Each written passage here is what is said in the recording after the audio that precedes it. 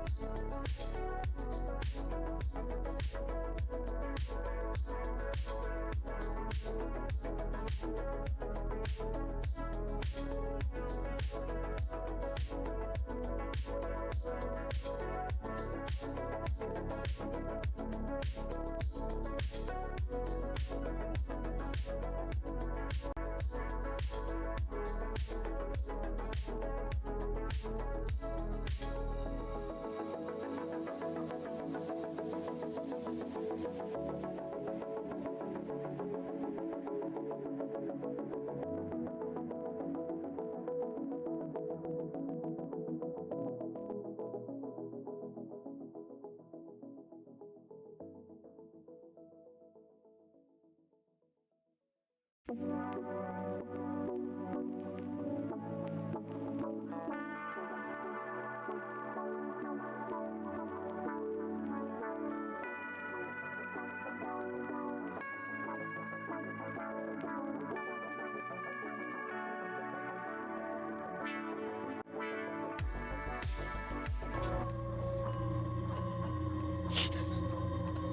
chicken Alfredo fry. Cooked here.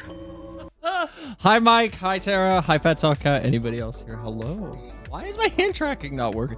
Every night, it just doesn't turn on. Well, every stream night. Why is it not working? Hello? There we go. Odin's son. You had one job. We have new redeems. I was going through Tangia to clean some stuff up because some of it was really messy. There's still a lot. There's 2 J Jonah laugh. Wait. There's 2 like actual just him laughing ones. I'm not crazy then. I did see that. Hold on. Where are they at? Let me get rid of one of those. Why did I add a second? Why are there 2 on Tangia? Hold on. I'm not even logged into Tangia on my browser. Give me just a second. Hold on. How much are they? By Makode. Wow. It's been 84 years. Are there 2? I'm only seeing. Hold on. Wait. I see. No. No, I don't think I will. I'm only seeing this one. Is there another one? Sometimes it leads to very little, and it seems like it's not worth it. Oh my god. And you wonder 40 why and you 60. waited so long for something so disappointing. What? Hold on. 40 and 60. Oh, there are. Oh, one's a sound alert. Okay, hold on. One is a sound alert. Okay, that explains it. I'm gonna get rid of the sound alert one. Because if we already have the Tangia one, I don't think we need the sound alert one.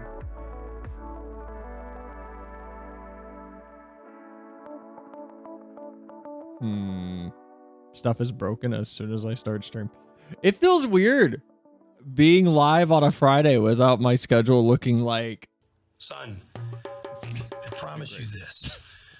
I will give you the best criminal defense that money can buy. I fixed Bongo Cell, by the way. I actually drew hair very shittily with a mouse.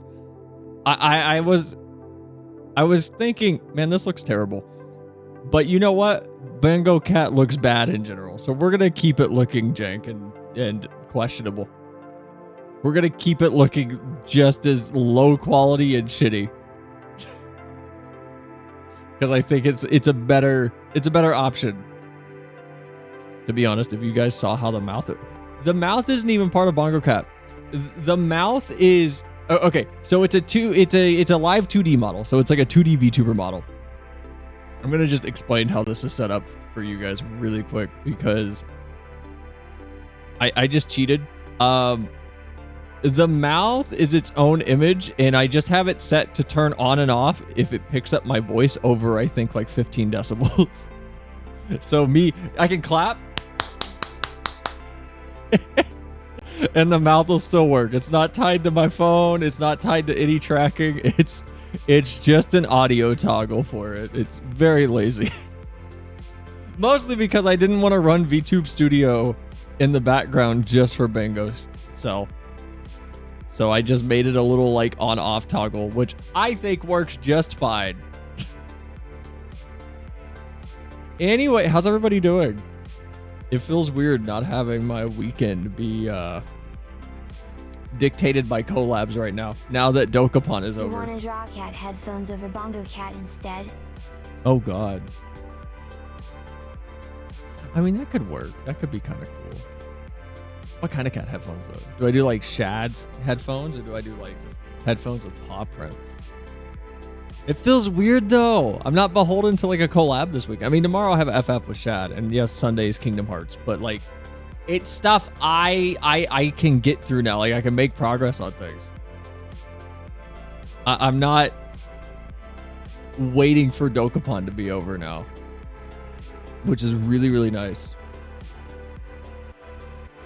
I feel like it's gonna take me a little bit to get back into the swing of things, because I had a moment while driving where I went, oh, I could start Dark Souls finally. I could start Dark Souls 3. We could actually get started on a game that someone who's been here for a long time has redeemed. We could actually start on Dark Souls 3. We're not doing that tonight because there's a bunch of stuff to talk about. But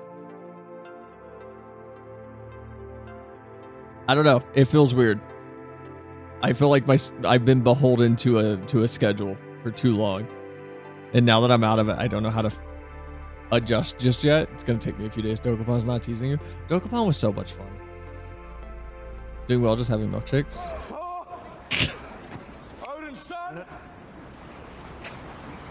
You had one job. I wish that redeem started a little bit later. I wish it just started with the finger snap. Hi, Zen. How's your day going, man? Welcome in.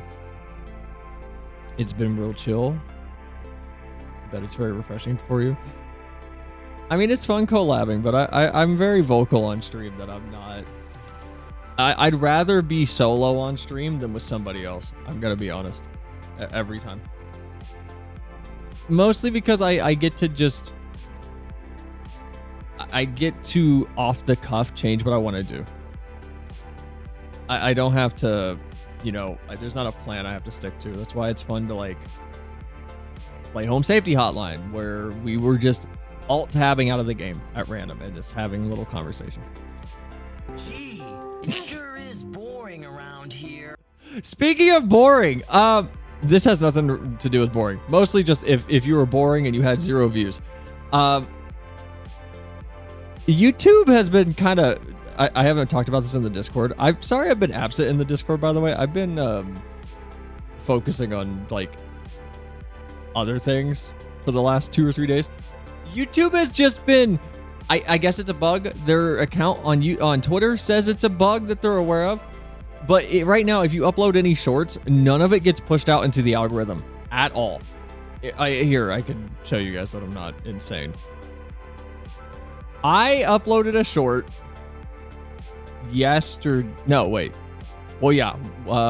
Wednesday and Thursday. I re-edited that short 5 times. I tried 4 other test shorts, and I uploaded this one this afternoon. This is on the channel right now. No impressions. It has been up since 4 p.m. EST, so it's been about 3.5 hours. Son, I promise you this. I will give you the best criminal defense that money can buy. Is that you guys talking to me? If for that redeem, or is it you guys talking, or is it me talking to you guys? Maybe you just suck. I don't think it's that, because I added YouTube on Twitter, and I was like, hey, are there any reports of this being an issue? And according to them, they're aware of it. But it's still really frustrating because I had a bunch of stuff that I wanted to put up that I can't now. I edited about 7 shorts the other day and I can't put them up. I will say, I don't think the algorithm on TikTok or on YouTube likes Home Safety Hotline. I was talking to Vivi about it last night, and she's noticed that people that she knows played Home Safety Hotline, they're not getting it at all. She's not getting it at all in her recommendeds. And I had multiple TikToks. Zen, one is literally your fault. I'm glad you're here because I wanted to let you know you got one of my TikToks literally kicked out of the algorithm. It told me. But every Home Safety Hotline TikTok I've put up, I've had to basically fight with to keep it in the algorithm. I'll get a message 30 minutes later that says, hey, it's been kicked out. It's been kicked out of the algorithm. It's not suitable for the For You page because of content violations. How so? So one of them, there's a message from you in chat that says Spriggans hate vegans based. And I think their little like AI thing caught hates vegans and took that as like bullying or something stupid. Because it's the only thing in that TikTok that I could see that would flag it. So I'm pretty sure you got one of my things knocked out of the algorithm. I'm not mad. I found it funny because there's been way, way worse things in chat than just a little like, haha joke. What is Home Safety Hotline? Home Safety Hotline is the analog horror game that we played back on Monday. We finished it up. Where you work for a call center in a universe where there are, I don't know how to describe it, cryptid adjacent and cryptid based creatures and anomalies. People call, and based on their description of what's going on, like, hey, my house stinks, blah, blah, blah. Oh, that game? Yeah. Home Safety Hotline's awesome, but I don't think the algorithm likes it very much. I don't know why. It's very frustrating, though. Also, try re-uploading. That's not going to fix anything, Tara. I have uploaded 8 shorts total since Wednesday. The reason you guys aren't getting pinged with them is I don't have my shorts go to my sub feed. So normal subscribers on YouTube don't see my shorts unless it gets recommended, because am I gonna pull a fucking pirate software here and actually pull out Paint to show you guys this? So the way YouTube works, if I upload a short,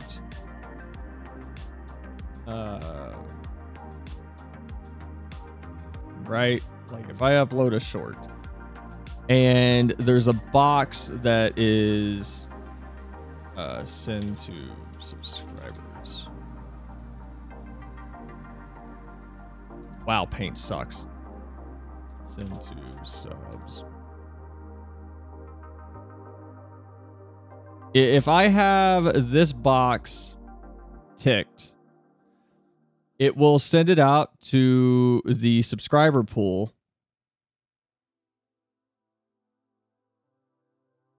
And if 3 out of like the 400 subs I have watch it, it will say it's dead. And then it gets thrown into like the little garbage can pail. It sends it right into the trash out of the algorithm. So I normally don't tick this box. And instead, it sends it off to a bigger pool of, let's say 100. It sends it off to 100 people. And let's say 65 out of 100 people like that. They don't swipe away too early. They enjoy it. YouTube will then send it off to a bigger pool of about 1,000. And so on and so forth. So I usually don't tick this box. And that's why you don't see my shorts if you're subscribed to me on YouTube. Because most of the people subbed to the channel come for the long form edits, not the shorts. And if I send it to a short... That's just straight up beautiful, by the way. Also, hi, Leo. Welcome in. Damn, so will you play Dark Souls 3 next? Kingdom Come will be in 2 years. So Kingdom Hearts is on Sunday. Dark Souls 3 might start either 2 weeks from now or 3 weeks from now. That's my generous estimate for you guys. Because we're still starting FF14 hardcore very soon. I actually finished up the little, like, definitely not a cult FC pamphlet that I was making. I actually finished that up a few days ago. So that's ready. We'll talk about that tomorrow for the most part. I'll probably also plug it on Shad's stream. But yeah, if anyone was curious how YouTube Shorts work, apparently from my understanding, it is this. So if you're subscribed and you don't get shorts in your sub feed from me, that's why. I literally do not send it to you guys because it is not optimal for channel growth for my own subscribers to get my shorts. I need to constantly send them out to new people. And I'm experimenting with doing that on my videos also. For example, the Halo video, I didn't send it to you guys at all if you're subbed on the channel. I send the FF stuff to you guys because anyone who subscribes to me usually is interested in the Final Fantasy stuff. But anyone that's not subbed, is subbed, and I'm not talking about FF, they're probably not going to be interested. So I took a shot at just testing it, and it seemed to work okay. Like it didn't blow up, but relatively speaking, it did really well. How's your day going though, Leo? Hi Evie, welcome in. How's your night going? I like DS3 though. Dark Souls, I never played Dark Souls 3. I played up, well, that's a lie. I played up to the tree that sits on you, and then I stopped. But I'm a huge Dark Souls 1, 2, and Demon Souls fan. I have a lot to say about like Sekiro and everything, but Someone cooked here. man, Breaking Bad's so good. God, Breaking Bad's fantastic. Pretty good besides the 30 Celsius a night. All been good. Sit on me, Greatwood. There's a lot of stuff I wanted to talk about. I actually have one I wanted to shove up to the top. Have any of you played Spiritfarer?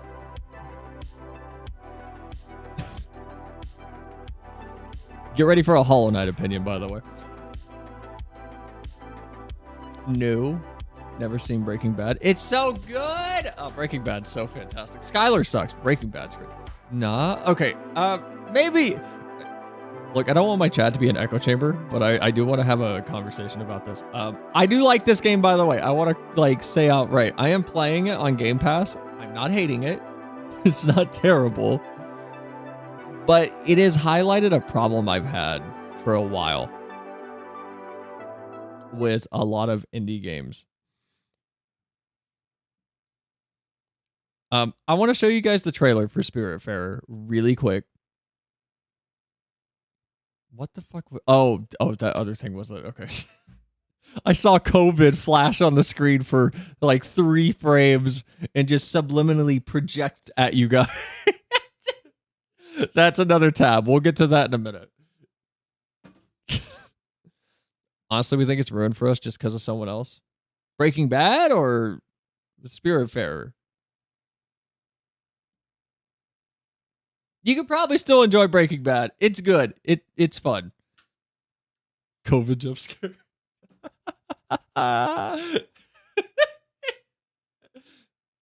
Oh, would that be a fun redeem? You guys could like type in a thing and it flashes for a frame. I make it really expensive, so it's very rare, but on stream every now and then you get to like just influence people with a subtle message. I feel like that could get really bad. You know what? We won't do that. We won't do that. Yes? I don't think we're going to do that. That could go very wrong. I would have to limit it to like VIPs only. Only people I trust. Boo. Hi, Glacy. Welcome in. Okay. This is Spiritfarer. I don't know if we're going to watch the whole trailer. I just want to show you guys some gameplay.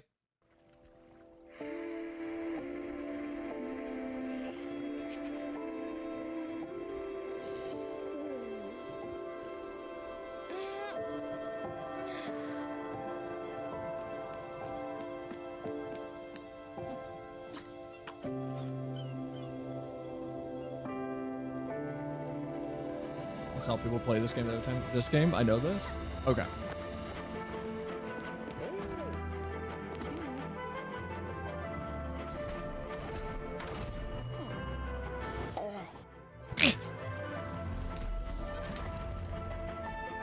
Okay, so cozy game, right? So here's the, other than like the cozy aspect of it, the main point of the game is here, I'll just give you guys the quick spoilers for the intro of Spiritfarer, but to make my point, I have to. It is a Charon simulator where you ferry the souls of the dead essentially to the afterlife, but you also help them come to terms with them being dead and help them complete any unfinished business that they have. It's very sad at times, from what I understand. It's meant to be emotional, and it starts with you, well, Stella, your character, waking up on a boat with Charon escorting you and going, oh, finally you're awake. By the way, you're going to replace me. I'll be passing on soon. Your job is now to be the Spiritfarer, blah, blah, blah, blah, blah. My problem with It's not even with this game. It's a lot of games. I don't know. Let me get my thought out. And disagree with me if you want. Vivi was also as perturbed about why she was bothered with this as I am until I broke it down. And then she also realized that this is something that's been annoying her with some games as well recently. And it's Stella as a character doesn't tonally fit the presentation the game is going for. She never really looks sad. The most you get from her is this type of expression in terms of anything but exuberant happiness and exuberant positivity. Happy. But the game is supposed to be emotional at points. It is supposed to be melancholy. You're supposed to relate to these characters. You are supposed to cry. You are supposed to be excited for them and at the same time very dour about the experience, but always come out the other side with it was for the best, I'm happy for them outlook. But the character never reciprocates, though. Yes, the dear mommy is hot. Yes. The problem I have with Spiritfarer is every animation, when you're in motion, when you're doing anything, when anything sad happens, is never less than a 7, is what I'll call it on the terms or on the scale of 10 being you just got home from school, Halo 4 just came out, you haven't played it yet, you're super stoked, and 1 being your grandma died. You're never less than like a 7, but the game wants you to be sad. But the character that you're playing is never sad. Even when you wake up at the very start, you're never confused. You're never uncertain. You wake up, you salute Charon. Odin's son! You had one job. You wake up, you salute Charon. You go, yes, sir. I'm ready. I'll be the Spiritfarer. I'm dead. That doesn't matter, though. I'm happy. I'm positive. I'm a cereal box mascot. I have one emotion. And I hint that there is something else, but I never commit to it. So you're going to disagree, but Legend of Zelda does this as well. I disagree because Link doesn't have any extremes to his emotional depth. He is a blank slate on purpose. What I'm talking about is a similar, what you could see as an issue, but from another side of the extreme, where Stella in Spiritfarer is always at a 7 or higher. She's never emotionally challenged by anything. It feels like she's never taken aback. She's always got a positive mental attitude. And I don't know what the... Here's where I'm gonna like have an issue with conveying my thoughts, because I haven't thought about this fully yet. And if anyone has any input on this, I welcome it, because I'm still working through my thoughts on this, not with Spiritfarer, but with trying to find other examples. I feel like there's been a lot of indie games recently, and a lot of games in general, that they make this artistically very positive caricature of something, and then that is the main character, but they never commit to actually showing genuine reactions to emotional stressors. It's almost a positive mental attitude personified always.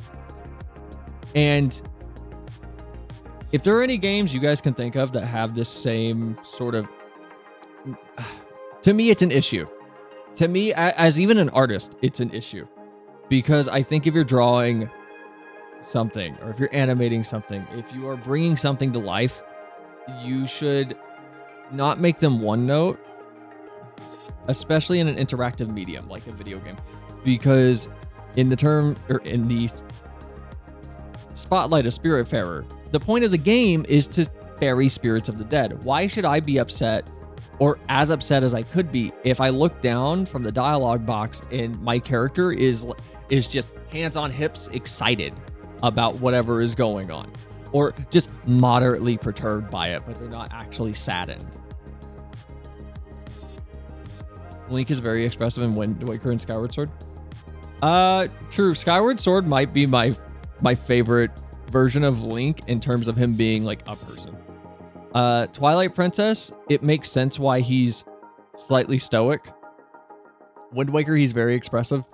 Wind Waker is probably what I would describe Mario Wonder as in terms of expressiveness in the Zelda universe. It is Mario Wonder to the Mario games before in terms of expressionism. Expressionavity? What's the word that I want? Expressive depth. Me who hasn't played a single Zelda game. Eevee, you gotta fix that. Extremity. False TP Link is best Link. Expressiveness. There you go. Glacey's got it. Play Skyward Sword. It's so good. We could. I own it. Expressivity. I own it. I literally hear. That's my capture card. You can't see it, but you could hear it. I have a capture card on my desk. Like I have a. For people who haven't been here for a long time, I bought a capture card last year. I put pictures of it in the Discord next to my Switch. I was like, we're going to do so many Nintendo games, and then I've never used it. I've literally never used the capture card. It's been on my desk since those pictures were taken. Play it. It's good. I love it. I beat it. You got Kingdom Hearts to get to? I know. It's been 84 years. It's been so long. By the way, I've re-enabled Tangia's like AI TTS, but I am gonna lock it behind bits so we don't burn through the thing. So here's my options for you guys. I can either keep it locked behind bits because we only get 20,000 characters a month. A letter is a character for people who don't know. We can either keep it locked behind bits, or I can set a crazy cooldown on it that's gonna make it annoying to use. And by crazy, I mean based on the fact that we went through a month of character usage in like 5 days, I would have to do that on, I'm gonna just estimate here, 50 seconds to 2 minutes of cooldown. I don't mind if you want to play Kingdom Hearts next week, if you were to play Skyward Sword. If we do Skyward, we're doing Skyward Sword all the way through. I'm gonna go all the way through Skyward Sword because it makes me cry, and I love Skyward Sword. It might be my my favorite retroactive first title. It's so good. Like I'll be honest, Metal Gear 5 is really up there. Metal Gear 5 is very high up. Bit seems fair. Cooldown plus bits. I'm cool with the bits, to be honest. I do it by bits. Okay, we'll keep it on bits. Because you guys still have TTS Cat. You guys still have Chat Cat. You can use them. I did make some of them a lot like cheaper than the others. So most of the AI TTSs are like a quarter. They're like 25 cents, which is 25 bits. And the ones that cost a little bit more is Shad, just because he's not me. Shad is, I think, 50 cents. And then for Ask AI Sell, it's 100 bits or $1. But that's mostly because I just spitballed prices. I'll adjust them as, like, you know, the month continues. But how many characters was it? 20K? That's so little. Oh yeah, it is. I didn't expect them to clamp down on it so much, but they did. It's not a lot. Like, here, I can show you guys. Hold on. I don't want to like show something that I don't need to show. Hold on. Hold on. Let me see if I can find this for you guys. Man, I just forgot this was the tab I was sharing. I almost just went to a screen that might have been bad.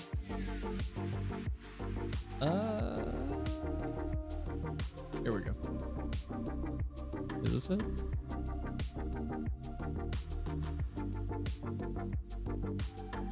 Where is it? Hold on. Interactions. Oh, here we go. Okay. All right. Yes, it is 22,000 characters. That's all you get every month. So that's the highest jiggle physics right now. I can't adjust them. They just work like that. There, I'll move my model down. You just see PP. You just see PP. Unless I stand up further.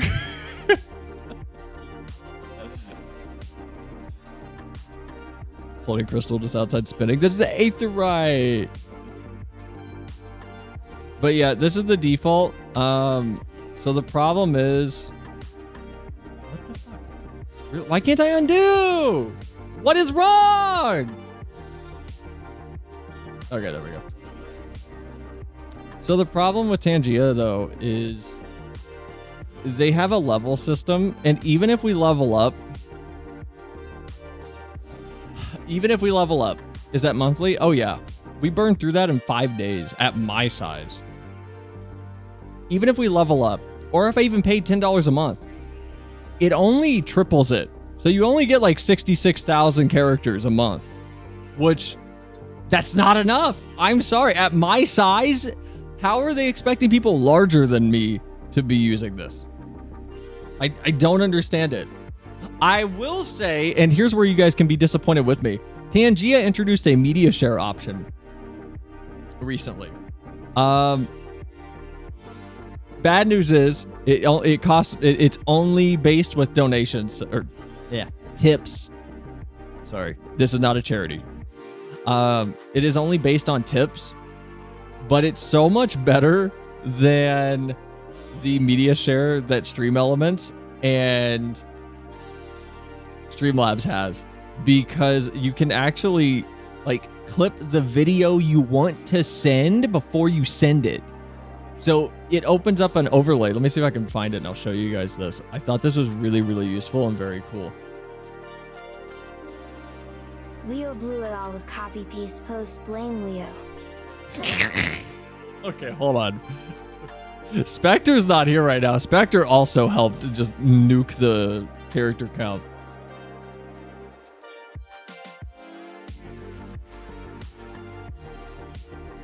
Where is the media share?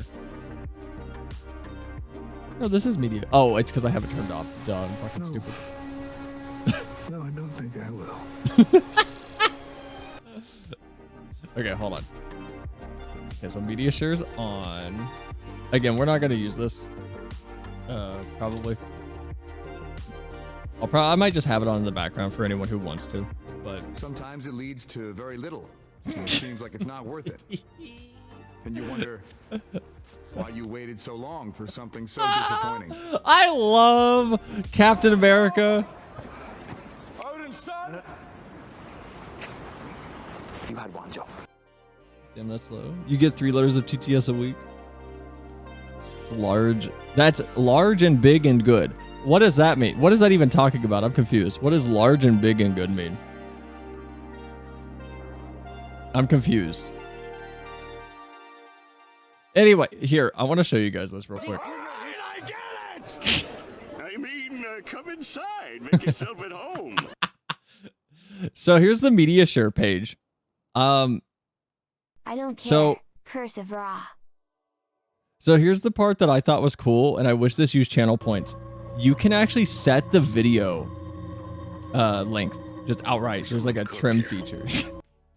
There's just a straight up trim feature to set exactly what part you want it to start at and what part you want it to end at, and then it calculates the price for you.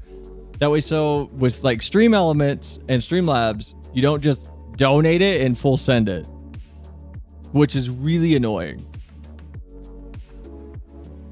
What does the word enlarge mean? Nice. I wish this used channel points. Tangia is such a weird service to me because they have a lot of functionality, and I get that they, you know, server infrastructure is expensive and AI processing is also expensive. I get that. I wish it was a little bit easier. What does large or big mean? Can someone answer the question? Nothing? I want to know what it means. I'm confused. What does the word large mean? Okay. Anyway, back to what I was talking about with Spiritfarer. Does anybody know what I mean? Where the character that you play as is a mascot character, and that's all they are. I guess the way I would describe it, because I know I said cereal box mascot, but I don't know. Maybe this is dumb of me to say. Have you ever seen Tony the Tiger cry? Like, have you actually seen him cry? Emotional dissonance? Yeah. Okay. Okay. Cool. Okay. I know I'm very much like, I don't want my chat being a echo chamber for me. I'm glad that at least you guys seem to get what I'm saying and where my problem is. Yeah, after he was harassed by furries. You mean when he was chased off Twitter? I miss Tony the Tiger Fever. That's my favorite bit of Twitter history, is when Tony the Tiger got chased off Twitter by furries, and Chester Cheetah was like, I'll welcome you guys and draw as much porn of me as you want. That was so much fun. It was so funny. Like if Mario was jumping through Eldritch Horrors going, wahoo! Yeah. Okay. All right. That makes sense. Okay. Okay, cool. I'm glad I'm not insane, because I was slightly worried I'd come on stream and have another example of Hollow Knight where it's just I'm crazy, where it's like, no, Stella's not meant to be a slate. Stella's meant to be a, you know, her own person, and Stella is positive, and that's Stella's thing, and it's like nobody is like that. I'm fine with like drawing here. Okay. A character like Stella works in a static piece. If I'm drawing something and they're just supposed to be happy, then it makes sense. But if they're like always happy and then I surround them with corpses, it doesn't make sense. Then they're just detached from reality. And same with Kirby, it's more lighthearted and works well. Yeah, even Kirby like shows sadness. I'm 5 hours into Spiritfarer, I think. Granted, I'm 5 my hours of walking around and doing random things. And I haven't seen Stella even remotely annoyed or mad or sad. At most, it's just been kind of like confusion sometimes, but that's about it. Lurk. Thank you for the lurk, Never. I always think of the Family Guy bit with Tony. Come on, smoke them up. They're great. Family Guy used to be so funny. Now it's not. Lately, he's been angry and screaming at anger at times. Wait, hold on. Lately, he's been angry and screaming at anger at times. Tony? Wow, she seems so happy. How unrealistic. It's more of a, well, it's not. It's more of. That's not. It's a situation where I'm liking Spiritfarer, but Son, I promise you this. I will give you the best criminal defense that money can buy. I don't understand why. And here's where my opinion's gonna get muddy, because this is just me working through thoughts real quick. I don't understand how you make a game like Spiritfarer and you give up on characterizing someone. I don't get it.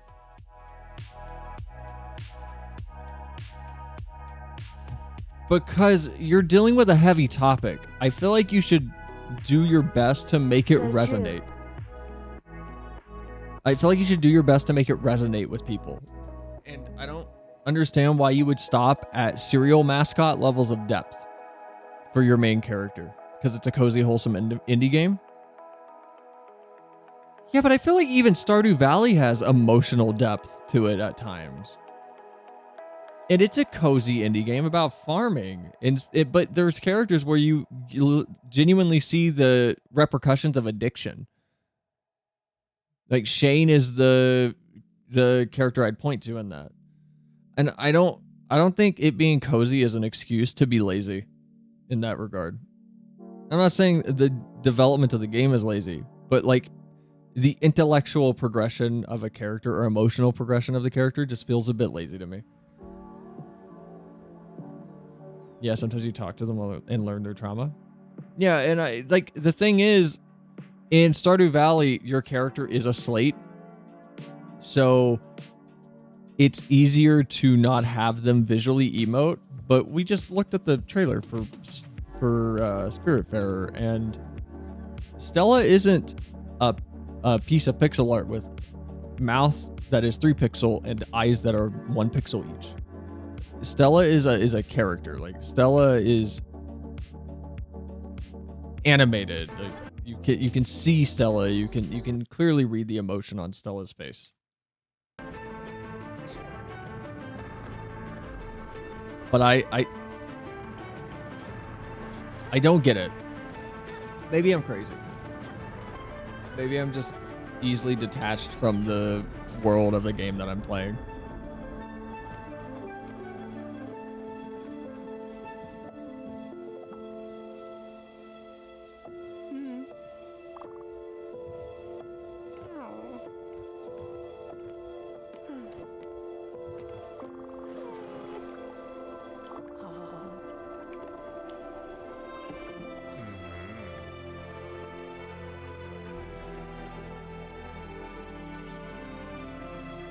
Yeah, here. Okay, here's a good example. A spirit's like fading away, and you just hug them, but Stella just looks surprised, or she's marveling at it. Like, this is all I've seen. I've never seen anything lesser than this in this game so far. I've never seen anything genuinely emotionally compromised. And it doesn't make any sense because she literally wakes up and goes, "Oh, I'm dead. Oh, I'm the new Spiritfarer. All right. Godspeed, Charon. Have fun. Enjoy the afterlife. I'm going to go play my cozy game now." Doesn't make sense to me. Speaking of trauma, did you see Elmo got attacked on live television? What? A lot of times in serious conversation, they make the little picture disappear. In Stardew? That sounds familiar. I haven't played Stardew in a while. What a shining beacon of stoicism, God bless. Larry David beat the heck out of Elmo. All I've seen about Elmo this week is a tweet that was from the Elmo account going, "How's everyone doing?" And then people trauma dumped at Elmo. That's all I've seen. And then I saw crazy people trying to turn it into a fucking race thing for some reason, which is really weird. Also, you can pick up the cat in Spiritfarer and you can play with it. For the people that care about that, I don't. But it's a cool game. Just I'm very disappointed at again, this is where I'm not gonna have a good argument on the spot. I have noticed it in other indie games. I have noticed this trend of main characters being presented with almost a fear of having any sort of emotional reflection of reality. And instead, they're the most positive mental attitude protagonists that just don't work. So, I don't know. I'm still working through these thoughts. I just realized it a few days ago, and I'm trying to think of other games that have done it. And it's kind of hard. Maybe another one I would point to is we played it a long time ago, Unsighted. There's a lot of problems with that game other than that, but I feel like Unsighted didn't take its world seriously enough, even though its concept was everybody's on a clock, you just die very quickly, and that should be scary, but we don't see it. Oh, that game has that. That one always looked fun. Here's how I'll describe Unsighted.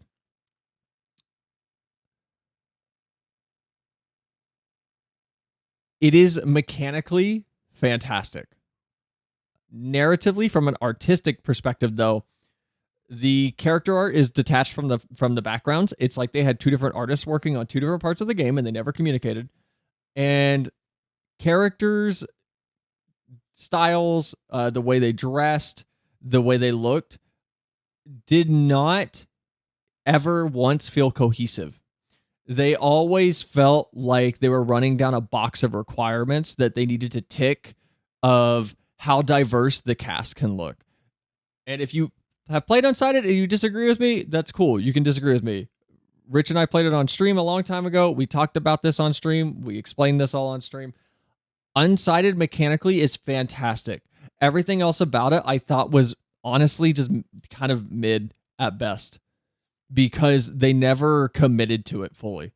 it felt like a series of requirements were being met for the desires of, I don't know, whoever was in charge of the direction of the game, whoever had the most sway in the office. It felt like like Tim wants this in the game, Tim gets that in the game situation. Instead of letting the world that they built take shape and become its own thing, it felt very like heavily handed placement of things in a lot of aspects. Cool game mechanically, but I don't know. I would burn my house down if there were flying cockroaches. I think flying cockroaches. I hate cockroaches, by the way. I'm not scared of them, but I think flying cockroaches are my favorite comedy insect. Of man, these would be terrible if they got any more powerful or any more nimble, and then it just leaps at you with wings. Cracks me up. What's worse, after Elmo got hit, the guy next to him said, "You had it coming" to his face. Man, Elmo's been nice. Elmo's always been nice. Though I am liking the new sassy Elmo. Let me see if I can find it. Let me see if I can find this real quick.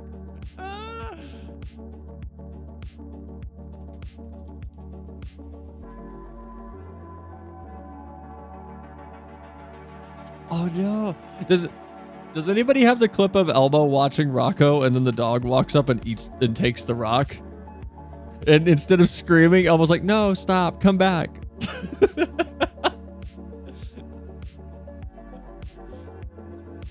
It's a rock, Zoe. Wait, is it this one? Hold on.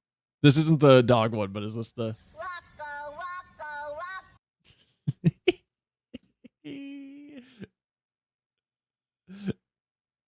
Is it this one? Rocco, Rocco, Rocco, Rocco, Rocco, our favorite rock. Rocco, Okay, it's not. It's just gonna zoom in on him. Rocco, our favorite rock. Rocco, Should I bet this?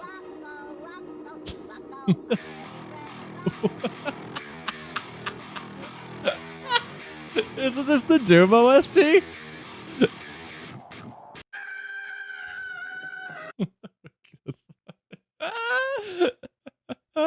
I just noticed the play dead emote. I love that. That's so good. Never. Oh no. That must be a redeem now. Someone cooked here. Shoot. Hold on. It was on Twitter. I don't know where it is.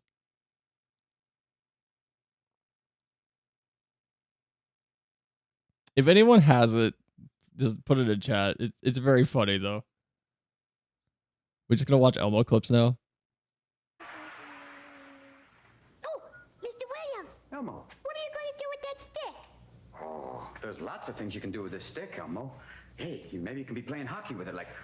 I miss Robin Williams. I've been a goalie now for about 3 years, and it hasn't affected me. Maybe it could be like a baton. There you are, conducting a full orchestra. Thank you, Madonna, for that lovely lingerie melody. I better go back. We'll never be able to do that. I miss Robin Williams, man. It could be a cane. Well, Nancy and I are just happy to be here. Or you can play Pinocchio, the home game. I have 2 Academy Awards, Elmo. Stuff like that, you know, Elmo. Just simple things. Yeah. Whoa. And, I told you I'm going to do with this stick. What? I'm going to give it to you.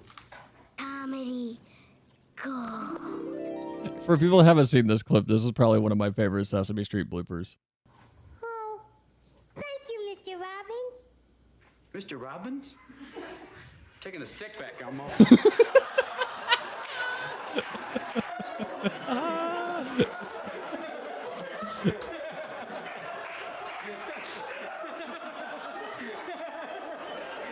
He just crumbles. Oh yeah, he does.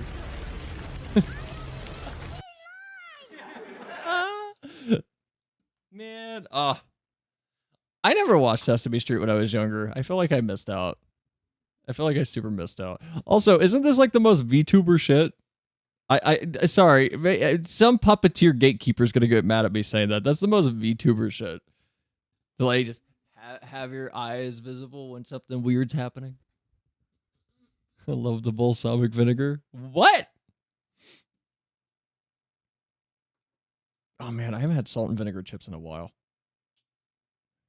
Is there a Sesame Street style VTuber out there? I don't know. Puppeteers were the first VTuber. Bert and Ernie are hilarious as well. Oh yeah, they are. There has to be, right? There has to be. There's a pumpkin spice or shoot, what is her name? There's the like rubber hose animated VTuber. I don't know her name off the top of my head. I literally don't watch VTubers. Sorry. Like at all. I never do. I'm terrible. I know who you mean. Yeah, she's cool. From what I've seen. Like she seems cool. I don't know what her setup is though, but she seems cool. All right, that's one thing off my docket that I wanted to talk about, and we're only an hour in. It's the shortest thing on my docket.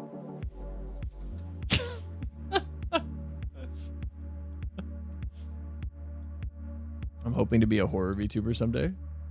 Go for it. Go for it, commit to it. Go kick ass.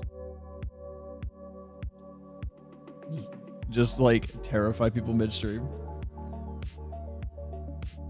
Like jump scare terrify. It's also canon that Bert and Ernie are partners. Oh yeah. Every Bert and Ernie bit is hilarious to me. There's something funny about like the separate beds and like hey Bert. From across the room is so funny to me. I hope I will never become a VTuber. Just become a proper streamer. Just use a proper cam. Just do that. Canon, I'm Googling that. It is. Bert and Ernie are super gay, right?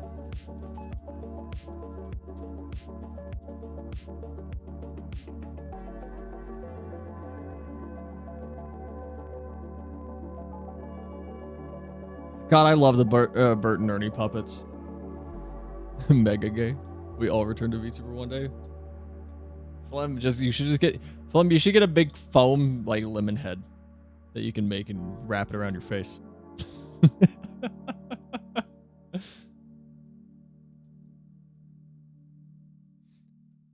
Wait.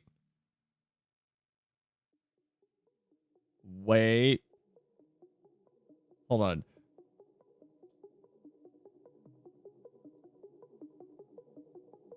Well, hold on, I'm confused.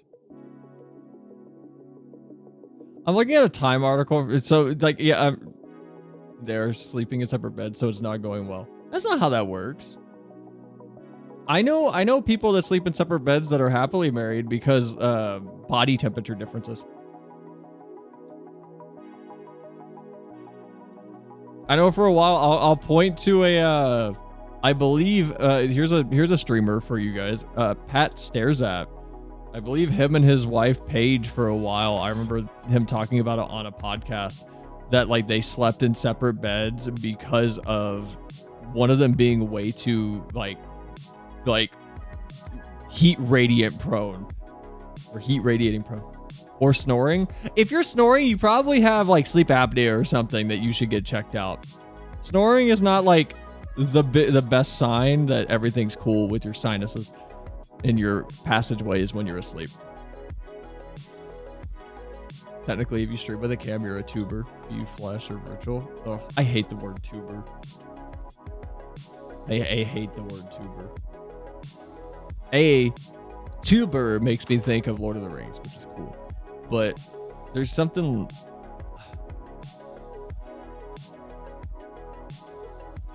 What was the game I saw? I swear to God, I saw a game. There was a game on Twitter that was referring to their player base. It wasn't Starfield, but it wasn't Starfield, but it was on the level of like, where are all the Starfielders at this weekend? What are you guys doing? It's like, Starfielders, come on, is that really? Call yourself like explorers or something, like something cool. No Man's Sky called their community like travelers or whatever. They call them No Man's Skyers. Just don't stream with a cam. Humans just are just elaborate tubes. Actually, speaking of like humans related to things, does everybody know about the thing that Asmon said that had everyone in a tizzy? His statement of, here, I'm gonna relay it how Twitter relayed it to everybody. Artist opinions don't matter. Fuck artists. Which is not what he said, but that's how Twitter is like relaying it. The AI art thing. Oh yeah. Actually, because I wanted to talk about this too. This is why I said there's so much to talk about. We're not going to get through it tonight. Like, at all. But I wanted to talk about that.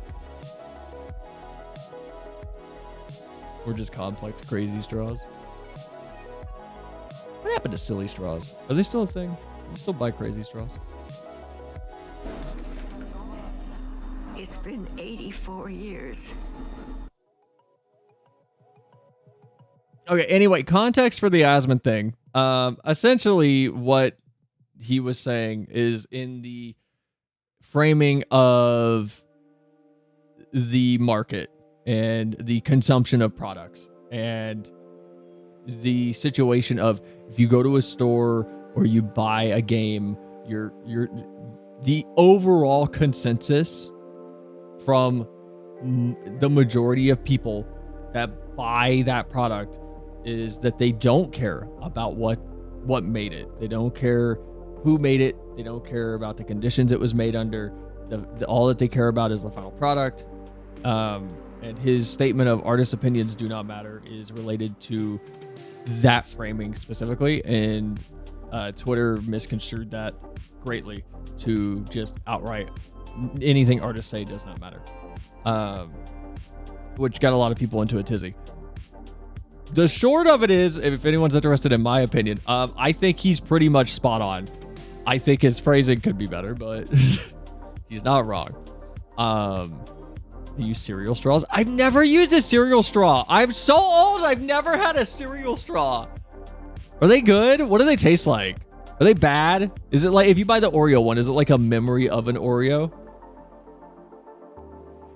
I mean, if you're being outdone by AI that can't be creative, you probably should look for a career change. I think that's a very like narrow-minded way of summarizing the issue.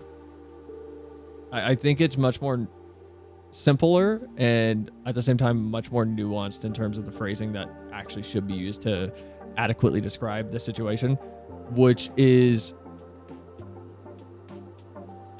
an AI is quicker than me at basic programming. Should I not be a programmer?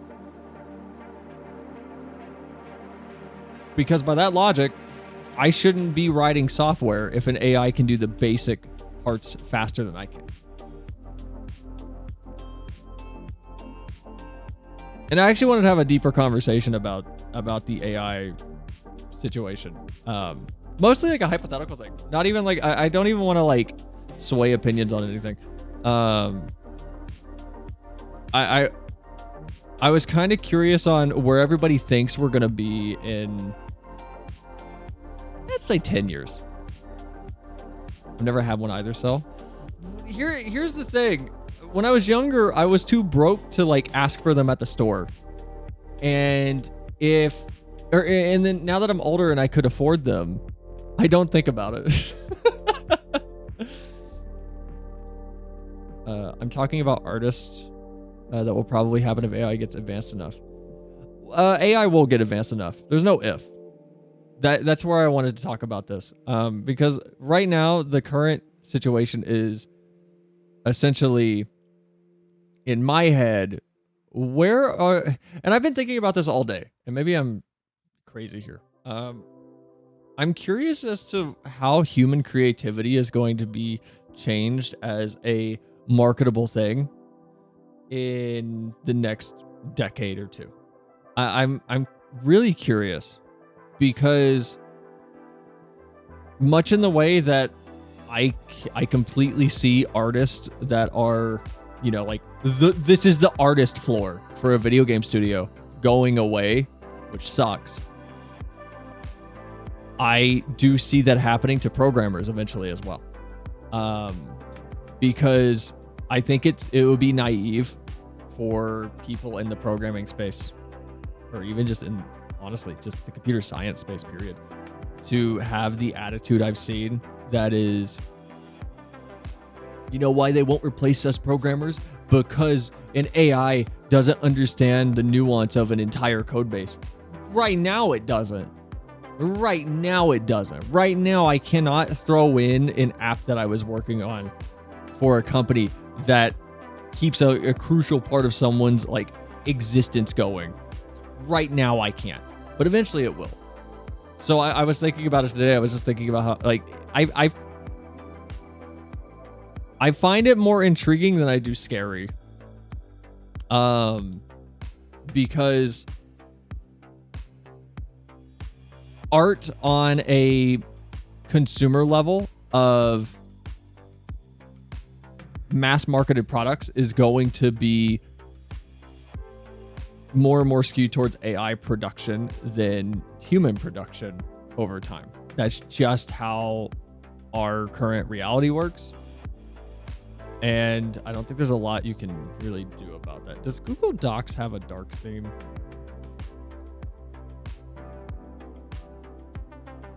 Is there like a night theme in Google Docs? My eyes are burning right now. I'm sorry to like go off of topic. No? What do you mean? No, it doesn't. Okay, I'm going to the YouTube page. Jesus. But essentially, let me pull up the Asmon video and we'll talk about it really quick. So you guys can hear exactly what he had to say.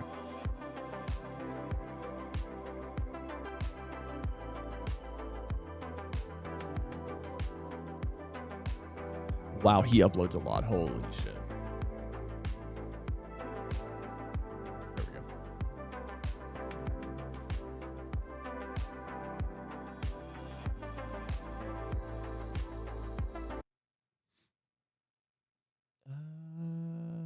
There's an extension for it on Chrome now. I don't use Chrome. I use Firefox. I use Firefox because I'm cool. I'm super cool. I use the best browser. And damn, I wish I had milk. I don't drink milk, so what do you mean? Why don't you drink milk? It's so tasty. Oh, okay, hold on. First of all, let me qualify. Oh, white milk is ass. Like plain white milk is ass. Give me some strawberry flavored milk or like vanilla flavored milk or chalky milk. Then we'll talk.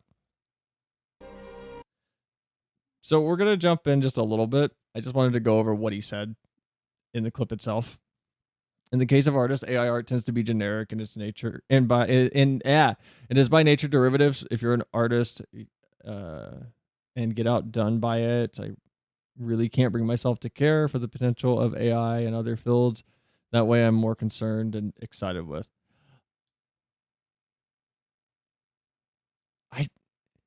I feel like art in general, it's by itself is derivative though.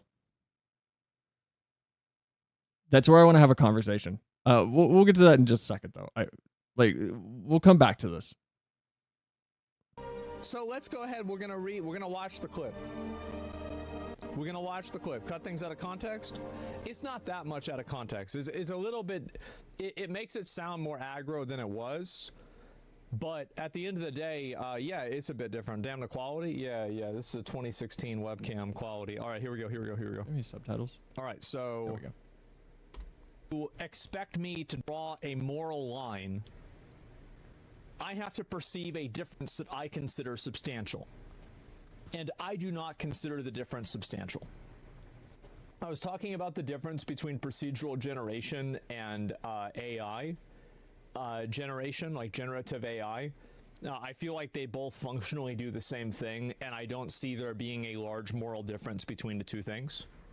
That's what I was talking about. And I also talked about it in the context of people copying. So like, for example, like you saw like the parallels between like the Pokemon and the Dragon Quest and, you know, Pokemon and Digimon. Like, I don't view there to be like a large moral difference between an artist using other art as inspiration or to basically create something that's another version of what the original artist made.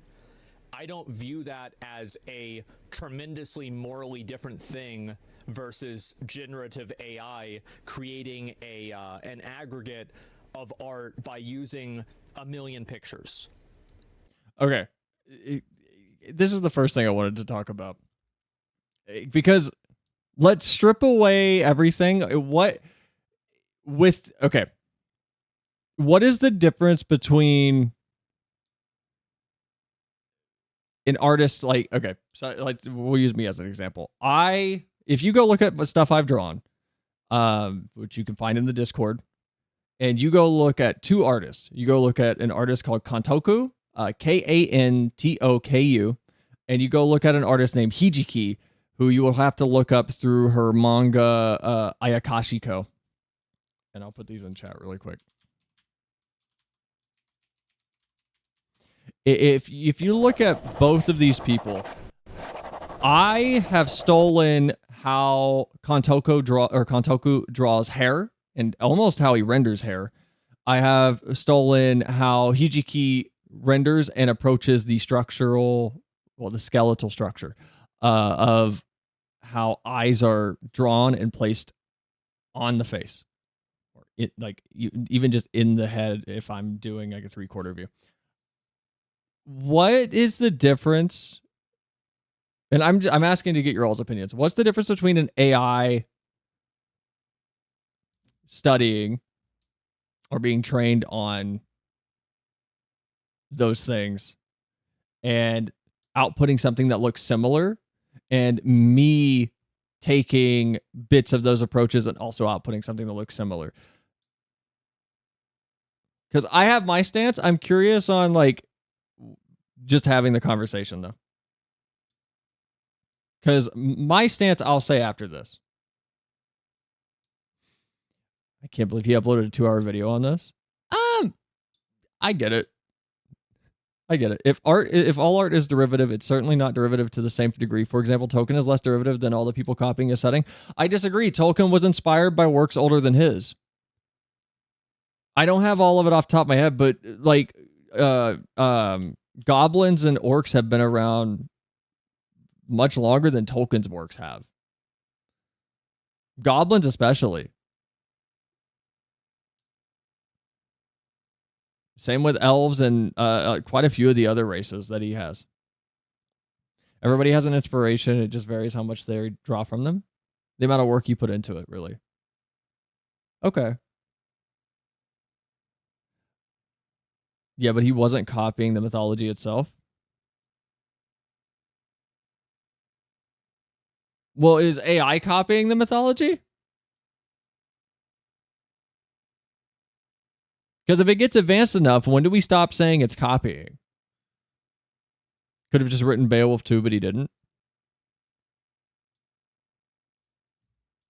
Like, that's what I'm curious about. Like, what is the deciding factor? And I don't think anybody has all the answers. I'm not asking for a given.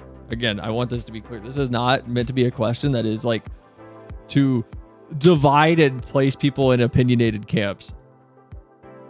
It's more a topic I'm genuinely like interested in just getting people's opinions on. Because AI is out of the bag at this point. AI is going to take part in every part of the creative process from here on out. This is a debate that will go on for the next 5 to 10 years. It's not really a simple answer at the moment. That's where I am. It's not a simple answer. It's passing an arbitrary threshold of uniqueness for me. See? Okay, now we're getting there. Okay, I will totally accept in a subjective. This is where I think it becomes a production of lesser value. I am totally willing to like accept those little olive branches.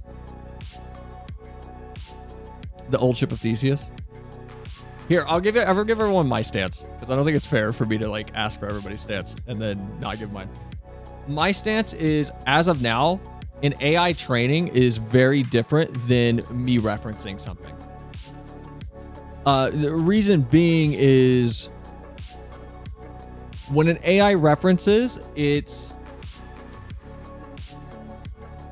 isn't merging as naturally as it could. And it's not to a point where you look at it and you can see uniqueness to it. You look at AI art right now, and yes, there are there are settings to create something that is not what you think of when you think AI art. And until we get to a point where the output is the opposite of that, I'm going to be heavily leaning on, I just think people do it better. And what I mean by that is, I said earlier, I steal from Hijiki, I steal from Kantoku. I also steal from a few people over at Trigger. I like the way that anatomy is kind of handled on certain portions of the body by staff at Trigger. Kombu Wakame, the mangaka for Jahi-sama, she does fingers, toes, and nails in particular in a way that I really, really, really find visually pleasing. So I copy the way that she tends to finish off nails and the ends of fingertips and the very tips of toes, because I find it more visually engaging. I have tweaked all of these things slightly as I've progressed, and they've become my own, but I have a method of rendering bangs now, or lining bangs on hair that is very reminiscent of Kantoku. And I have a method of rendering irises that are very, very reminiscent to Hijiki's. I have, if you go look at the way I draw fingertips and toes, it looks like Kombu Wakame with a little bit of an adjustment. I don't think AI is at the level to do something like that. And that's where I think it comes in. It comes back to is training equivalent to reference? I don't think it is yet.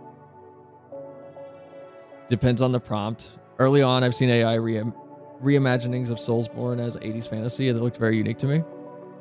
It's passing the arbitrary threshold of uniqueness for me. Sales feet technique. Yeah, I'm like, uniqueness is totally a threshold. I'm fine with being like a subjective thing. Because I've seen, like, here's what I saw a post the other day that irked me slightly, and I found out it was AI art, and I didn't know how to fill, which was, I don't know if I could even find it. I can't show it because you could see nipples slightly, so I can't show it. But it was a character in a skirt with a big sword and a metal chest plate. And the chest plate was flexing in a way that it shouldn't. And everyone was shitting on it for that. Which really annoyed me because, yes, it was AI art. But the rest of it didn't look terrible. The proportions were fine. It was heavily edited in Photoshop, so the hands looked fine, whatever. My point isn't that it looked good. Well, kind of it is. My point is, it was annoying to see people attack it for, oh, you made the metal on the chest plate flex. And my question would be, if I drew that myself, if I rendered that myself,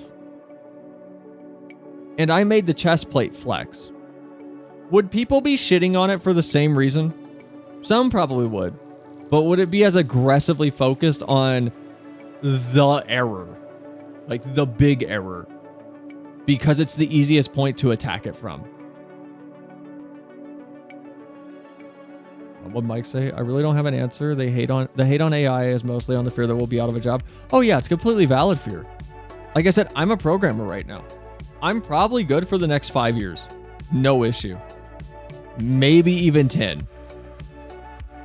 But eventually, I'm going to have to adapt. I'm going to have to either heavily lean into machine learning, which I'm curious about, and heavily lean into AI, and adjust my career trajectory. That's all there is to it.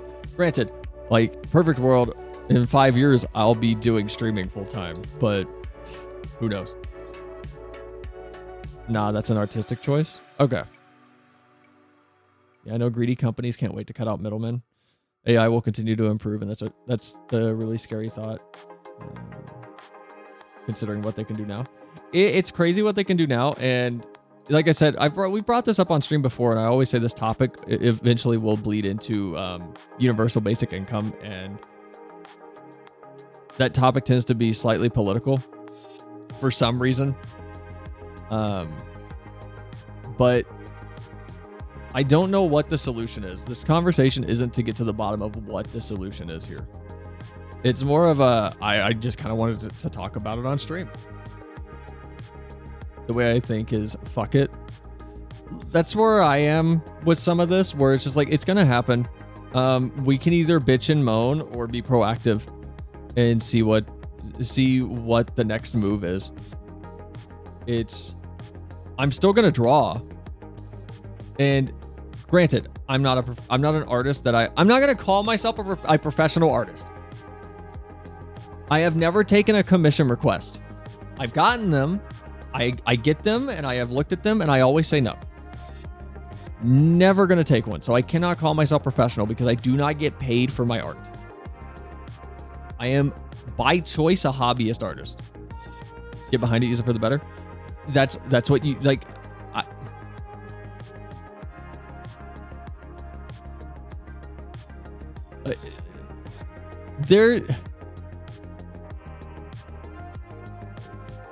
Let's continue this real quick. I don't feel like these are that different. And I haven't read an argument that makes me believe that I'm wrong. I'm open to reading one, but I haven't found it yet. Original art versus inspirational art? I don't care about that because I don't believe original art generally exists. I think that almost all art is built off of other art. This is where I like soft disagree, because Zen, you basically brought this up already. No, if we're being pedantic, no art is original. Everybody's drawn a tree, everybody's drawn a skyline, everybody's painted a cat, everybody's painted X thing. But I think there's more nuance here than Asmon's opinion is allowing, honestly. Detroit Became Human is real. We still need to play that on stream. Imagine those people finding out they're in the middle of the Matrix. Most of it is AI. Hey, I'm anyone's curious on what my belief system is, we exist in a simulation. It's the most likely thing in my head. So there you go. I might be crazy though, so don't listen to me.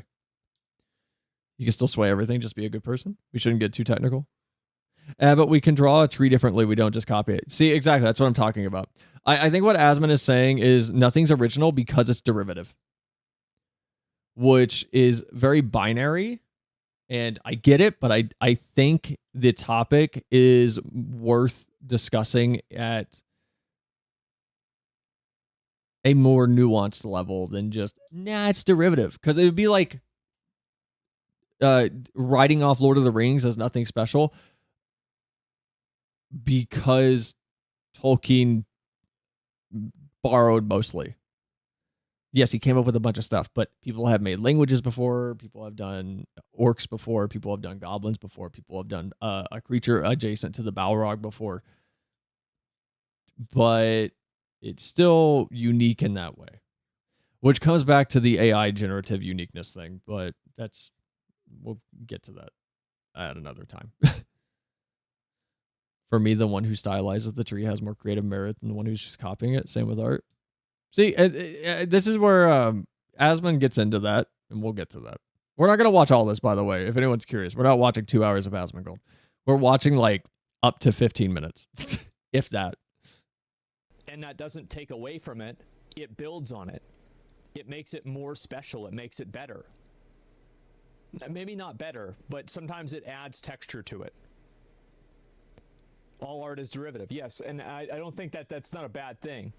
Anyway, so that's what I was talking about in the clip. We'll keep going. Do you guys? No. Right, no. And that's really what matters. I don't think a lot of people do. And the truth is that I don't think that society at large sees a large difference. The reason why I don't think that people see a large difference is that I've never seen a large-scale consumer shift to where consumers are purchasing something that is more inconvenient or more expensive because of the way that it's produced. Now, some people do this. I'm not arguing that nobody does this. But the biggest companies in the world are oftentimes the most immoral ones. And I think that there's a reason for that. It's because people don't really care where their products come from. Like, nobody really cares about Amazon workers pissing in bottles. You care about it, but would you want to pay twice as much for Amazon Prime to fix it? No, probably not. And the same thing's true with phone batteries. The same thing is true with electronic car batteries. The same thing is true with clothes. And everybody just forgoes morality to participate in these things. And I do not believe this is a you criticize society, but yet you exist in society. How interesting, right? That meme. I don't think that it's like that.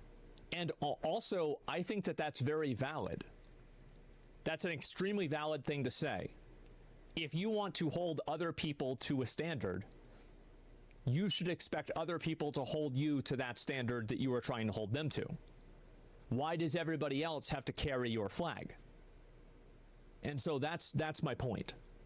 And so I don't think that consumers really care about this in a general sense. Are there consumers that care about this? Of course. Is there a market for them? Of course. Is it infinitesimally smaller than the market for consumers that just want to consume the cheapest, best thing? Of course. Okay. I kind of agree with most of everything there.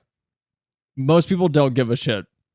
As long as the thing on the shelf at the store that they want is cheap and within their budget and satisfies their needs, they don't care.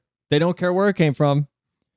If you go buy your bag of chicken nuggets, you don't think about, like, were those chickens treated well? You don't think about the cows when you buy your milk almost every time. Because if you do, you're not shopping at Walmart. Like, you're going to a store that is stocking items that you know are sourced from places that are you know, humane and friendly. And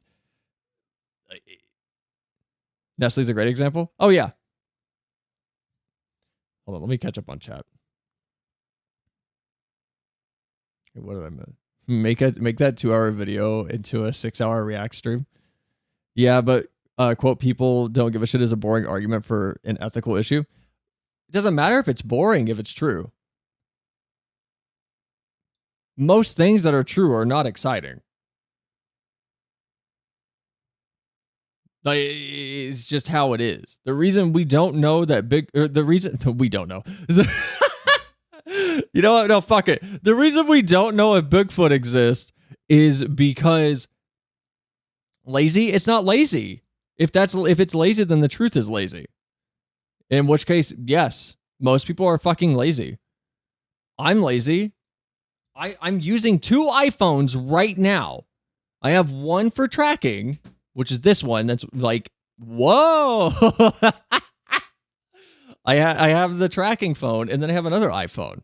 If I genuinely cared, like about the ethics of it over convenience, I would have ordered a Fairphone. I would not be on an iPhone. I would have ordered a Fairphone. And they are a company that has transparent transparent supply line, so you can see that they actually make an effort to get things from an ethically sourced location. Maybe the argument is whether we should care. Oh yeah, well let's stay on the topic of this. We can get into the philosophical topic another time. I don't know if I want to turn the stream into a philosophy debate, because philosophy is a very personal thing. Definitely whether we should care. Again, this is where it's back to Twitter misrepresenting his argument. All Asmon is doing, and granted, I think his phrasing could use work in some cases. He is stating the reality of that which we exist in, which is when I go to the store to buy Skyward Sword, I don't think about how poorly paid the Walmart associate is or the Best Buy associate. I don't think about how, I don't think about how poorly paid the gas station employee is when I go pump the gas because, oh no, my car's low on gas. I'm just buying the thing that I want so that my life can be a little bit happier and a little bit more enjoyable. And I guess that, like he says, there's a market for the type of consumer that proactively cares to the degree of, I only shop at, I don't know what the store would be called. I only shop at like Nookingtons. I'm going to use Animal Crossing, which is probably a terrible example, but because they have their supply chains online for where they get their milk, where they get their meat, where they get their vegetables, where they get their batteries for like small devices, etc., right? But that would also be more expensive. And this also bleeds into the conversation of, is it's expensive to be moral in the US and in most places of the world, to be honest. But again, I don't want to turn it into like a philosophy discussion. To me, part of life is just not caring, because if you keep caring for others, you can't care for yourself. You need a medium. Being selfish is okay. Yeah, it's this thing where it's, I saw someone in Asmon's chat say this. I'm not gonna find it because I literally don't know where the fuck it went. I don't know when it was. I saw it before stream because I did pre-watch a little bit of this because I wanted to get some semblance of an opinion form.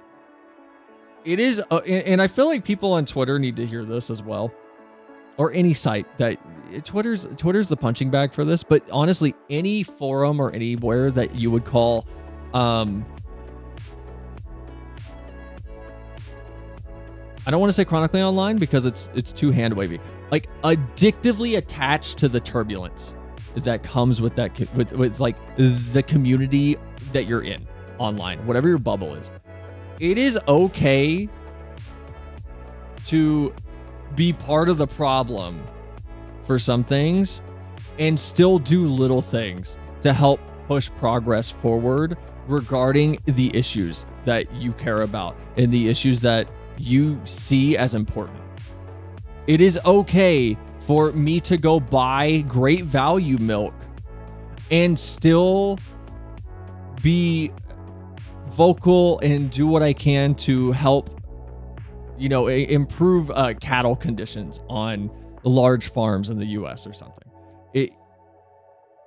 Because if I can't afford to go buy the milk that is like 100% guaranteed to be hand pumped from the cow's nipples. They have nipples, right? I can do more in a healthier mindset if I'm not sacrificing my financial security. This is just one example. There's exceptions. We could all point out as many as you want. But you can do more when you're at a healthier place for yourself. You can think clearer and you can plot out your trajectory of that help more efficiently. At least in my experience. Like I don't like here's a good one. I don't know. Maybe this is anecdotal and stupid. I don't carry cash on me, and when I get it, I look for the nearest, like at least to my knowledge, reputable donation thing. If it's firefighters standing out on the corner to, get things for like children's cancer research, I just give whatever cash I have on me in those cases because I don't like carrying cash. So I usually have like a 10 on me or something at random times because I get it from my parents, or I have a weird transaction where I had to get cash back out of my account and I had to get a few dollars. Like it's lazy, but it's still going for a good cause at the end of the day. And it's not the highest effort I could be doing, but it's still doing something. And I guess where I'm going with this is I feel like more people should be doing passive support for little things locally than they seem to do. Like, you have a spare bag of dog food, take it down to a pound that you have near you. Like, take it to a veterinarian clinic or take it to an animal shelter. I don't know why I said pound. I don't know if they're called pounds anymore. Like, just little passive things. Because a lot of people doing a lot of passive things makes for a lot of movement. And this comes back to the gaming industry, where it's, if a lot of people are passively falling away from the AAA space in support of the indie space, where there are going to be for much longer actual artists on teams, and the people that you claim to value their roles, wait, hold on, let me restart that. There's going to be artists on teams, and there's going to be those people that you claim to value being supported directly by you. Having a bunch of people passively pulling back is very valuable. And there's products that I don't buy. Leo, you brought up the Nestle thing. I don't buy a lot of Nestle products because I'm not even gonna say because I don't boycott them, but I don't buy them because I found alternatives through passive dislike of supporting the company instead of like a proactive, like, just personal vendetta against the company. I don't buy Hot Pockets really anymore. I found other like suitable calzone style things that I prefer, or other bottled waters or other chocolates that I enjoy. A penny's a penny, 100 of those is $1. I don't know. But we're losing sight of the topic here. I'm like rambling slightly. But the gist of what Asmon said was artists' opinions don't matter, and people misconstrued that to take him as saying, hey, artists who are scared about AI or artists who are upset with the way the industry is treating you, your opinion doesn't matter. And what he was saying is, your opinion doesn't matter to the person that's looking at that fucking game on the shelf. And he's not wrong in that it does suck. And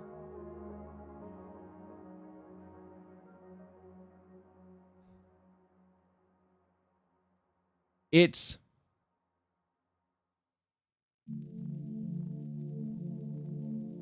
I don't know. It's a complicated situation. Unfortunately, it's really hard to get Crunch-S bars around here. I'm gonna be honest, I just buy the Crunch bar. If you like the Crunch bar, just buy the Crunch bar. It's hard enough to get away from a company like Nestle. They own so much. Just buy your Crunch bar and enjoy your Crunch bar. I wouldn't sweat too much over you buying a $1.25 candy bar. I'm gonna be honest. Your life has more important things going on than sweating over a $1.25 going to Nestle. Your life really does. There's way better ways to fight back against the problems that Nestle has caused than you sweating over the Crunch bar. Like I said, I don't buy Hot Pockets or their bottled water or any of the products they make through I think is it Unilever that they also own? Like the anything that's in body care. Most of my body care and medical stuff that I buy is through like Johnson & Johnson though. But it's just because, I'm sorry, you find me a Band-Aid that's better than Johnson & Johnson. Also, the bars were actually already sold to a reseller. Yeah, so if that's the case with like what Leo's saying, it's gone. Like, it doesn't matter. Nestle got their money. It's just nice to crunch. Yeah, I think morality is proximity based. When you see a child drown in a lake, you must save it. When it's a child far away, suffering for convenience of people, you don't have the same emotional response. Oh yeah, no, you don't. And that's the thing that I don't understand. let me see if I can find it. There's a point in this video where he points out how many people were like the tweet, and it was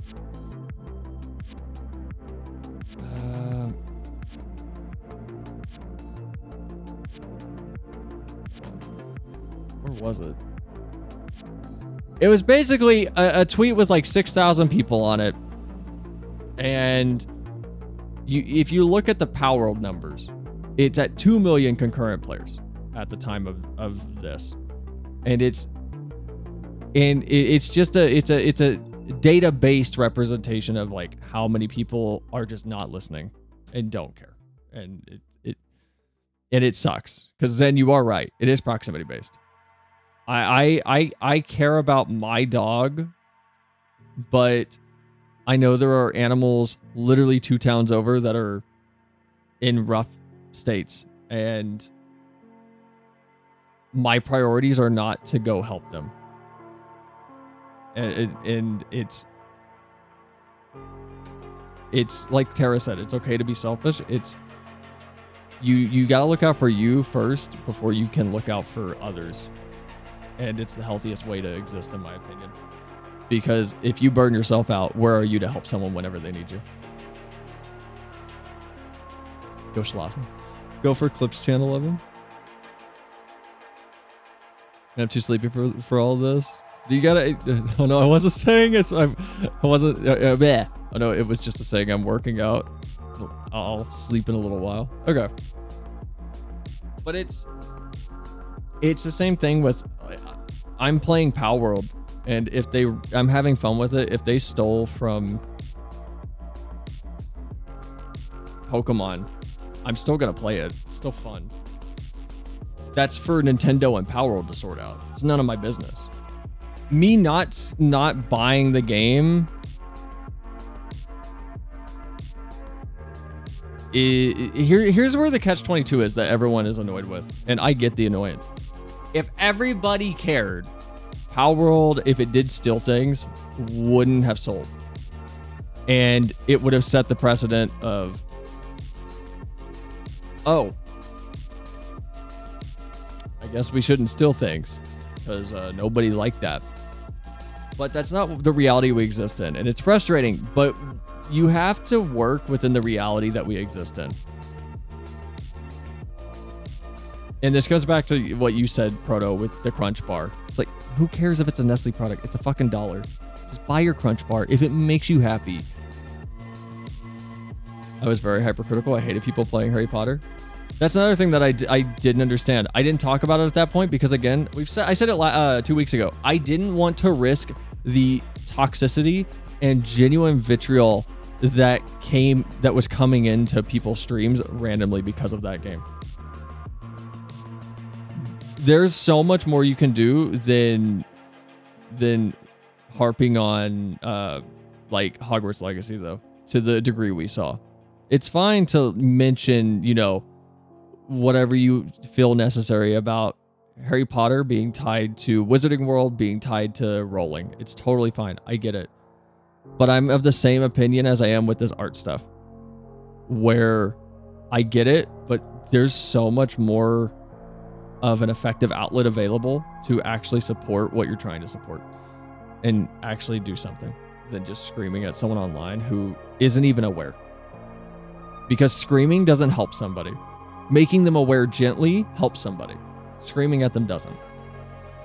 If I ran up to someone who was buying Hot Pockets and yelled about Nestle disenfranchising people so they can pump water and stealing from aquifers across the world and using slave labor to build their chocolate empire, as it were, I don't think the person I slapped the Hot Pockets out is going to be very receptive to me. Just because it was close to my heart. Because it means nothing from my perspective.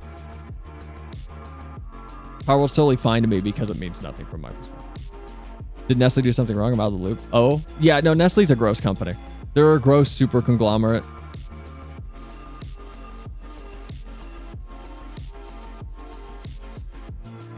Oh, that's a lot to know. Oh, yeah, Nestle's gross. Nestle's a monstrous super conglomerate.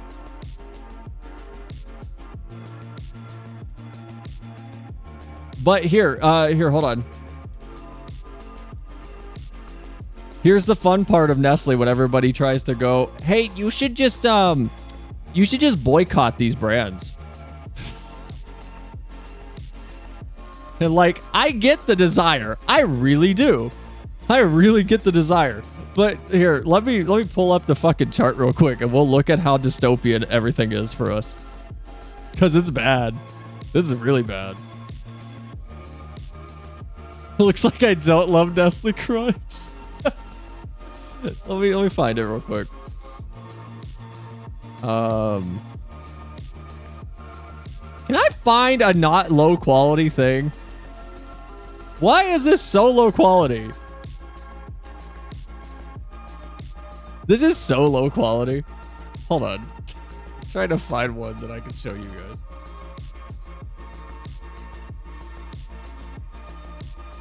Okay, here we go. Jesus Christ. Taking forever. All right. So let's look at Nestle real quick. So Nestle owns Wonka, which owns Nerds, Laffy Taffy, Fun Dip, Bottle Caps, Gobstoppers, Sweet Tarts, and Pixie Sticks. I don't know what the other things are. Nestle also owns Baby Ruth, 100 grand, Kit Kat, Rolo, which are those little caramel things. Oh, Henry's, Coffee Crisp, Goobers, Mirage, Smarties.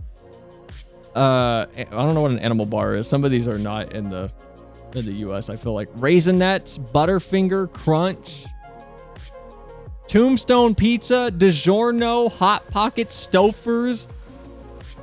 They own Dreyer's Ice Cream, Drumstick, which is the drumstick ice cream cones. Nestle ice cream, obviously. Taster's Choice, Coffee Mate, Nespresso, Nescafe, Toll House, Nesquik, Boost, Perrier, Pellegrino, Nestea, Juicy Juice, Dasani.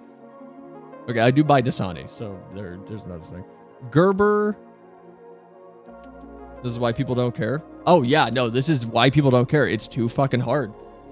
Glacial Water, Vitamin Water, Smart Water, Minute Maid, Powerade, Fuse, Honest Tea. Imagine living without these. Oh yeah, no, it's a lot to take out. Oh wait, hold on, wait. Sorry, hold on. Whoops. Someone's about to scream at me. Someone's about to really scream at me. I got that wrong. My bad. Sorry, hold on. Nestle ends here. My bad. Nestle ends here. They do not own Vitamin Water and shit. That's Coke. Ignore me. They don't own this stuff. Ignore me. like Unilever, for example. Unilever, Lipton tea, like Ben and Jerry's ice cream, Breyers, Popsicle, Fudgesicle, Klondike bars. Like it's crazy. Kellogg's. Like, if you want to boycott Kellogg's, you're no more Captain Crunch, I believe, right? They make Captain Crunch, right? Kellogg's Captain Crunch? No more Pops, no more Apple Jacks, no more Raisin Bran, no more Fruit Loops, no more Frosted Flakes, no more Rice Krispies. No more Pringles, no more Pop-Tarts, no more Cheez-Its, no more Eggo waffles.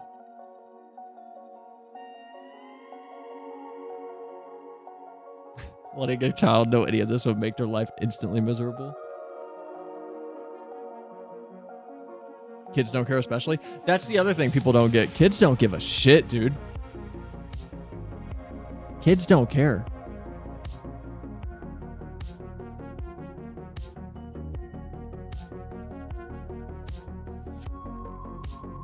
Thing is, kids are starting to.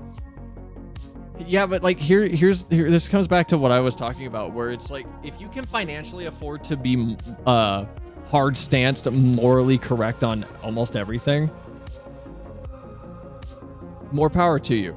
But it's very expensive in a lot of places.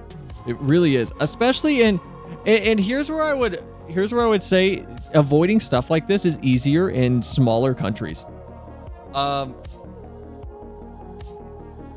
In the US, it's really hard to avoid food. Like food options like this. The reason being is, we're not going to get into this, but there's a topic or a concept called a food desert, which I believe, and hopefully I'm not misrepresenting this too bad. A food desert in the US is essentially, you're in the middle of the United States. We have the infrastructure to get shit anywhere. Somehow, the only food store in your town, the town next door, and the town next door to that in your county is a single Dollar General or a single Quickie Mart type thing, where your options are Kellogg's and Nestle. I'd like a food dessert, please. Wrong desert.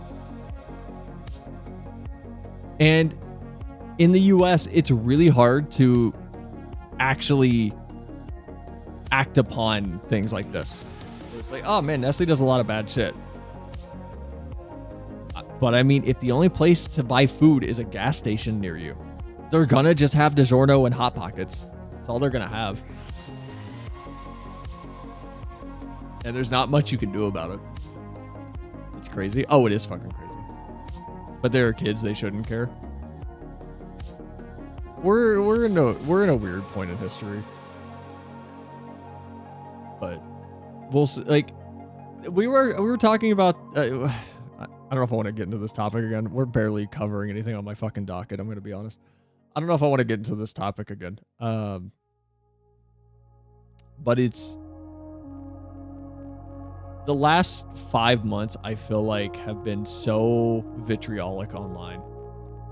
And not even just, you know, from the normal points of argumentation we see, but just recently I've seen game developers jumping in on people, like industry people jumping down people's throats. And it's like, man, like Jesse Cox, if anybody knows Jesse Cox, he put out a tweet that described the new Prince of Persia game as an indie game.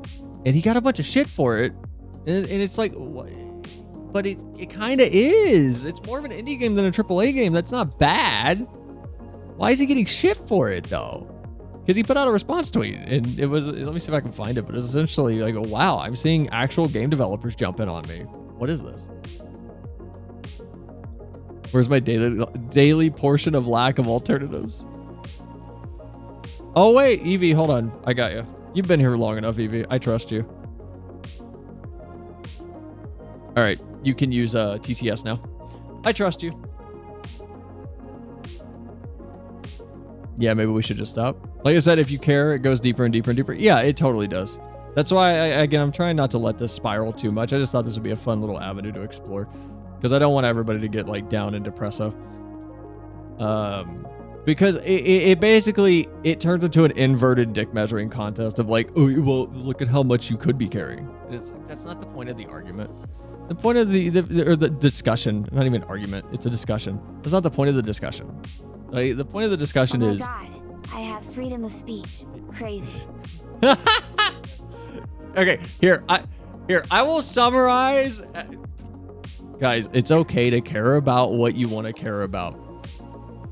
Focus on you and do what you can locally and uplift people around you, and try to form genuine connections with people outside. Figure out what the real current, like, proximity issues are to you. Just focus on living a good, positive life. Be excited. Be content with yourself. And if you have free time, go donate it. Do something like that you want to do. And that donate could be talking on a stream. Because I'm gonna be a hypocrite. I'm way too lazy to go do a bunch of shit. I'd rather just talk about it. I'd rather just talk about it on stream. I'd rather just talk about it. I'm gonna be honest. I'd rather talk about it and then get funny TTSs? TTSs. Presso's a good pal. Indie game rivals, AAA all time, and one indie game, one game of the year for Pete's sake. Oh, yeah.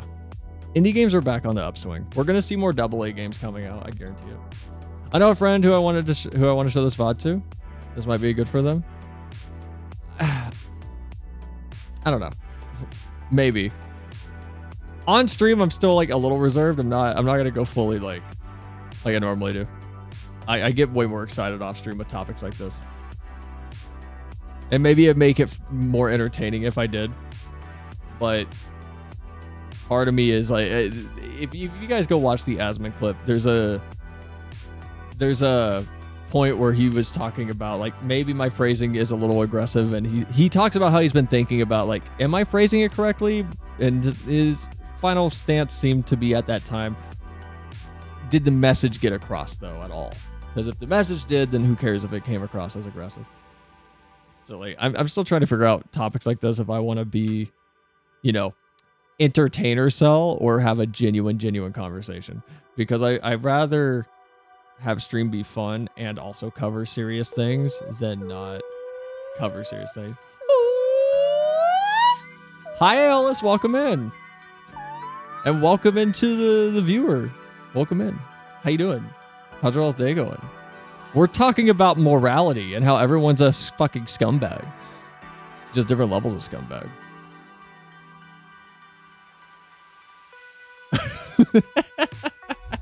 Distribute this VOD to people. Hey, anybody who shares stuff from the stream around, I appreciate you. I promise you this. I will give you the best criminal defense that money can buy. Yeah, let's just into my 6-hour long birthday stream. Oh, happy birthday! How old are you? You don't have to answer that, but happy birthday.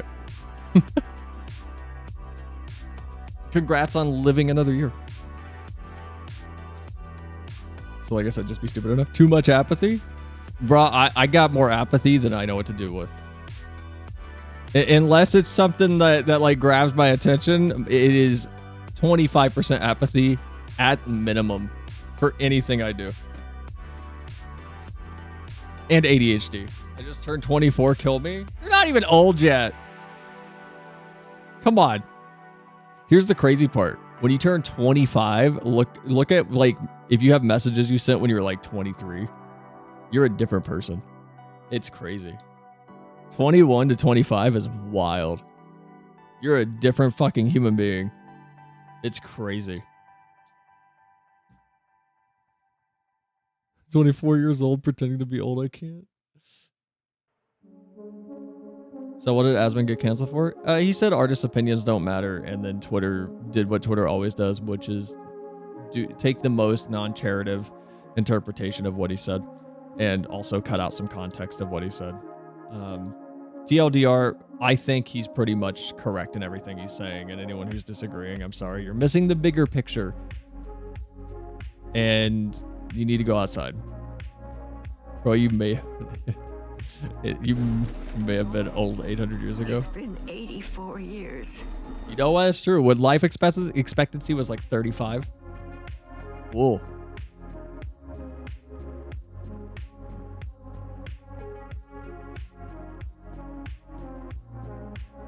Hi, chat. Hi, on night. Man, all y'all missed like the yap.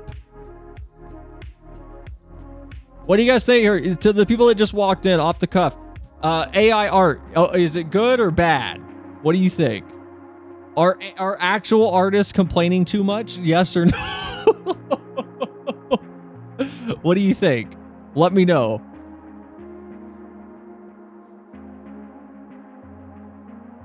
AI art or art from me? So anyways, I've made a free trial at ff14 to cope about not having a sub. Hey, you don't need a sub. Just make a trial. Use that as an opportunity to finally join the cat girl rabbit hole. Okay, we gotta look this up. Hold on. Race census. Artists are little bitches. Get your game up. There we go. That's the attitude I want. There we go. Wow, people are just boring. Oh my god, people are so boring. What is wrong? You're playing FF4. You're playing an MMO. What is wrong with people? How dull are you? You're so dull. This is the spread. Like, how dull are you? What is I learned this? from this is to be stupid enough. How boring are you? I'm just gonna be a human. Okay. Be a human every day. I feel like AR isn't ever going to compete against actual artists. I disagree. We're not gonna get back on this topic, but if you're curious, the VOD is available. Well, will be. But I disagree. In a neat, hold on. Let me be nuanced here. Let me give you two here. I'll give you two.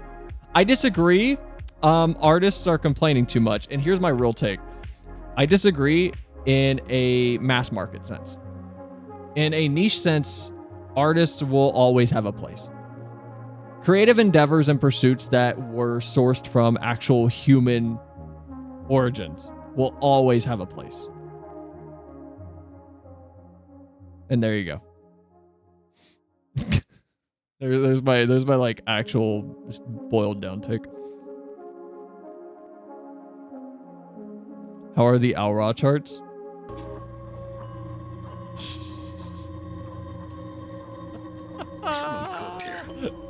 Bro, I gotta watch Breaking Bad again. Al Ra's over here. Oh, if anyone was curious, 2 million, 4 million, 6, and then 8 million if you can't read.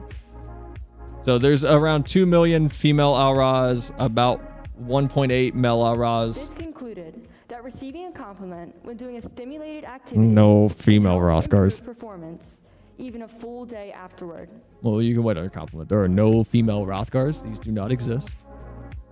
No female Roskars. It's more impressive to beat gods as just a human instead of magical freaks of augmented nature. Just saying.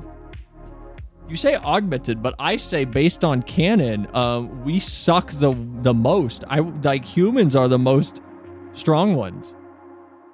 I'm gonna go now. It's late. Don't drown. Bye, Ellis. Have a good night. But half these are male heroes or warrior of light impersonators. Oh my, yeah, probably. Wait, more people are human than cat girls. Thank God. Shut up, Zed. Don't get that information out of my life. Take it back. Remove it. I need you to get the Men in Black thing out and like flash me. Get that out. For now. Here, hold on. I can pull up the actual stat. Hold on. Or the actual census. Here we go. Here. For people that are curious. So there's the like stat. Right there. Why does my hand tracking suck? Oh my god. There's the stat thing. End game characters. Look at how many Mikode are at the end of the game though. Look at all these. Oh, there's only 273,000. What are Roskar? Roskar are big furry. Roskar are the forgotten race.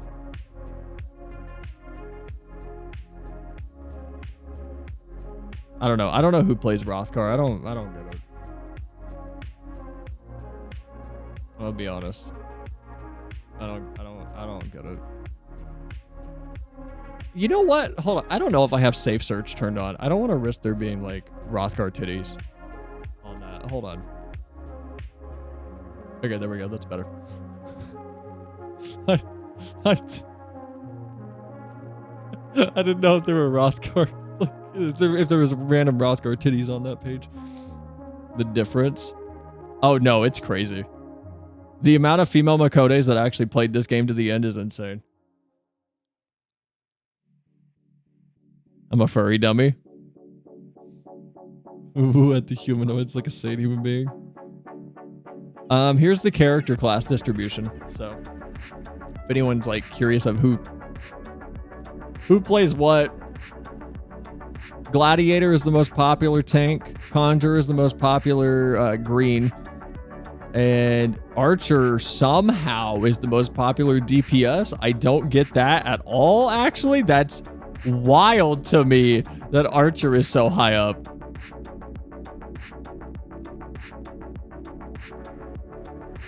I like how even... I don't know if anybody like will agree with me on this.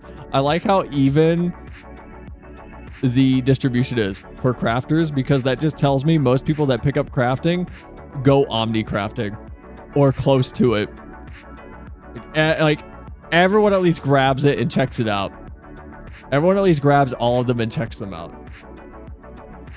Kind of have to with the way recipes work. Yeah, but you don't have to touch crafting at all in this game. I don't have to grab like carpenter ever. I could just avoid it forever. I do just like the setup though.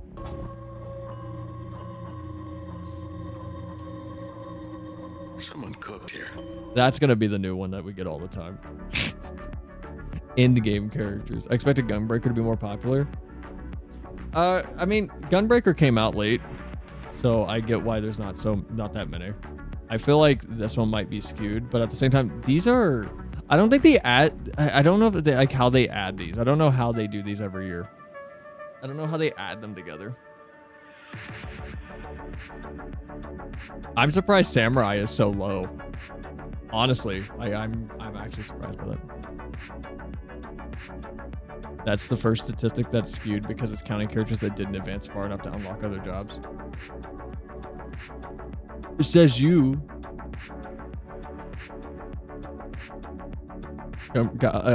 Gladiator and Marauder available at level 1. Yeah, but like, I think you're skewing it in your favor.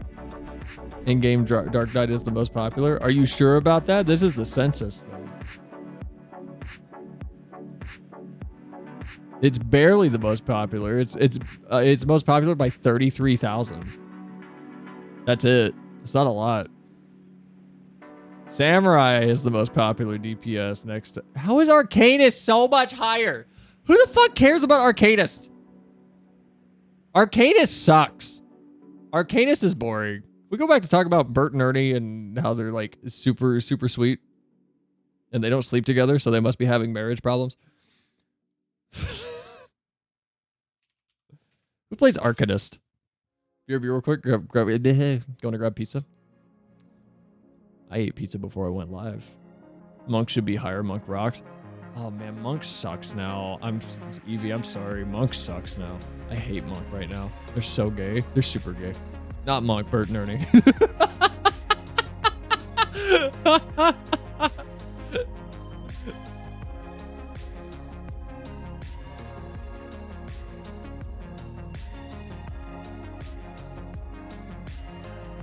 Monk sucks though. Monk was fun until they took positionals away, and now you don't have to do anything as a monk. You can just sit there. Monks are kind of gay though.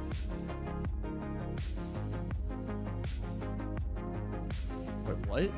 Let some woman in you know. What does that mean? Now I'm like actually confused.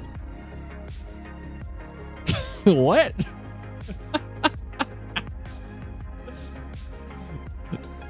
I'm bi. Into monasteries. Oh, let some women in. Okay, you said woman, singular. I was confused.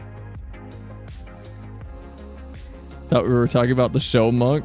Wait, is Monk gay? I shouldn't be Googling this on this browser. Hold on, let me go to my other browser.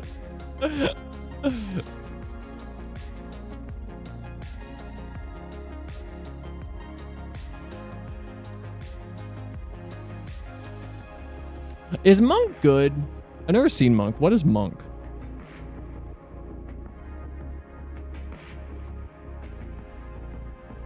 Monk is an American comedy drama detective television series.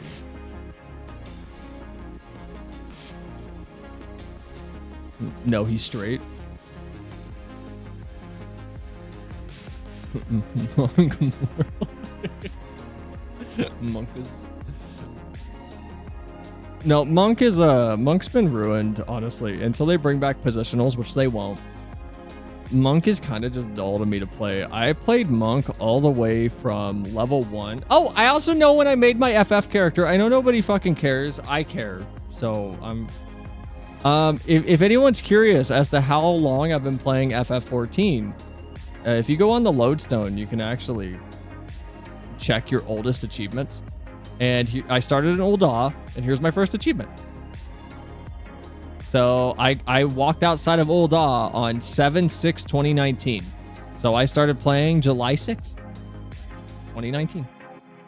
That's when I first played, at least on this character anyway. I think I had a character before Cell, but I don't know. But I've been playing since 2019, and I have...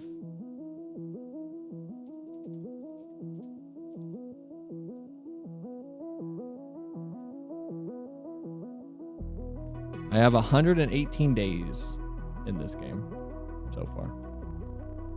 On Cell, anyway. I don't know if that's on other things. Realm distribution. How many people are on Midgar? A decent amount. Cactuar's really low, I feel like. I feel like Cactuar's low. Cactuar was packed because of Asmon. It's fantastic. I love it. I highly recommend it. I kind of want to, like, I want to rewatch Dexter before I watch anything else. But I've been watching, I've been watching Barry very slowly. 118 days, man. I will not touch FF14. I will die. Come play with us. It's fun. It's super fun. I love FF14. It's very fun.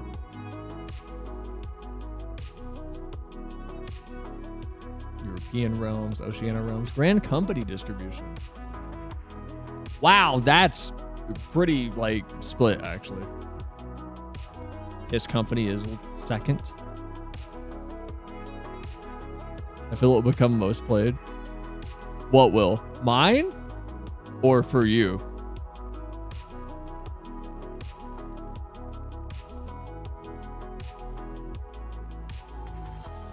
Man, you can really see the player discrepancy of, like, how many people actually got far enough into the game to get to a Grand Company. There's 20 million players that never got a Grand Company, and you have to. Like, you are required to get a Grand Company. That's crazy. 3.3, 2.8, so that would be 2.5, 6.2? No, 6.1. 6.1 million just between Maelstrom and Order of the Twin Adder. Did I say 6.1 million? Yeah, it would be 6.1 million. Okay. That would be 6.1, would it? Yeah, it would. 6.1 million, and then 8.8 million people. Unless my math is wrong. FF14 has invaded my life. I let it do it. It's so much fun. I love this game. Nice German representation. Beast Tribes, redeemed minion. Oh, here we go. Oh, this is cool. Pre-orders for A Realm Reborn, 953,000. 57,000. Oh, Kate Sith doll. I want that. That's cool. Oh yeah, I'll get to, like, pre-order Dontrell this time. I never got to pre-order.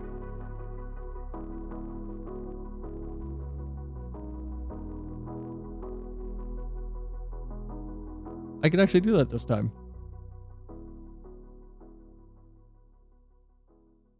That'll be fun. Are you German? I'm gonna leave that for you all. Oh, the new expansion will be Dontrell? Yeah. What did you think it would be? View previous censuses. Whoa, let's go all the way back. Hold on.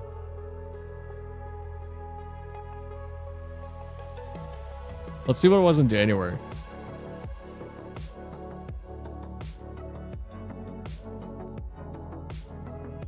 Nothing changed. Like nothing changed. Nothing changed. Still just Makotes. Makotes and Melchiors are the two most popular. Literally basic humans and, like, cat girls.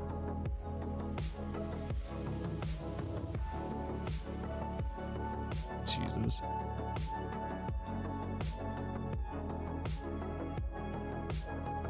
That works. Italian and Irish, my favorite kind of Germans. All right. Enough with the AI talk. God, I'm gonna have to cut all this down. I mean, whatever. I can make, like, a few good videos out of it. It's just a lot to cut down. Did anybody hear about the new PlayStation Portable coming out? Maybe. Did anybody see the new PlayStation Portable 2? Possibly. That Sony's working on? I am genuinely excited for this thing. I hope they come out with a new PSP and they actually don't fuck it up. I hope they don't fuck it up like they did the PS Vita. I'm gonna be so upset if they fuck it up. Cats are evasive, they always run away. Haven't heard anything. So there's only rumors from my understanding. There was just a tweet that I found that I came across from TCMF2 over on Twitter, or TCMF Games. The PlayStation Switch. For people that don't know, the PSP was like the best handheld. Still is, in my opinion. If you want a good emulator to just take with you on the go, a PSP is still like a fun, safe bet. If you just want something fun to work on. But apparently, like, this is what the tweet said. New report stating Sony is actively working with AMD. So, I'm gonna be honest, as someone who's very interested in AMD, I'm excited for that because that means good battery life and good performance. My PSP battery just died a while ago. No! Order a new battery. Don't let it die. This new handheld will be the same in line as something like the Steam Deck. The handheld will be capable of playing PS4 games and some PS5 games with a patch, according to the source Moore's Law is dead. I'm assuming this will be a wireless thing if this part's true. It'll be like the PlayStation Portal. This is an active development, so anything can happen. The handheld is meant for the PS6 family of products, so it's years out. PS5 themes PlayStation, blah, blah, blah, blah. Okay. Not much is known. It's a rumor right now, but Sony's weird. I've been around the Sony handheld market scene for since the PSP, so since their first foray. And Sony's weird. They came out swinging, made something that was, in my opinion, infinitely better than the Nintendo DS. And then they came out with something even better, which was the PS Vita. And the PS Vita was awesome. And then they had proprietary memory cards that cost $120 for 32 gigabytes. And they wanted the system to be primarily digital. And games at that time were about 4 gigs a piece. So $120 and you could only fit like 7 games on there, maybe 9 if you're lucky. Terrible. The Vita is still fantastic hardware. I've forgotten how much I love handhelds. Handhelds are so much fun. Here's my not hot take. I'm just confident it's not a hot take. I think the Switch Lite is the best version of the Switch. I have a Switch Lite. I have a Switch Lite and a Switch OLED.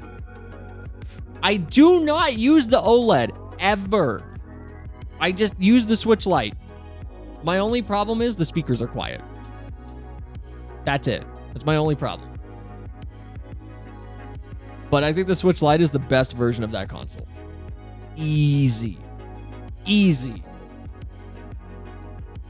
And maybe I'm wrong. Maybe I'm super wrong. I don't think I am, though. DS was my shit. I had a DS Lite. I never had a DS. I never had the first DS. Because I had a PS Vita. What does the Switch Lite have in regular contrast to a Switch? Nothing. It's slightly smaller. Literally nothing. I just love the Switch Lite. If you ever get a chance to hold a Switch Lite, I think it's way more comfortable. Here's how I'm going to describe it.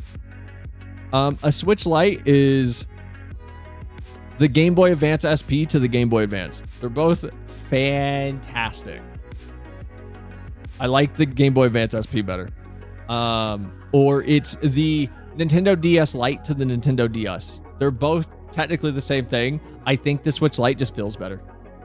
Switch Lite is for little lady hands. Bruh, I can palm a basketball. What do you mean little hands? What do you mean little hands? We've talked about this on stream. I have big hands. I have big, strong hands. Need a clip. I just think the Switch Lite is better. I think it's more portable. I can fit my Switch Lite into every pair of pants I own. Like into the even my skinny jeans. I can fit the Switch Lite into my skinny jeans. any hand picks. I could take a hand pick. I can show that I can reach left control in 9, which will annoy all the FF people in chat. Go, why don't you just do that while you're playing?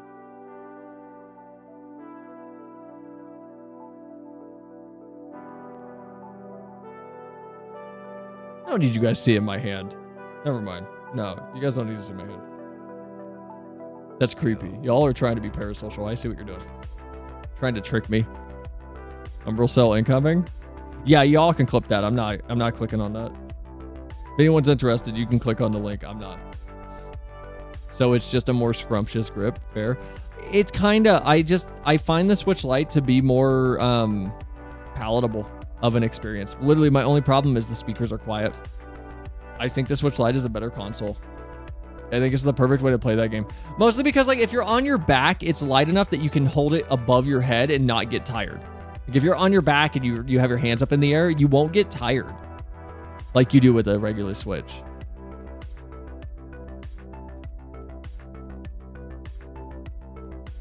I like the normal one better. Well, I think you're wrong. I'm just trying to get some juicy hand picks.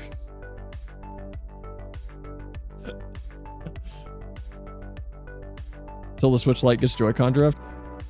Yeah. I got nothing. I have no counter argument. You are completely right. You are completely right. I have no counter argument. I have no counter argument. I really don't. I really don't.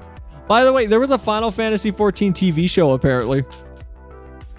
I didn't know about this. Vivi didn't know about this, and like 3 other people that I've talked to didn't know about this. Apparently there was an FF14 live action show that was in the works behind the scenes, and it officially got announced that it was dead.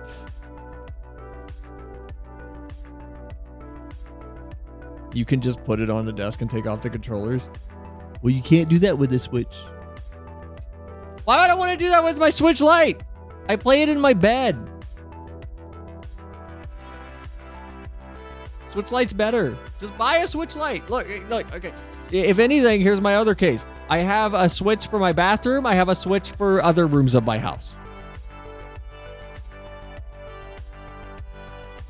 Want to see the Elder Scrolls TV show even though Bethesda's washed? Ugh.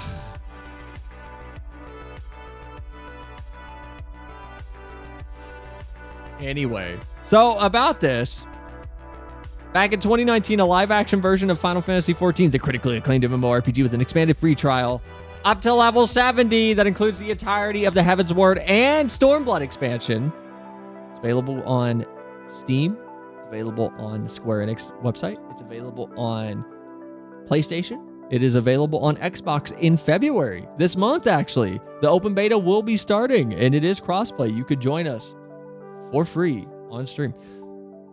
Talking about the big Switch. The lore is just so cool, man. What, Elder Scrolls? Disagree.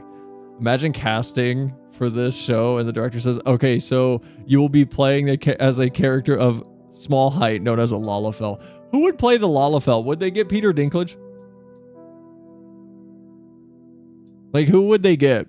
Who would play Lord Lolorito? Would it be Peter Dinklage?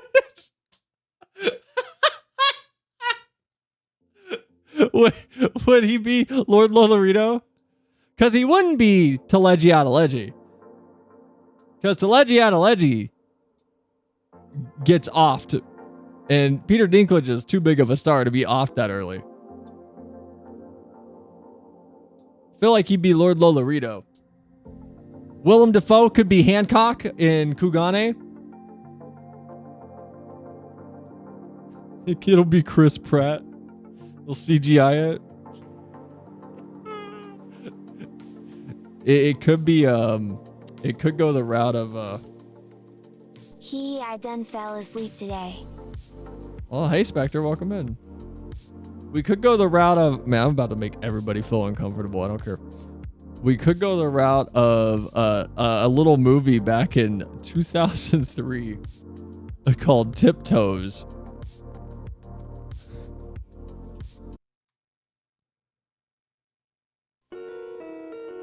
Carol and Steven's life together was perfect. I've got to get going. Right this second. Hey, baby. Hey, sweetie. I love you. There's one small problem. Hi, I'm Ralph. I'm his brother. We're twins. Are your parents, Yeah. It can tear them apart. I think you gotta let me know that everyone in your family's a midget. They're not midgets, Carol. They're dwarfs. Whatever. Or bring them together. Hey, welcome. I'm Steven. I'm just letting this play for you all. You are. This is Steven's father, Bruno, and his mom, Kathleen. And over behind the bar is Steven's brother, Rolf. Hi. You could have prepared us for this, don't you think? If you embarrass me, I'll never speak to you again, so just get it together. How's everybody's drink? I think maybe I'm pregnant. When the going gets rough, it's only the size of your heart that counts. Would it really be that big of a deal if our kid was a dwarf? You knocked up this great girl, and you didn't tell her that her baby's probably gonna be little. I'm not like you. We are so cute and cuddly. Don't discriminate against us. He said these parties got a little wild. And This is a movie everybody that was in it wants to forget existed. This movie was marketed in the strangest way possible. Let me find the line that cracks me up. Matthew McConaughey, Patricia Arquette, and in the role of a lifetime, Gary Oldman. Okay, so for anyone curious why this is funny to me, Gary Oldman, if anyone doesn't know, is not a little person. Gary Oldman is a very tall person. So he is literally on his knees throughout this entire movie, playing the role of a little person.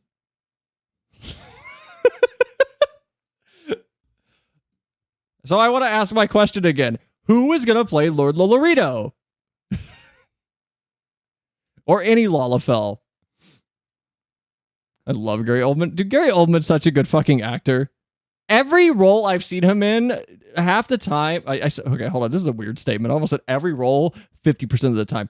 Every role I've seen him in, I feel like I finish the movie and go, wait a minute, was that Gary Oldman? Every role, he just visually disappears. Welcome back, Aeon. Understandable. Dude, everybody in this movie wishes that everyone would forget that this existed. Tiptoes is such a... insensitive is the word that you could use. I'm going to use the word wild, even for its time. To have Gary Oldman, a very tall person, playing a little person and being described as the role of a lifetime is wild to me. I'd love to see Jason Momoa playing Pippin.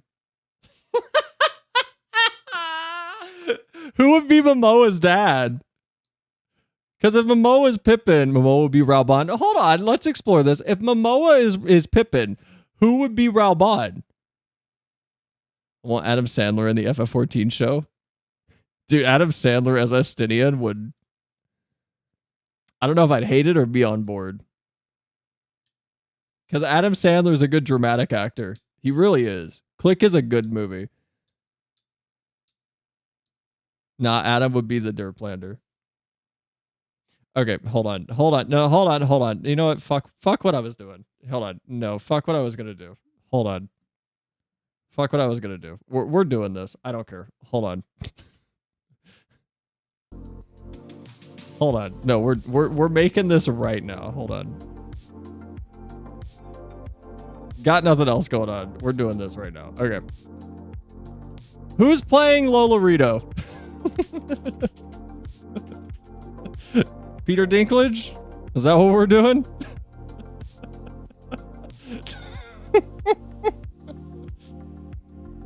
Oh no. No, God. He'd fucking kill it.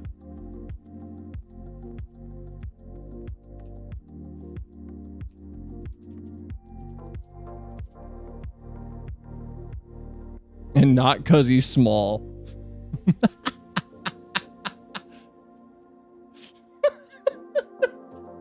No, we're doing this.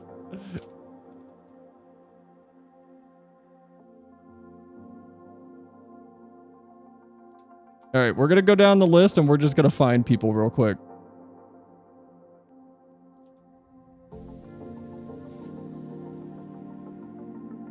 All right. Who said Pippin was Jason Momoa? Leo? I'm gonna be honest. I think Momoa could do a Pippin. He's got the hair. I'm gonna be honest. He's got the hair.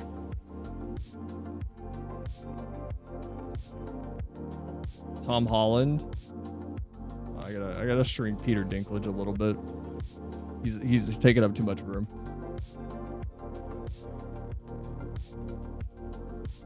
Tom Holland? Tom Holland as who? Look, I'm gonna be honest. Are you guys really gonna give Leo pushback? Look, are you really gonna give Leo... Look, they're the same guy. They're the same guy. Are you really gonna give Leo pushback? They're the same guy. Pippin is just Jason Momoa without the beard. They're the same guy. Same guy. I'll clean this up later. Gotta do German lesson, BRB. Alright, have fun, Proto. Someone who could be Oriange.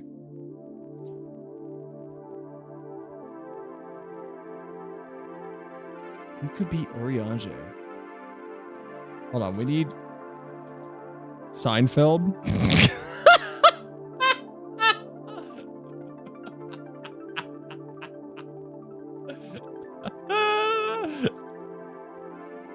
I don't think Jerry Seinfeld would work as Oriange. Who are these primals? I don't think that would work. I couldn't see that.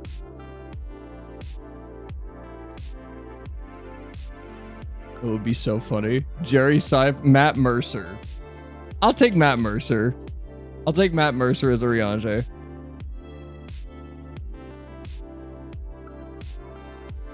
I'll take a Matt Mercer. It would be so funny.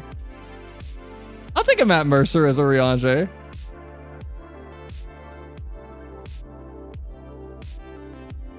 I'll do that.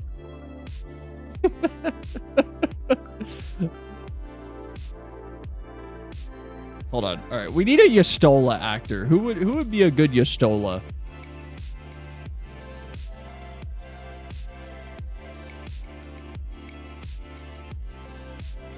If anybody needs a little refresher on what Yestola looks like.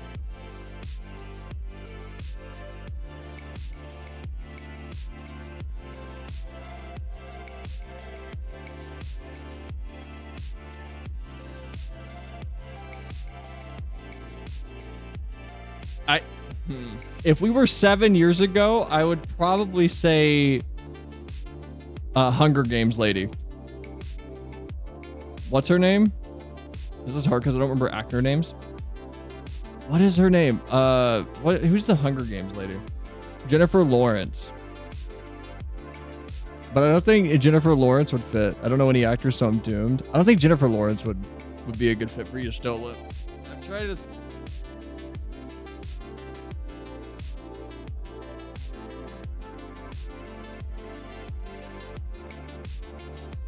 Me neither.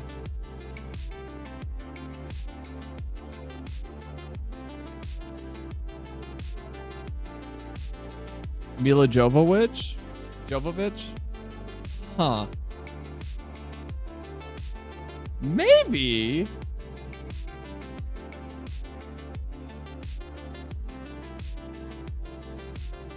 I don't know. I never saw Mila Jovovich as and this is because I didn't watch enough movies with her in it as the like powerful,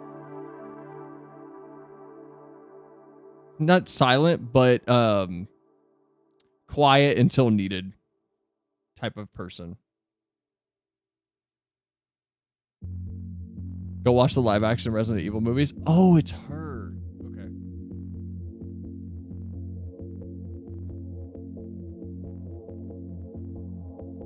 They're awful and I love them.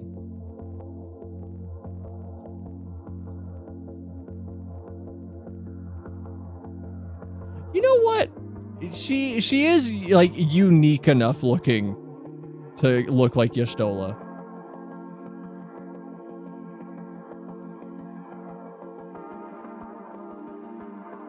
But I don't know if I would settle on her. I'm drawing a blank because I don't know many actors. I'm drawing a blank. Okay, let's continue with the side. Hold on. We need to continue to. Nouns must be capitalized. What? Is that a German thing? Give me Thancred now. Who would be a good Thancred? Hold on. I'm gonna sit here and think about this. I'm not gonna go with the goofy one that everybody wants. Henry Cavill as Thancred?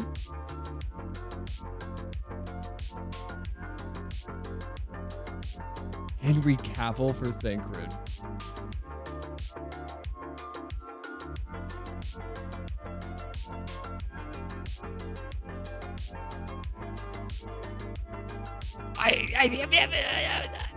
I feel like Thancred looks more like Tom Cruise than Henry Cavill.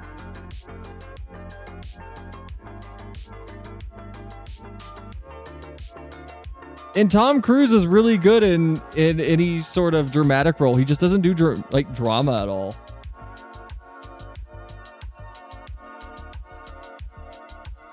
And he's getting older, so it would make sense.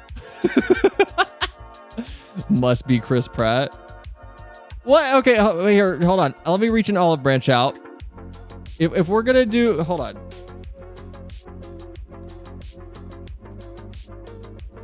If we want to do Chris Pratt, I asked that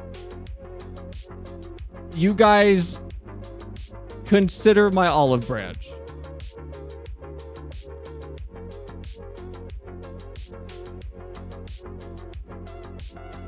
If we're going to do Chris Pratt, I ask that you consider my olive branch of Chris Pratt being the Crystal Exarch.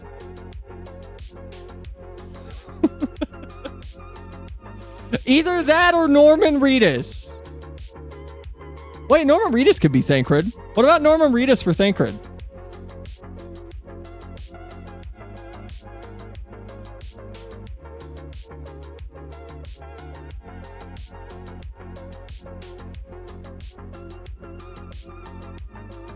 Wait. All right, Leo, I'm waiting.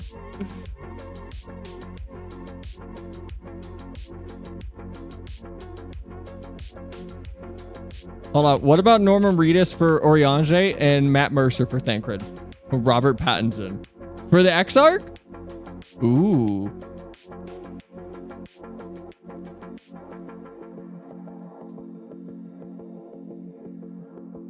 I could see Robert Pattinson for the Exarch.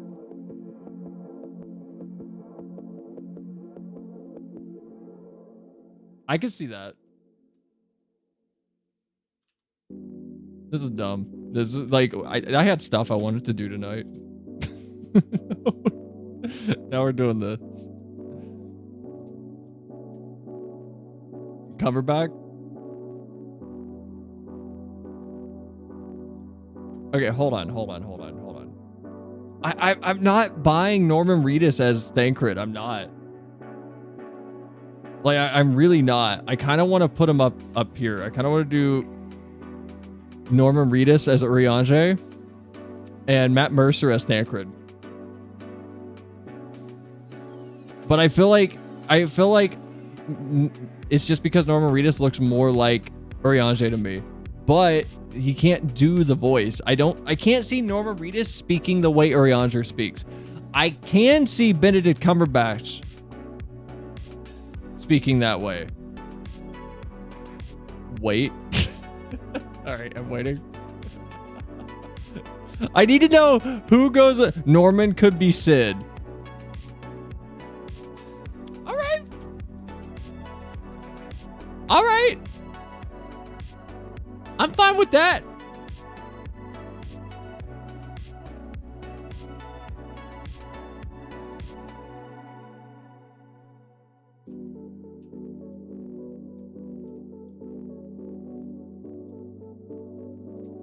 Hold on, I gotta make this taller.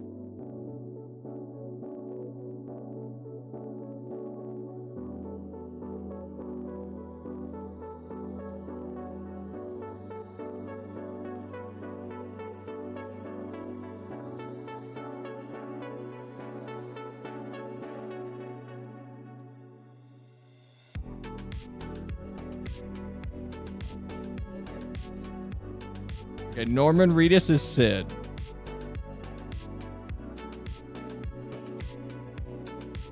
All right. Robert Pattinson is the Exarch. Do the Shenmue strat, just pick people off the street who look the part. Mila Jovovich is a Yestola.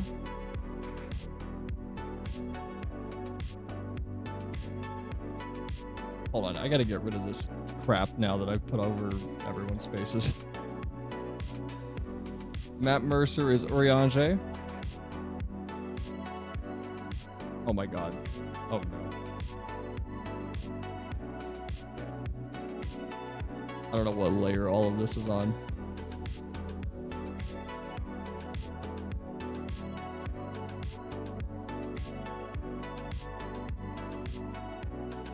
Okay. There we go. Do the Shenmue strat. This is the best content. I should swap over to FF14. Like, I should swap over to we're playing FF14, but I'm not. Oh shit, I just realized the time. God damn it. Oh well. Alright, so who do we have for Thancred though? We need someone for Thancred. Like, who looks like Thancred? Casting Savage. Tom Cruise. I'm saying Tom Cruise. Cavill? I don't think Cavill. I think Cavill could be someone. Elijah Wood. I think Tom Cruise looks like Thancred, and it makes more sense because Thancred is literally this, like, the stealth man. Larry David. He's not that old.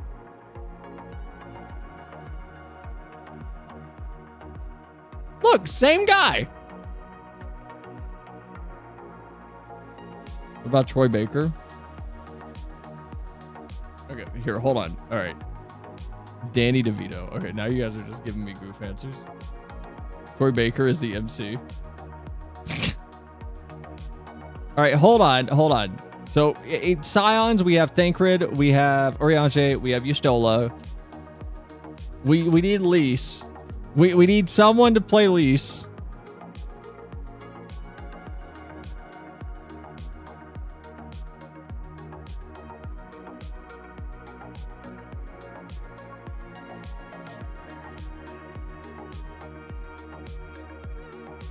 Hold on, I got someone for Lise. Hold on. Merle Webb is Sigourney Weaver. That one's pretty easy.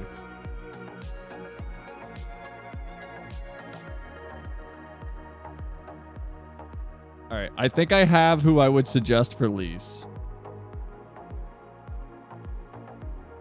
Let me make sure I have her name right. Is this her? Okay. This actress, her name is Vanessa Kirby. I think she could do okay as Lise. If you've seen any of the Mission Impossible movies, she's been in a few of them. She's also been in Anybody Blonde. There's more to it than that. She's been in other things. She's fun to watch. That's why I think she could do Lise. Think of it that way. Thancred could do Mission Impossible. He'd play Papa Limo. Merle Webb is Sigourney Weaver. Okay, hold on.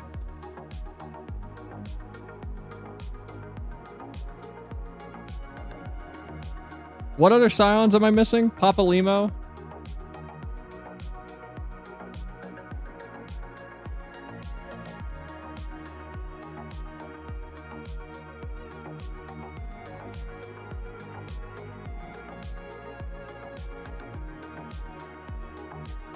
Sigourney Weaver.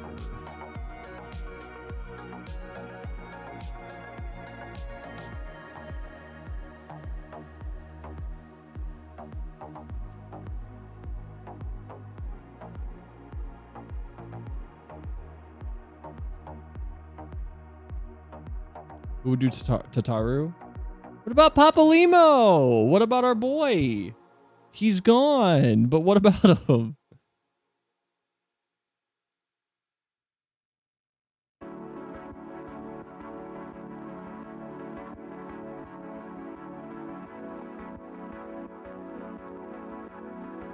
Macaulay Culkin? For Papa Limo?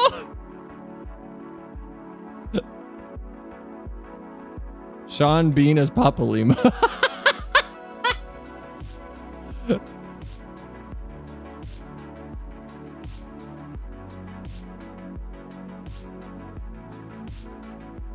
Okay, here's my impasse. I'm trying to picture like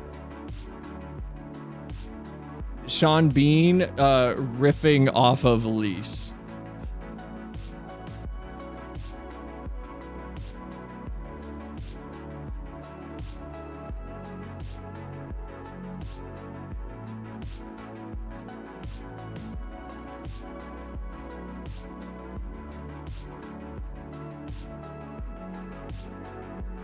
John Cena. Who's the Warrior of Light? And I'm glad if I Google Papa Limo, every single shot is him dead.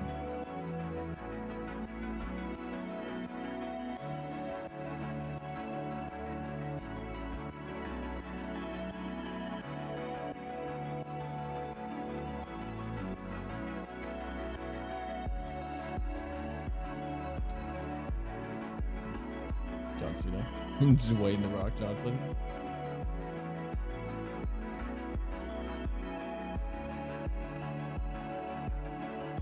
Who's the guy that plays the Oompa Loompas in, this isn't for Papa Limo, but who's the guy that plays the Oompa Loompas in Charlie and the Chocolate Factory? Didn't he get in trouble for something?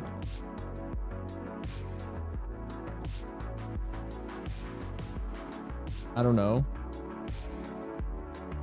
I feel like he got in trouble for something. Deep Roy. Did he get in trouble for something?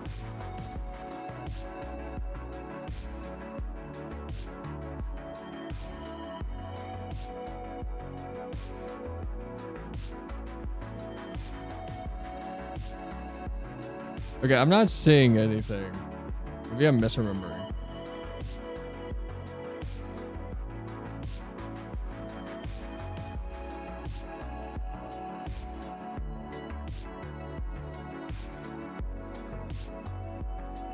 All right, I need a picture of like Teleji at Aleji.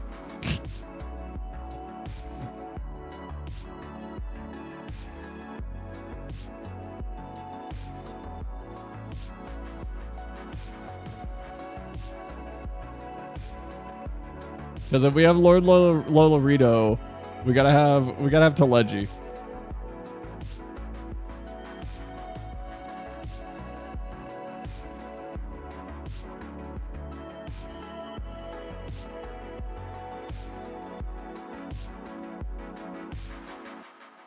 Are there any good high quality screenshots of this guy?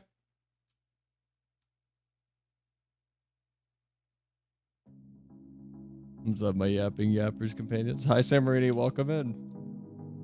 How's your night going? Welcome to, I don't know what we're doing. I don't know what this is.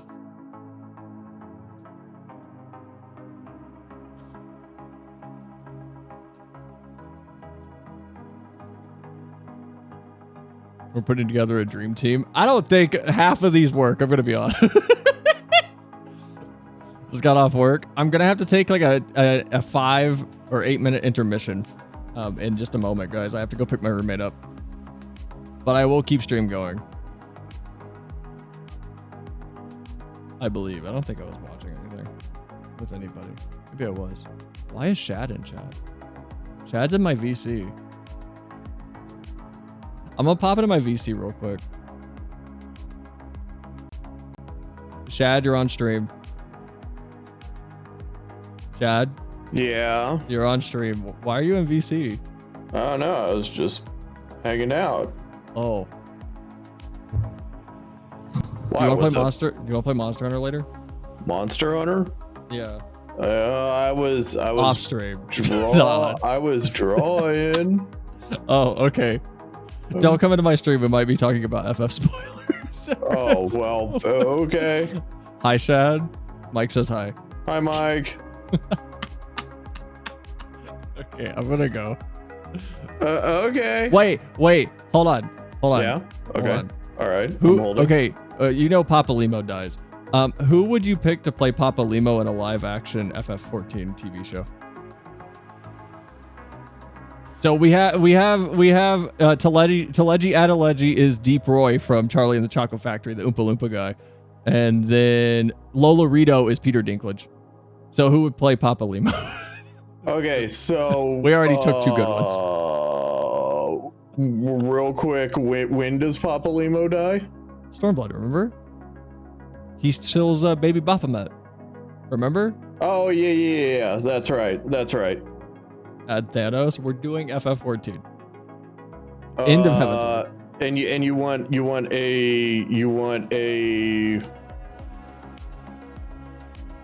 a live action person to play. Yeah. Papa They don't have to be Limo? short. They don't have to be like a little person. Jason Statham.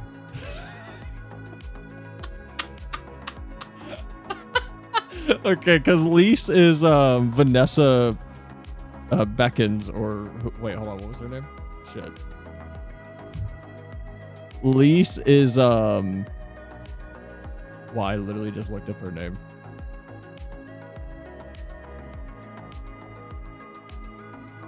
I want Jason Statham to be Papa Limo, right? Yeah. And I want Liam Neeson to be Urianger. We already have Matt Mercer as Urianger. No, I want Liam Neeson as Urianger. Then who can Matt Mercer? That's what I said. Liam Neeson as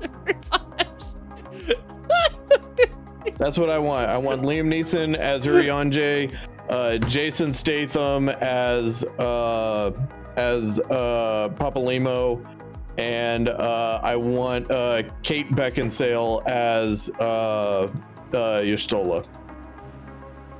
We already picked Sigourney, or not Sigourney Weaver. I was gonna say Sigourney Weaver for Y'shtola is a bold choice. Fuck, what name did I just... Hold on, who did I pick for Y'shtola? I need to put names to some of these faces. Hold on, does anybody know who that is next to Y'shtola? Mila Jovovich for Y'shtola. Really? I'm going on Aeon's recommendation, not mine. Is Aeon smoking crack right now? Like what? He's saying the Resident Evil movies. I don't know. There was only one good one. And it was the first one. Can you would you here? You can go on stream and see this chart. Do you mind keeping chat entertained for like 5 minutes while I go pick up my roommate? Hold on one I will owe you. Hold on one sec. I can come into stream? Yeah, I will I will owe you. Okay. Oh my god, you got the dude from The Walking Dead as Sid? Is that Robert Patterson? Whose cracked out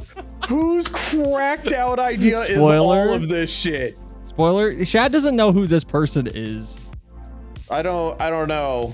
Shad doesn't know who that person is. You got Tom Cruise playing someone. Don't worry about it. Wait, Salesman Leo's freaking out.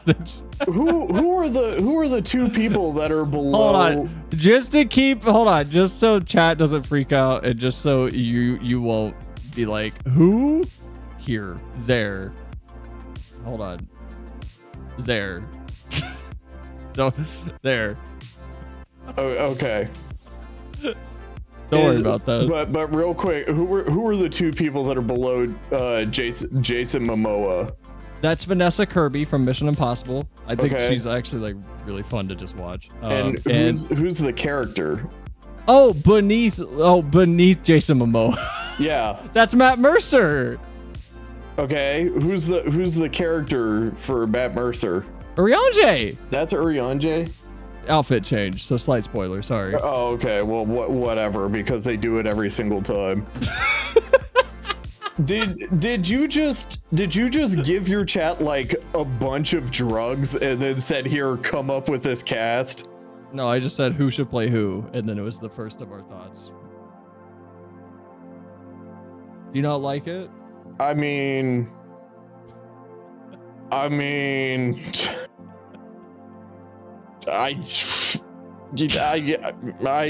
have no words. I have no words. There are literally no words to describe the absolute insanity of this cast that you put together. Peter Dinklage would kill it as Lolorito. I stand by this. Bruh, no, he would. Peter Dinklage can be evil as shit. Lolorito? Hell yeah. All right, nobody spoil Shad. He's only up to Kugane. He literally just entered Kugane on his last stream. No spoilers for him. I will be back. You guys be nice to him, please. If you want to talk to Shad through TTS, here, I'm going to stream my OBS for you. Okay. Thank you for entertaining them.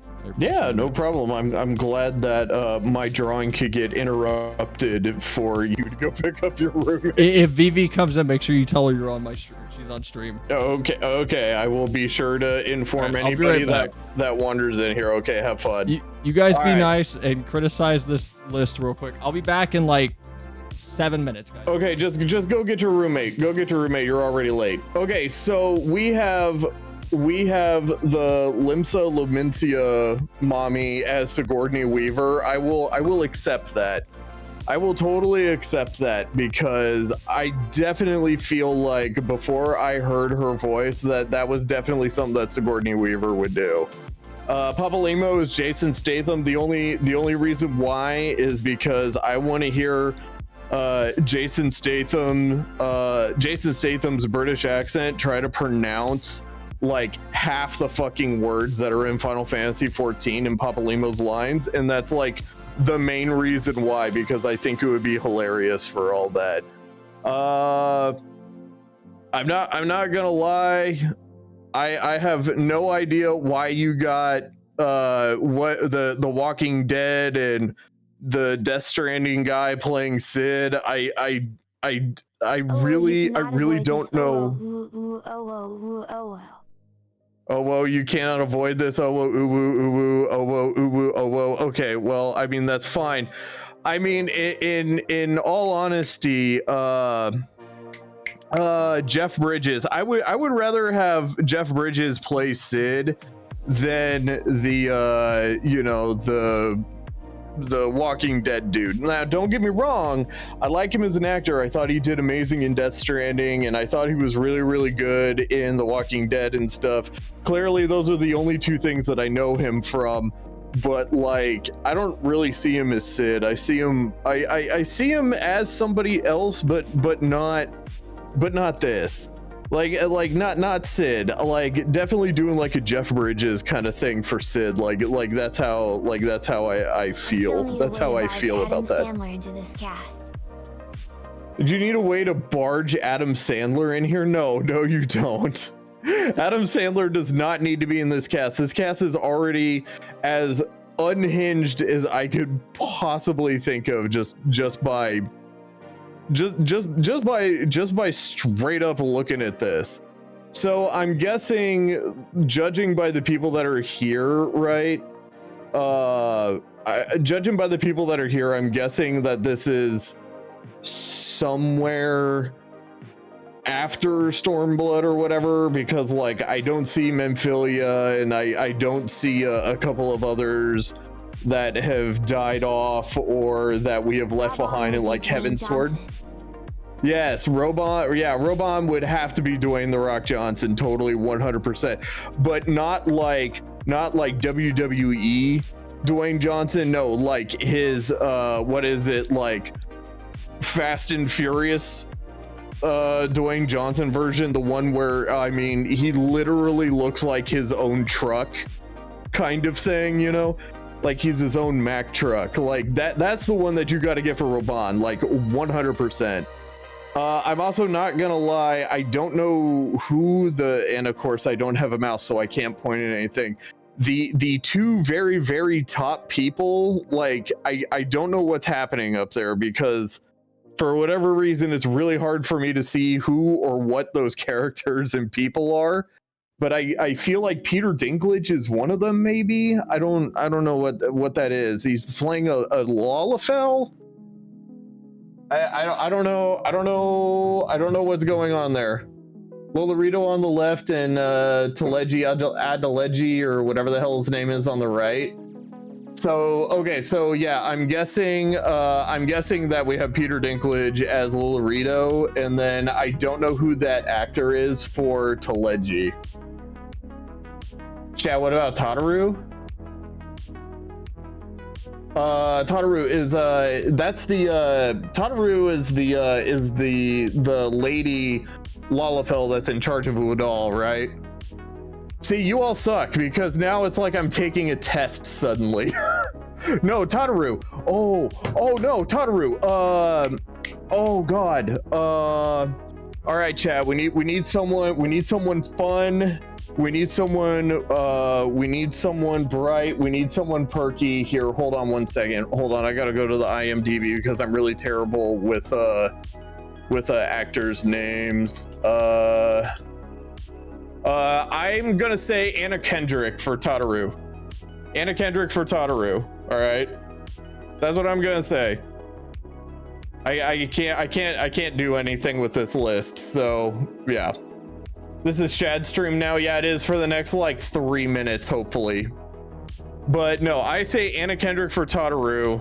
That's what I say there. And then we need like let me see here. And then so we need someone for Menphilia. I'm gonna say Kate Blanchett for Menphilia. I'm gonna say I don't know who Anna Kendrick is. Anna Kendrick. Ooh, will this send me into the moon if I try to here, hold on. Anna Kendrick for Tataru. Okay, cool. It's not gonna time me out or anything. I was also going to say for Roban, the other option we could have done was Idris Elba. I feel like Idris Elba would have been another good choice for Roban, but I like the totally bricked up Dwayne "The Rock" Johnson instead. Estinian. Ooh. Okay. All right. So chat. This is what I feel for Estinian. Honest to God, Estinian, Robert Patterson. Obviously, Robert Patterson was already picked for a spoiler character. I don't know who that character is, but I feel like Robert Patterson would be a wonderful Estinian. Johnny Depp for Estinian? I don't know. Vivi, can you jump in here and help me, please? Characters are literally because we didn't get to them yet. No spoilers. Okay, so leaving people out, promise. Okay, cool. All right, thanks, Sel. Vivi, can you jump into voice chat to help me, please? I don't know. I feel like Estinian could be done by like Robert Patterson, Johnny Depp, Robert Downey Jr. Yep, that's another good one. Aeon. I also feel like Carl Urban could do a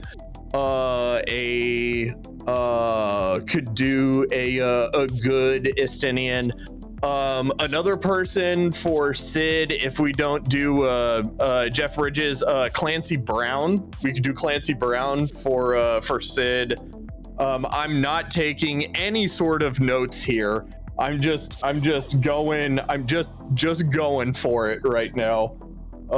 Carl Urban is Sid. Okay, you know what, Vivi, I'll take that. I'll take Carl Urban as Sid. I'll do that. I can definitely do that. But I definitely feel like we have to have Anna Kendrick as Tataru. We have to do that. Take notes for me, people, for when I return. Who do we need for Menphilia?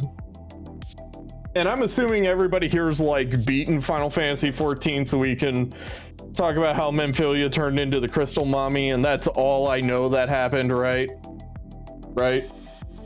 Like we need a good actress for Menphilia here. What are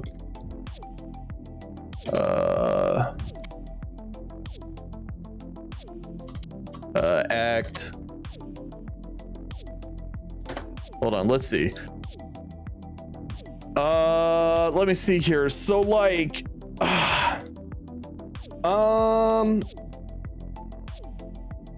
no spoilers past Kugane. Yes, no spoilers past, no spoilers. Amy Schumer, Zen, get the fuck out. Get the fuck out. No, I'm not doing that. Jennifer Aniston for Memphilia. Ooh, that's a good choice. I was gonna also say Sandra Bullock or possibly Julia Roberts or Anne Hathaway. I was gonna say like one of those, but definitely Jennifer Aniston would make a wonderful Memphilia, I feel like.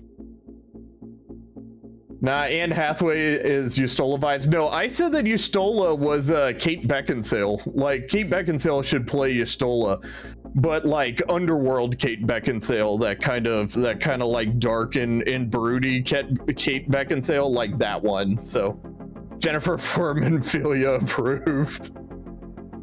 Have you not seen Devil Wears Prada? No, I have definitely seen Devil Wears Prada. No, I've definitely seen that. Vivi, get in here and fucking help me. I don't know what's going on.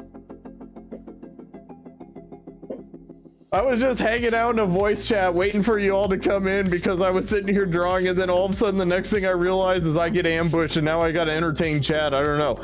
Okay, so Carl Urban for Sid though. That is a good call. That is a good call. I really like that. Who's the lady for Lise? Who did you all pick for Lise? Who is that? That better not be the chick from the Valerian movie, I swear to God.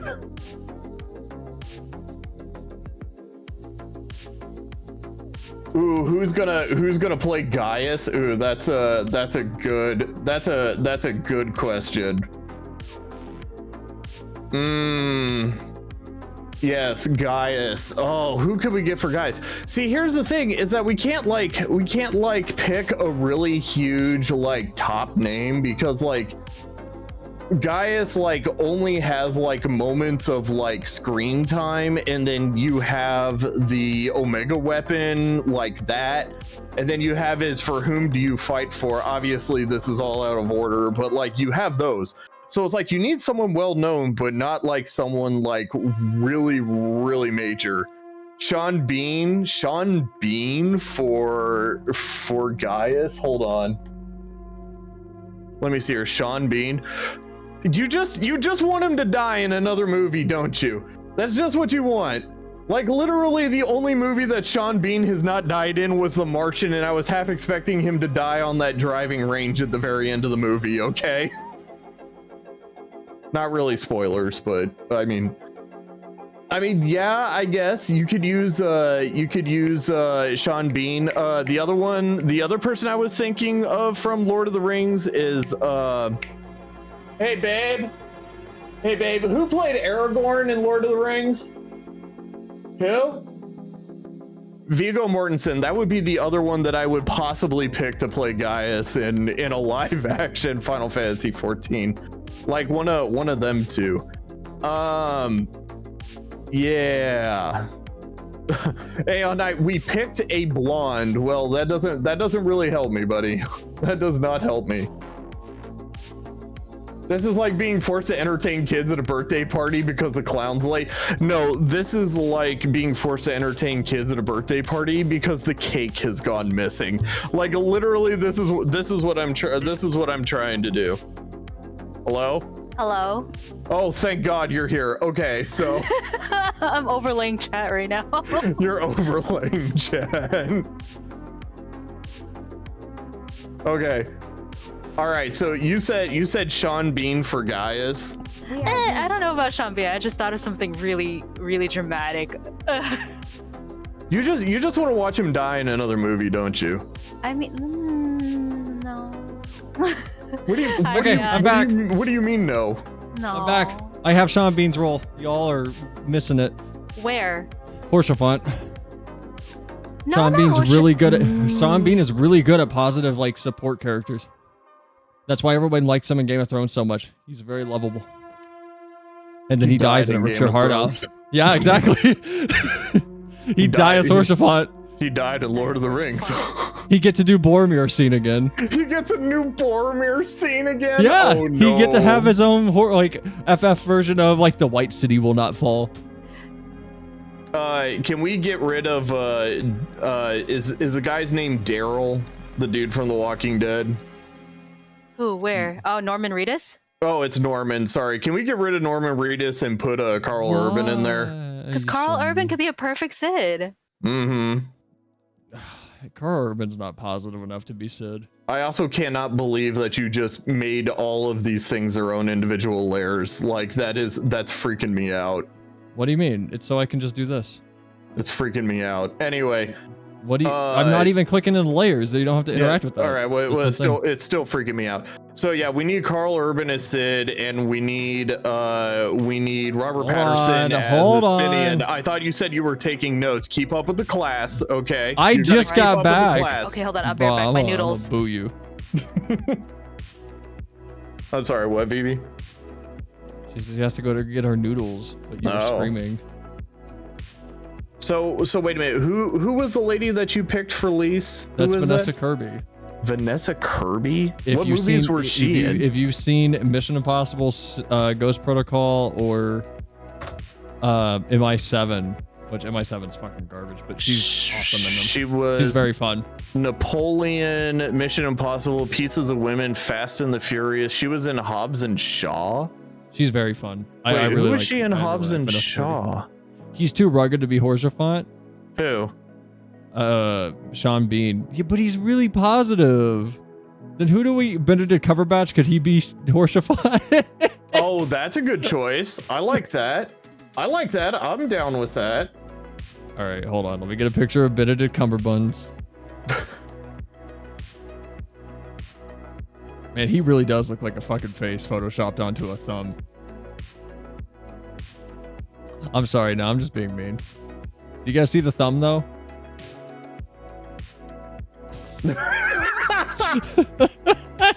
Why you gotta do that man dirty like that? So why you gotta do that man dirty?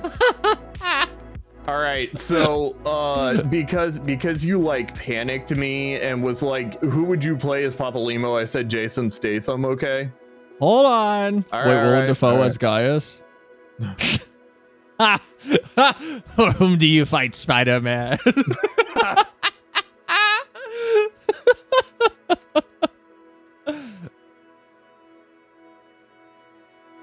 Hold on, I gotta get a fucking Horsefant picture.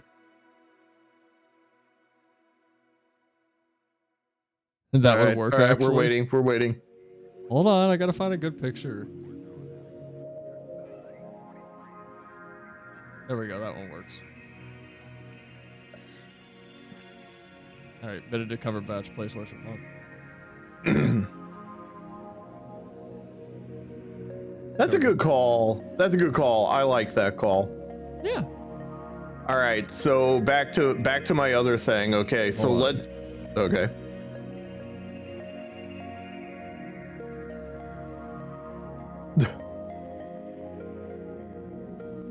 You got to remove the spoiler. That's terrible. That's terrible, Cell. What do you mean? No, he's also getting hit with it. Oh, there we go. Oh my god. I think Benedict Cumberbatch for Oriantra is better. No. I like Matt Mercer. Matt Mercer could do it. Put him with the voice filter. Put who with the voice filter? Willem Dafoe? Yeah? Fine, let me go get Gaius. We're really gonna go William Dafoe here. Dude, I have done nothing on this stream. Well, you've been live for over 3 hours, so obviously you've been doing something. Probably the highest average view count I've had in 2 weeks, too. For whom do you fight? By the way, never mind. Okay. Hold on. We need Willem Dafoe.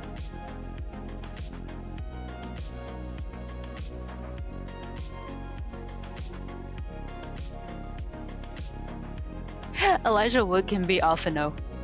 There you go. Sean Astin could be Alistair. No, I'm waiting. I'm waiting for my turn because I was gonna say I wanted Sean Astin to be Papa Limo. You know, Sean Astin for Papa Limo. Mm-hmm. Why Jason? I don't. You know what? No, I'm gonna make the executive decision and lock in. I'm locking in these two because Okay. I can see these two riffing on each other on screen. Oh my god. And Benedict was in Infinity War, so he knows what it's like to be shot with energy weapons. So he's a good horseman. Dormammu! I've come to bargain! I've come to bargain. Thornton, I've come to bargain. What is this? Thornton! Okay. All right. What was your turn? What do you want? Estinian? I want Robert Patterson. Robert Patterson as Estinian. That's what I want. Man, you Google half these fucking characters and it is just spoilers everywhere. Yeah. Yeah, that's the reason. Yeah, that's the Google reason any. why I haven't been Googling any of these characters. Yeah. Can I use this picture for Estinian? Which one? The Blood Estinian? Oh yeah, sure. Oh yeah. Use oh god. Just replace the image next to it being Twilight Edward. Do it. Yo, Ian McKellen for Louis Soir. Ooh. Ooh. Ian McKellen for Louis Soir. Shit. Ian McKellen for Pope. No, Ian McKellen for Louis Soir, and then if he was still alive, Christopher Lee for Thornton. Oh yes, Oh, yeah, that would have really been a good good voice. call. Yeah. Mhm. You know what? I'm gonna say modern day Robert Pattinson for what we picked, which I can't say because spoilers for Shad. I will take Twilight Robert Pattinson Just put Twilight Robert Pattinson for just put Estinian. Edward. He can play two characters. There you go. Document. Oh my god. You also got I'm like not the even most, you got the most brain dead photo of Twilight Edward that you could find. I'm not gonna organize this. I'm literally gonna finish the stream and put this on the subreddit. Like here, criticus. See, Norman Reedus would be really perfect for that one spoiler character. I gotta find. Hold on. I'm gonna Send me DM the it to you. name. Yeah. Don't worry, chat. We'll leave the spoiler territory in just a minute, and then we'll go back to talking about post Stormblood stuff. Who could be Xenos? I was gonna say, is Jason Momoa playing Robon's son? Yeah. Okay. Are you perfect. gonna tell me the hair isn't like perfect? No, it's perfect. No, that is totally perfect. That's who I thought it was, and that's why I didn't bring it back up again, because that is such a perfect. But you also need Dwayne The Rock Johnson for Robon. Heard the name Xenos. No spoilers until I get out of this call with Shad and everybody. Nope. Is Xenos, is that the guy with the katana the revolver golf club? katana bullshit? Yeah. the katana golf bag. Heard Xenos woof. Oh my god, who do we? I don't know who could play Xenos. We need a good sociopath. A sociopath? Christian Bale. Yeah. Christian Bell or fucking Mads. Yeah. No, because Mads looks too distorted. You know, Mads would actually be. No, Mads would be really good for Gaius. Hold on. No. Hold on. No, not for Mads. Look, I'm sorry. We have to find a place to put Javier Bardem in this cast. Who? Javier Bardem. He's one of the best just terrifying actors. This guy. No this guy. Country for Old Men. Yeah, I fucking love Javier Bardem. The He's poor fantastic. dude who got put into the Little Mermaid live action. Oh, I don't know if he could do Xenos. I feel like he could because he's really good at that would it make a difference thing. All right, hear me Sort of out. argumentation. Hear Yeah. me out. Yeah. For Xenos, okay? All right, See, stick with me. Stick with me. Yeah. Danny Trejo. No. No. Okay, Sal, I'm gonna disagree with you. Not this guy. I really think either Christian Bale. Fuck, I'm trying to think of somebody else. Weren't you gonna play shit today? Guys, I have had FF14 in the background the whole stream. It's been running. I literally am in my Thaumaturge gear right now, ready to run Thaumaturge stuff. Like, it's literally here. Tara, It's do you want this literally conversation to end? Is that it? It's literally running. It's been running the whole time.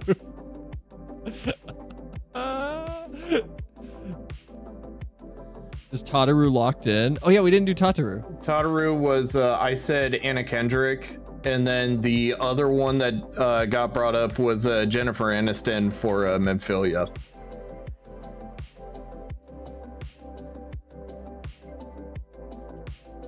Tara bored. Tara's bored. Look, I can only cure parasocial desires. I can't cure boredom. Anna Kendrick. I couldn't see her as Tataru. Well, anybody got any other choices? I can. Lawrence Pugh, just to annoy Vivi. You might as well.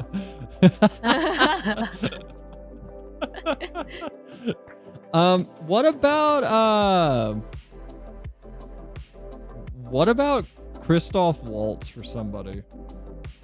Who's Christoph Waltz? He plays hold on. I fucking love Christoph Waltz. He plays the dentist in Django Unchained. He plays the head Nazi in Inglourious Bastards. Inglourious Bastards, Django Unchained, 007 Spectre, Atilda Battle Angel, The Legend of Tarzan, and he was also in Downsizing. This guy. Fucking love Christoph Waltz. He's a great actor.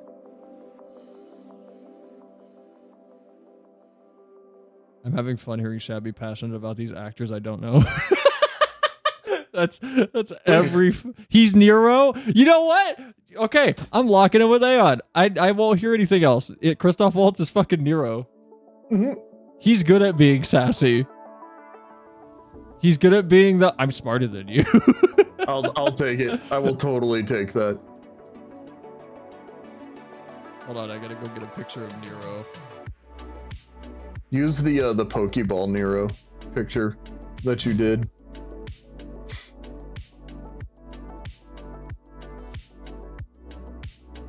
No, I got... He even looks like Nero, kind of. I'm gonna be real. He even kind of looks like fucking Nero.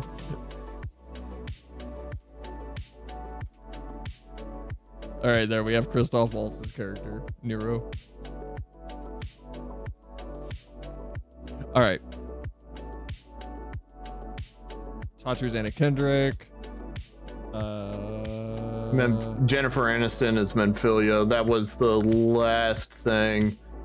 Does she even do anything anymore? Yeah. I don't know if she could be Memphilia. I don't see her as like the strong, resolute, sometimes stoic, motherly type. Amber can be Matt Damon. Joking. Matt Damon. What about Sandra Bullock from Memphilia? Yes. I'll take that. I feel like Sandra Bullock could pull off Memphilia. Mm-hmm. Like, not perfectly. I'm not gonna pretend that's like the perfect solution here,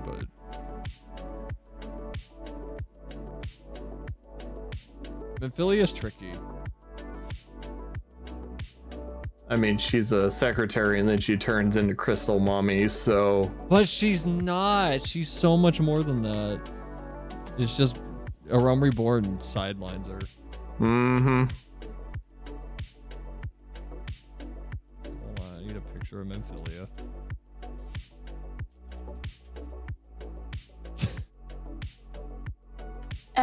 Amelia Clark. Oh, okay, well, no, she could be Tataru. Wait, were you saying from Memphilia? Yeah, because somebody said for Memphilia, and I was like, nah. I could see that. I mean, I can, but she's tiny, so I would say Tataru. Memphilia is fucking short. That's what I'm saying. Moonbreeda. No, Menphilia's pretty tall. Moonbreeda. We need a tall person for Moonbreeda. We already have a Tataru, right? And a Kendrick. Adam Driver should be Gaius. Give him More! 2 shitty voice modulations. Yeah. More! More! Emma Watson should be Alice. Ooh. So who's Alphanod then? Daniel Radcliffe? No, Elijah Wood. Elijah Wood, yes. I like that. I like that. Yes. Can't show that outfit. Can't show that outfit. Can I find her old outfit, please? Jesus Christ. Oh my god. Every outfit on Google Images is like later outfits. Lawrence Fishburne as Robon. I can see that. Honestly. Did you say Lawrence Fishburne? No, fish. Fishburne. Fishburne. No, he can play Sorbonne. Sorbonne. Okay. Fishborn. Because he's under the water. I like how everybody says Peter Dinklage for Papalimo. What? No. We said Peter Dinklage for Lolorito because he's good at being a slimy little, like, just shit. Oh. And then Telegy out of Leggy. Oh, yeah, you said this is deep, deep something. Fuck. Charlie and the Chocolate Factory. Chalupa, man. Deep Roy, that's his name. Oh, okay. Moonbreeda should be Tilda Swinton. Hold on, who'd you say Alize should be? Emma Watson.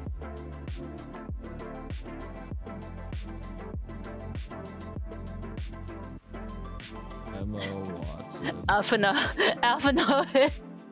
No, that's fucked up. No, I'm not gonna do that. What? No, I'm gonna say What? Rupert Grint. Rupert Grint for Alize? Or not Alize, for Alphanot? Yeah. You gotta reverse those pictures. You gotta reverse those pictures. Why? Keep it consistent. Yeah, because your characters are on the left, your actors are on the right. I'm gonna annoy somebody. Let me make one mistake just to annoy somebody. Dude, this is such a shitty chart. It doesn't matter. You're making it with love, and that's the most important thing. All right, I'm gonna save time, and we don't need a picture of Alphanod here. We can here. Hold on. Hold on. So red Alphanod, and then there. Now we know. Wow. That's rude. They're the same people. Here. Okay, here. We'll make this easier. Okay, here. I'll do this. Look. She's got like a little flower, and then I'll give Alphanod a different colored flower. So there's the red flower, and then Alphanod gets the blue flower. Oh dear God.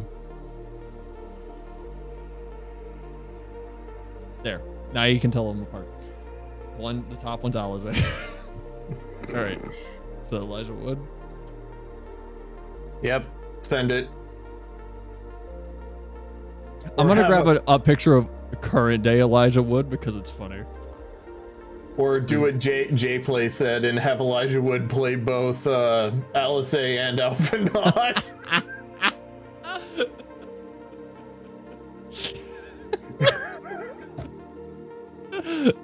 Oh, I feel like these pictures are too. Hold on. I feel like these are too dark.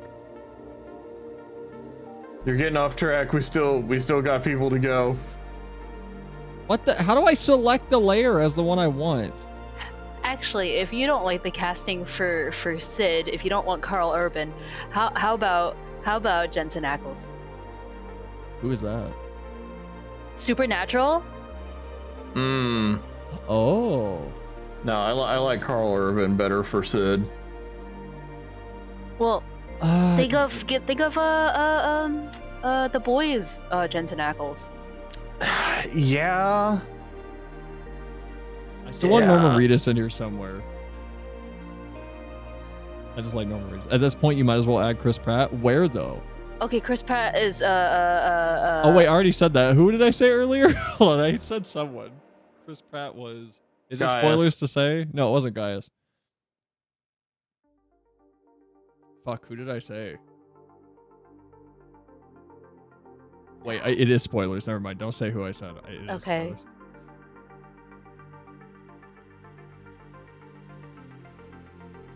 Chris Pratt's the person. Do I need to go? No, you're good. No. No, we're still going through the base, people. For now. Ew, we are not putting Brie Larson in anything here. Fuck that shit. Who said Brie Larson?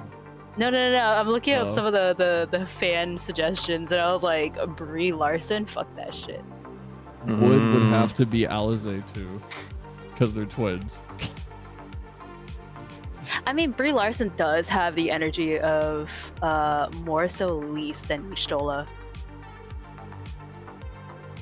I still want Kate Blanchett as Y'shtola. Fair. The what's her name? Mia Jovovich. Mila Jovovich is great though. Yeah, she's great. I just do not see her as fucking Y'shtola. I feel like you're forcing Jason Statham as fucking Papa Limo. No, it's like, voice. You're forcing Jason Statham because I said I panicked. I'm not forcing him. And I just shouted the first name that came to my mind, and I don't know why it was a bald British man, but that's beside the point. So, yeah. Which Skarsgård brother played the It clown? Bill. Pennywise. Bill. Bill Skarsgård. Yeah. Lady Gaga is Mubria. Lady Gaga's Mubria. Fair.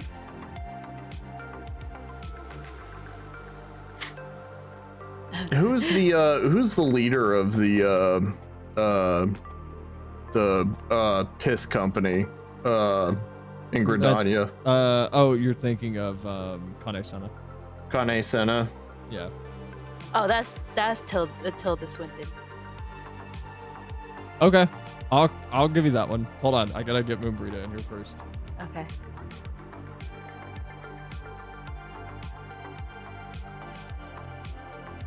Okay, hold on. Who do I need? Lady Gaga. Lady Gaga. Just have Sean Bean play all the characters that fucking die. See, now we can't do that because of spoilers. Ah, fair. All right, fair. It'd be hilarious though. I'll swap all the pictures when Chad isn't here anymore, guys. It's a game of guess who to just turn it into. It's like, oh shit. John Cena as Kane Senna. Kane Senna. Oh wow. I mean, it's true. We barely see her. Whoa.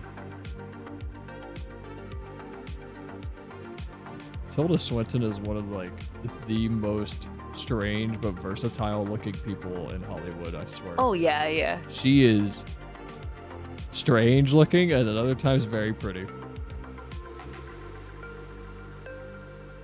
I was gonna say, for your Norman Reedus, you could just move him where he needs to be and then just put in the person's initials.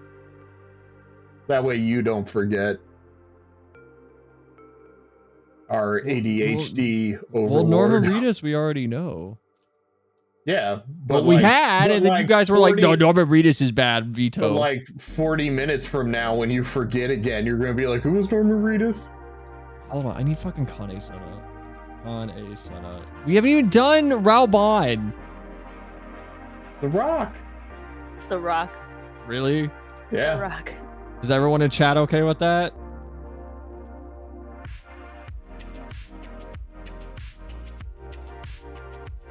Gilbert Gottfried is Raban.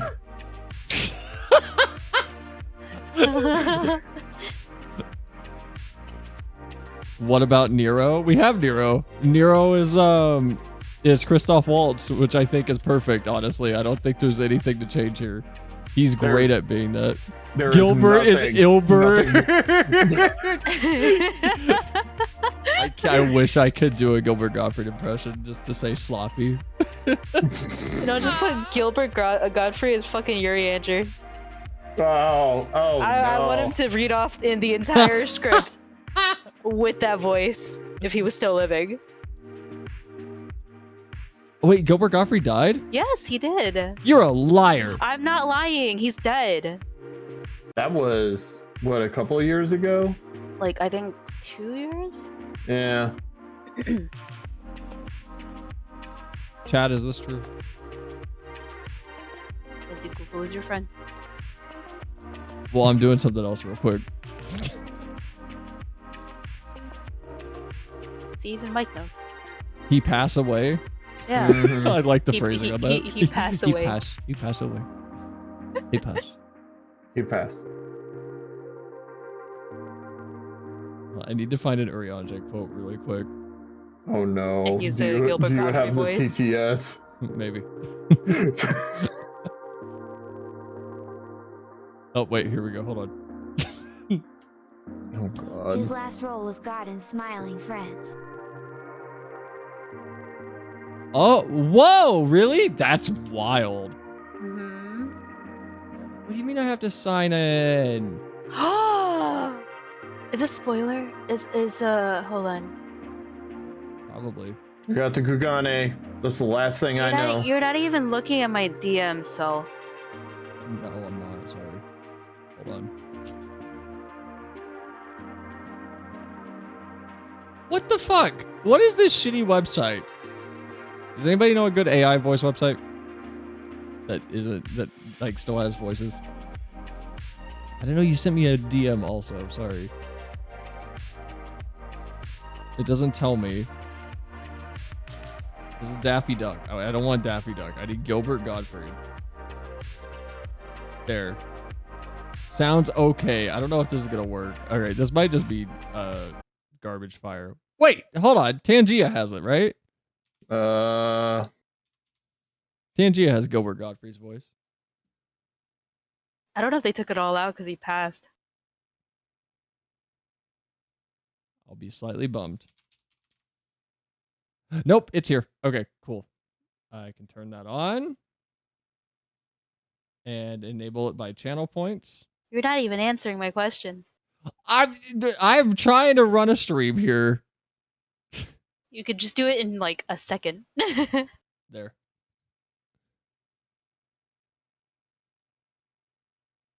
Yeah, Shat Matoya. Oh, okay. Yeah. I was gonna say Jim Carrey for Hildebrand. He hasn't met Hildebrand yet. Oh, okay. Well, you didn't have to say it out loud. Where the sun doth rise, see crimson embers, darkening skies. Oh my god. Look ye where the sun doth fall, see azure lost amidst the squall. Perfect. 10 out of 10, no notes. I love it. I'm gonna go grab my food. Hold on, I'll be right back. Amazing. Holy shit. All right, I'm kind of a fan of that.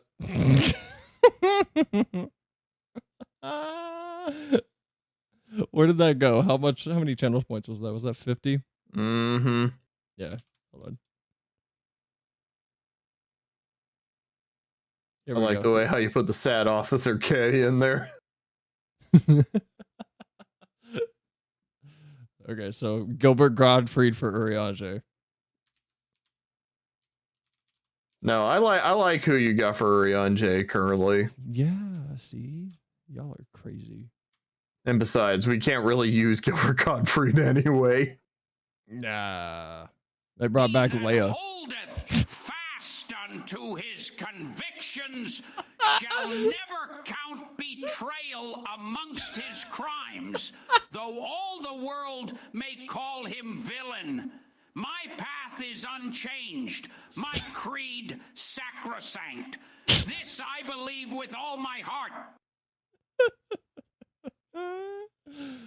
All right. Jesus. It could be Okay. worse. It could be worse. All right. So who are we missing still, people? What do we got? What are we missing? We need Kane Senna. We Oh already no, got- sorry, no, I wait, got sorry, it. we already have Kane Senna. We need the leader of Udall. We need her. Oh, Nanamo. Yeah. And you still need to put the Rock as Roban in there somewhere. Raubon.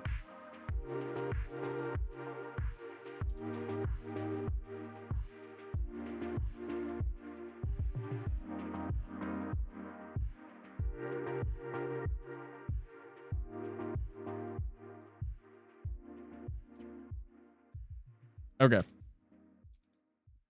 There's Raubon. Michelle Yeoh from Matoya. Oh, all right. I like that. We need someone old though.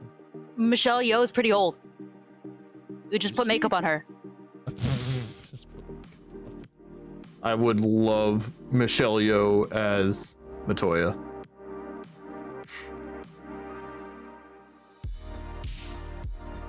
Ashley Johnson as Nanamo. Take a double, triple Boston Deluxe on a raft.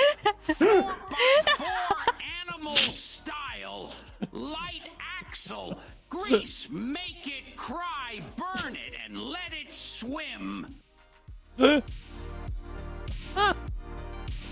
Fucking bubble bass order.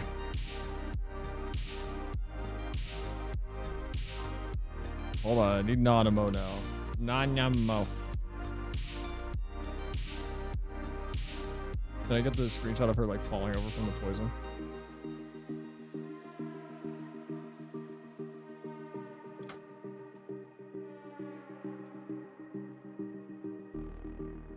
You know what? Here, let's do this. Because we're basically doing this already. A Realm Reborn cast and Heaven's Word cast. So let's do the hard cut off there. Like season 1 and 2. I leave to clean and come back to this. What in the world happened while I was gone? Well, we went from talking about AI and artists to whatever this is. I hope you like Peter Dinklage as Lord Lolorito and Pippin as Jason Momoa. That's what you're getting. And Norman Reedus is still somebody. We don't know who yet.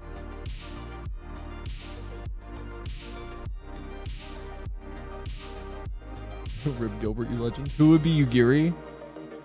Oh wait, hold on. Who was the girl that you guys just talked about? Matoya. Michelle Yeoh. Michelle Yeoh. Yep, Michelle Yeoh.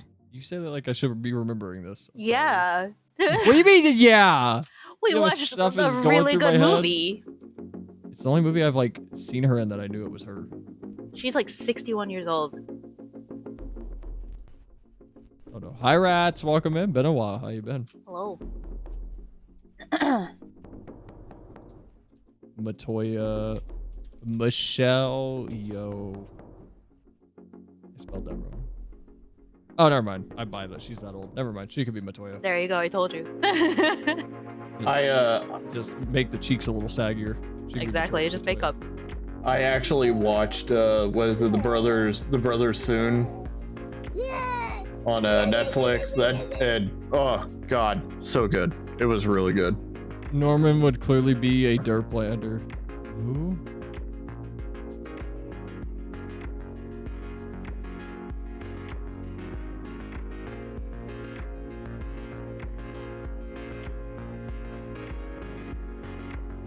What if Norman's like a 1-episode boy? He's Outskiff. If you start in Limsa, he's like the tutorial man that shows up and it goes, make sure you press W to walk forward on your keyboard, idiot. That would be so terrible. That'd be so terrible. Melchior is the most popular race. All you're saying, if I can translate, is most MMO players are fucking boring and uninteresting people. Galacia is saying that Norman Reedus should just basically be the warrior of light. Me, for whom do you fight? Do you believe in Eorzea? Eorzea's unity is forged of falsehood. Its city-states are built on deceit, and and its faith is an instrument of deception. It is not but a cobweb of lies. To believe in Eorzea is to believe in nothing. In Eorzea, the beast tribes often summon gods to fight in their stead, though your comrades only rarely respond in kind, which is strange, is it not? God, I love Gaius. Dude, that almost fell into a British accent. Sorry, I'm not thinking about Gilbert Gottfried. I'm just thinking about like the perspective I have now. I'm going, God, he was right. Yeah. My man literally called everybody out and was correct. Mm-hmm. Hold on. I gotta do something. Hold on. How do I select all layers? Can I not select all layers? Hold on.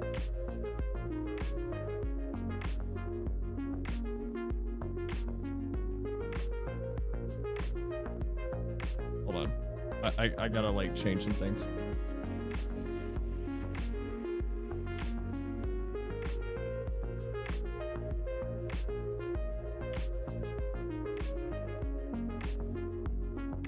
Just to make this a little easier to like look at. Okay, so there's those.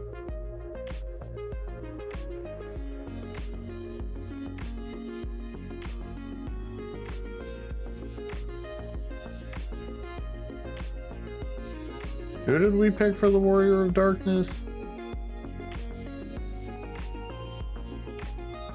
Well, Meteor is the Warrior of Light. So the Warrior of Darkness is literally you. He's just another one of you. Like if he's the default Warrior of Light. Because remember, they're not Warriors of Darkness. They're Warriors of Light from the other shards. Or from another shard.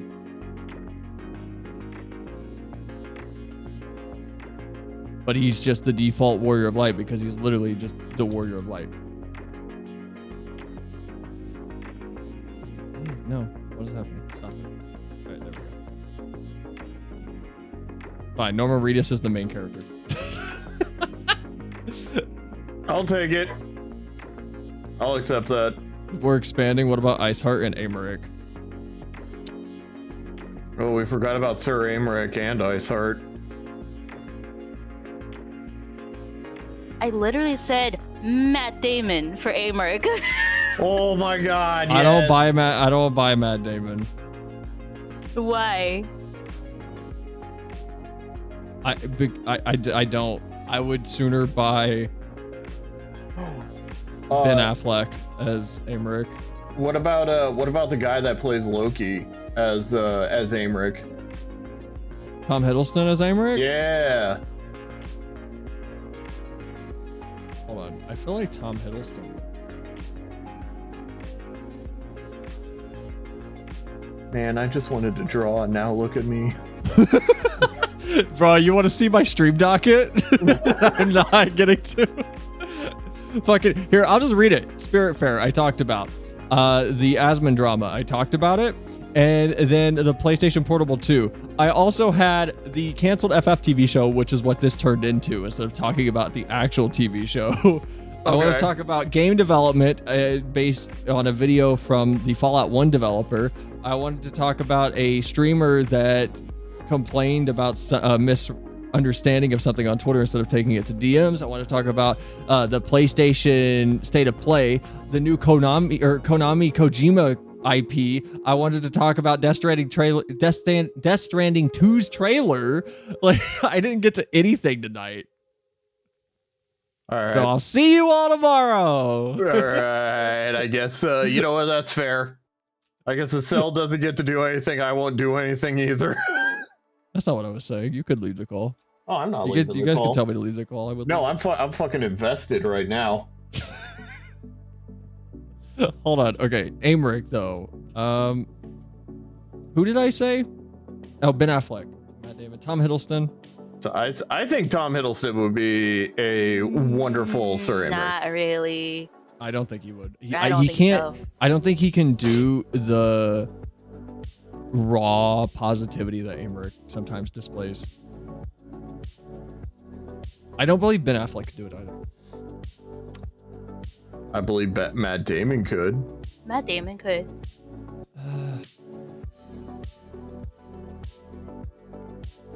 Matt Damon seems like one of those guys that if you saw at the bar, like, he'd be your best friend and then drag you out back and then, like, beat the ever-living shit out of you when no one's looking.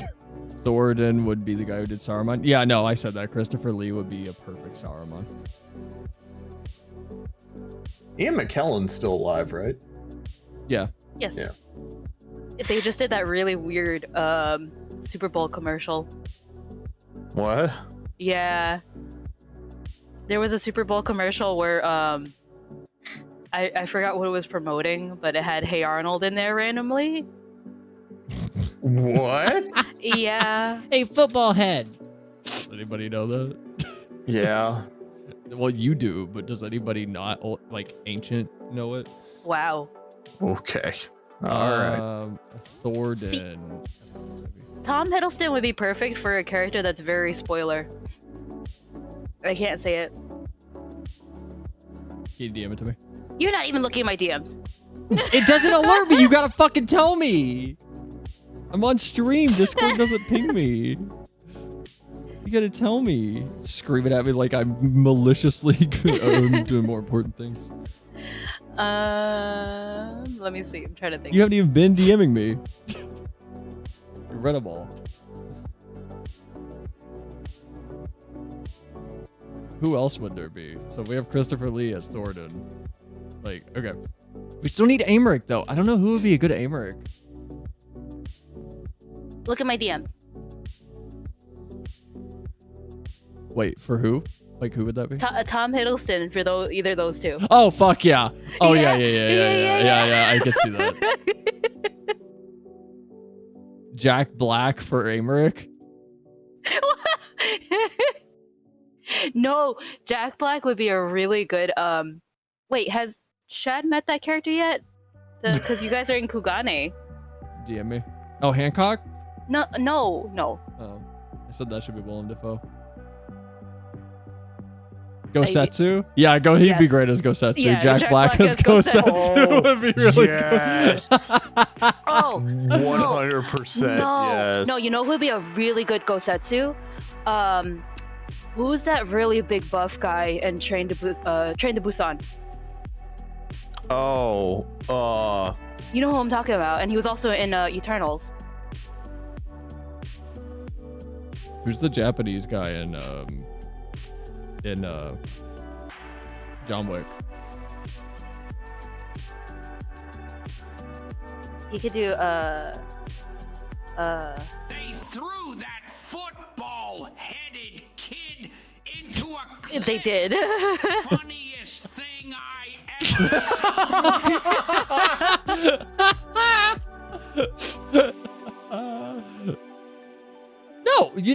No, I'm sorry. No, I'm standing firm. Jack Black is Gosetsu. I'm standing firm. No, I'm sorry. I'm standing firm on this. Jack Black is Gosetsu. Man, this cast is looking very much like the Oscars. What? Too white? Yeah. That's what I was saying. The fucking guy from Train to Busan, the big guy. Yeah, we're gonna be the Oscar. We got Matoya down here. It's okay. We're the Oscars apparently, according to public perception right now. But too real. Hey, so okay, I'm gonna turn off Tangia. Hey, Cell. There it goes. Thank you. New banana. Sorry.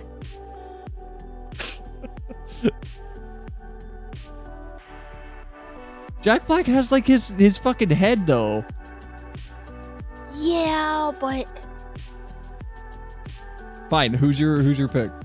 the Train to Busan guy. You don't even know his name. Train to Busan strong guy. Yeah. Well, that auto completed. Oh, this guy. Yes. I'm gonna butcher this. Ma Dong So. Matang Siok, yeah. He doesn't strike me as Gosetsu, and But look neither how big he is. Jack Black doesn't either, by the way. I want to be clear. It's more Jack Black could rock the Gosetsu hair and beard.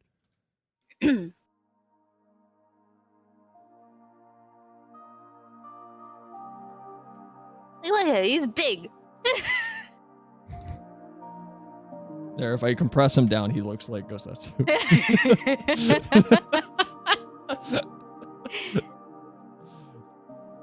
There. Wait, then who would Hien be? Jack Black. I don't know. Hien is kind of goofy. But he's not Jack Black goofy. But he is No. kind of goofy. So we need someone who's kind of goofy. Good pick for Gosetsu. That's BB's pick. Yes. I don't know who this guy is. Well, I saw him in Train to Busan, but I don't remember, like, that movie 1-to-1. Good movie. Go watch it. Very sad. Train to Busan? Yeah. It's sad? Go watch it. I thought it was like an action movie. It is. It's just really fucking sad. Oh, I don't want to be sad. Well, go watch it. Okay.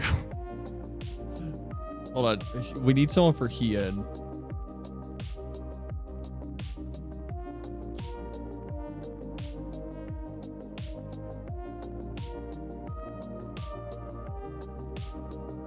The Japanese guy from John Wick. I feel like he's too old. Wait, hold on. Which Japanese guy? The Hiroyuki Sanada or Hold on. you know what? No, fuck it. No, Hiroyuki Sanada is Hien. He actually kind of like can pull the look off, I think. Does anybody, if anyone doesn't recognize him, this is him.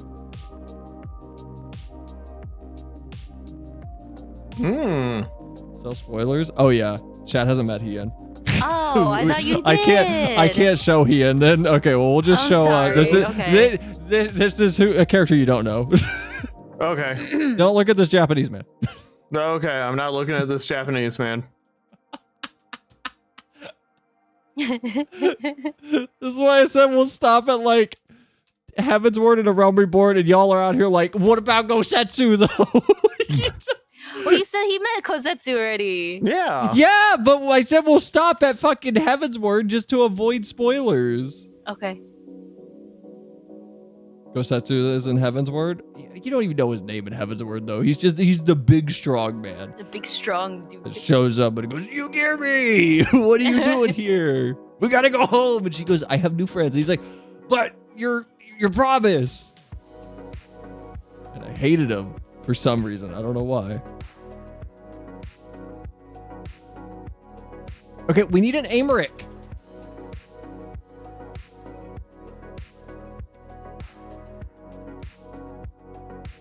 We need an Amaric still.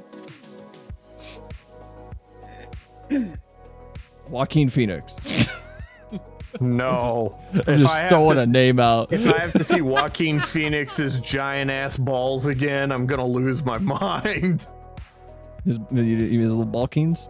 Balkeen Phoenix? They were not little balkings, okay? Balkeen Phoenix. Yugiri is next. No. We're stopping at Heaven's Word. Wait, she's in Heaven's Word. Never mind. Okay, who's Yugiri then? I'm gonna let you guys figure out who Yugiri is. I'm gonna keep thinking of Amaric people. Yugiri is A Realm Reborn. She doesn't show up that early. I think she shows up at like she shows the up end right at the end of post ARR, if even Yeah. that. I swear she's like way into the start of Heaven's Word. Yeah.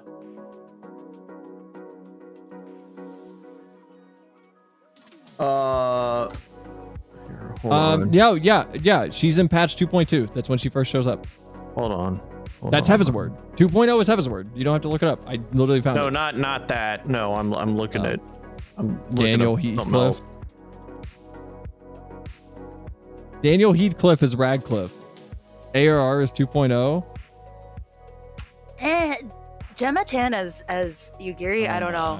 I don't know. I don't trust you. You're lying to me, Aeon. I was gonna say this actress. I posted it in the chat. That one for Yagiri. Aeon's gaslighting me. Okay. The wiki's gaslighting me. Everything's gaslighting you. Everything is gaslighting, clearly. She's post ARR. You guys didn't even play FF14. 1.0 is the dead game. No, I feel That's like rude. she's ARR is like still very too popular. old now. She's too old. We need to go younger. Okay, she's too old, but we got fucking Dead Man playing the 2B Dead Man. Okay. I don't know. We could do Gemma-chan as Yugiri.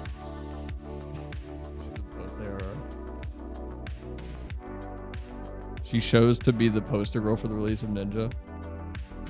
We could just full Oscar it and do something ridiculous like fucking Jennifer Lawrence as Yugiri. I don't think Daniel Radcliffe would be a good Aymeric. Good Aymeric. Yeah. I don't see Daniel Radcliffe as being a good Aymeric.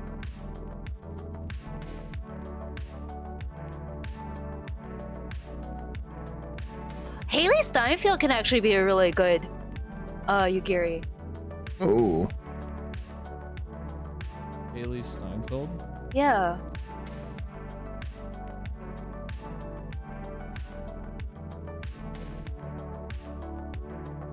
What's she been in? She looks familiar. She was in the Hawkeye show.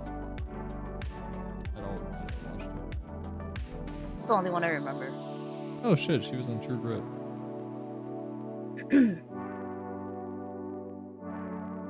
She was in the Marvels, Arcane, Hawkeye, Charlie's Angels, Shad. The new Oh one. yeah.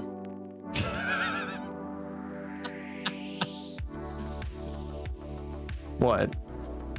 Nothing. What? It was popular when it came out.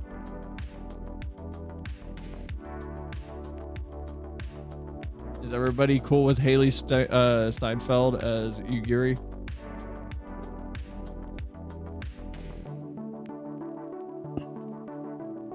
I don't know who that is in chat. Yeah. Ashton Kutcher. As Aymeric? As Yugiri. Oh god.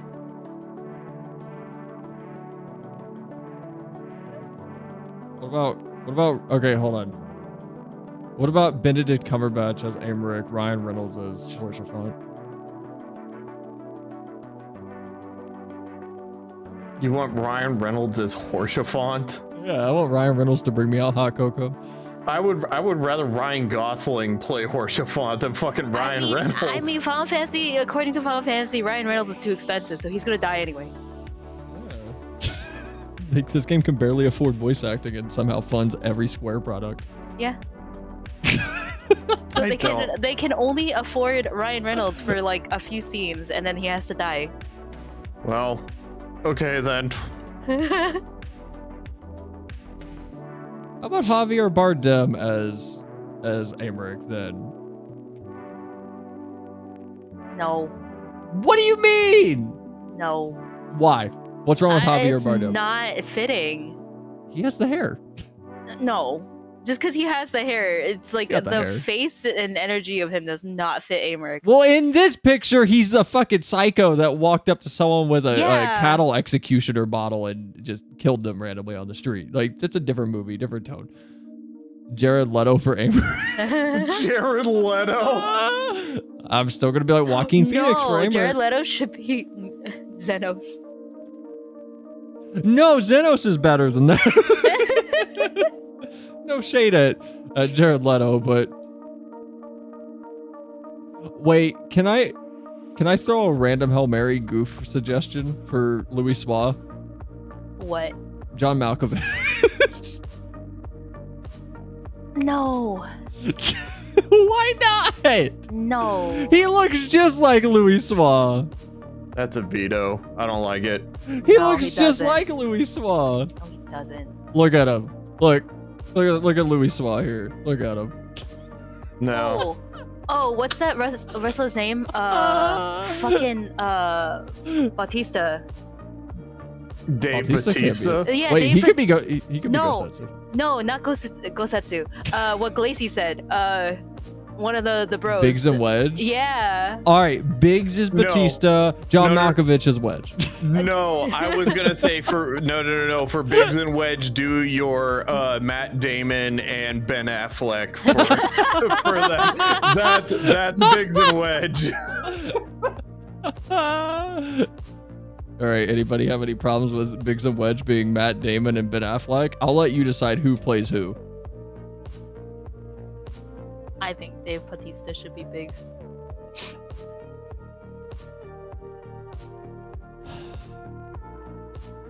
Chat, what do you guys think? Glacy, Leo, Aeon? What about Chad's? Come on, I had the perfect combo. It would be so funny. What about, okay, how about for Amaric, what about...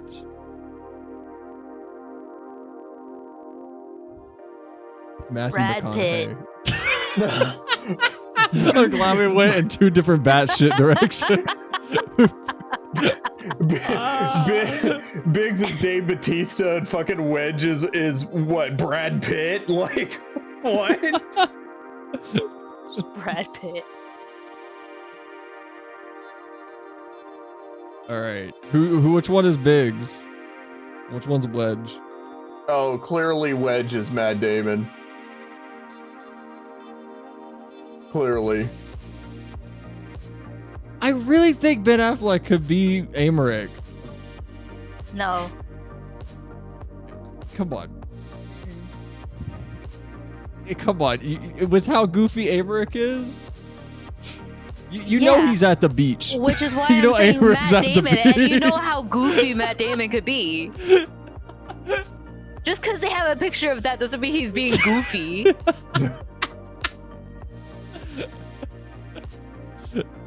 It's so mean. What? I'm just going, look how normal he's acting. That's the thing with Amaric. He's super prim and proper, and then just in the background you see him sneaking around dressed as a blue elephant. Yeah, that could also be Matt Damon. All right, I'm gonna let you just because I found this picture. All right, fine. Troy Baker for Amaric.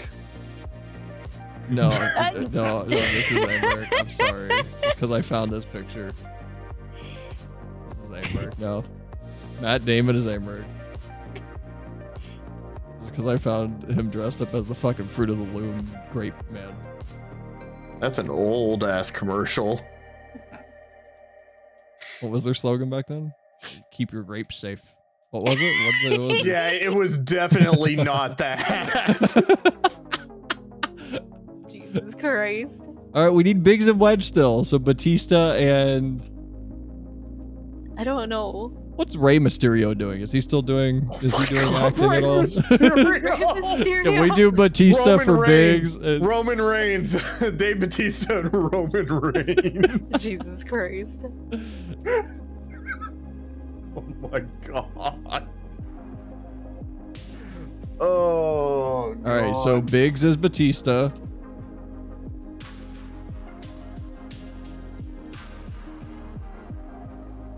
Look, are you gonna tell me you can't? You don't see this as Wedge? Hold on. This would be the perfect Wedge. He could keep the luchador mask.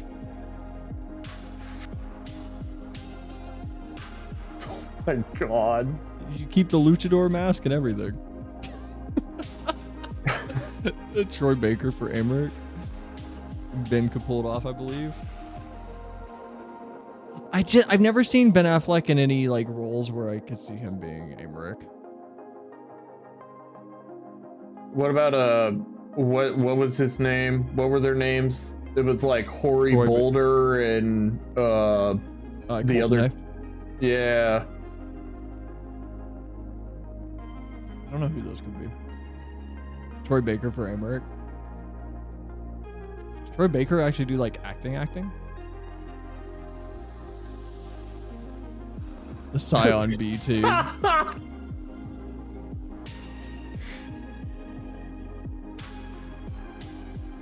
Alright, can anyone think of anybody else?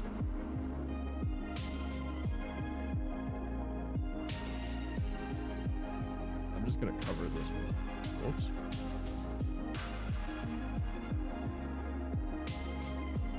Is there anybody else that needs a cast member or casting?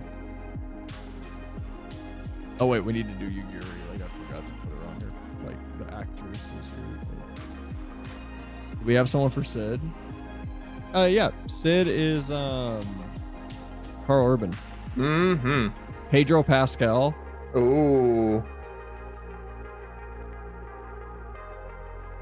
Pedro Pascal is Wedge. Okay,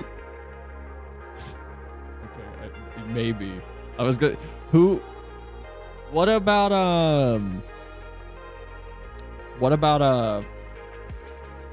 Count Edmont de Fortome? Pedro Pascal. That's what I was thinking. Yeah. Yeah. Right. Lacey, Mike, Leo, anyone in chat? Any objections to Pedro Pascal as Lord Edmont?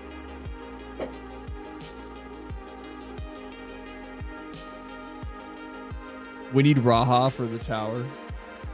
We need a Raha. You mean an Alra? We need a Raha for the tower. Oh, Crystal Tower. Super confused there for a second.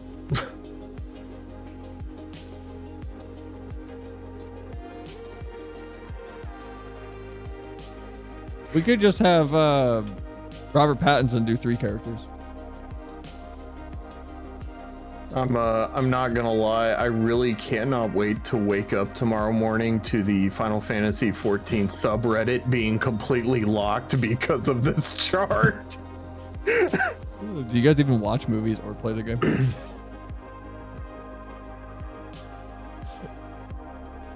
on, I gotta move some of these.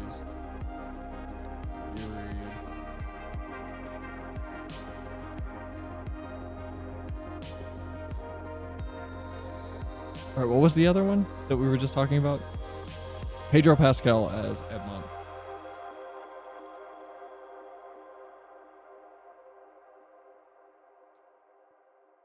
I feel like Pedro Pascal isn't old enough and he doesn't look regal enough to be Edmond.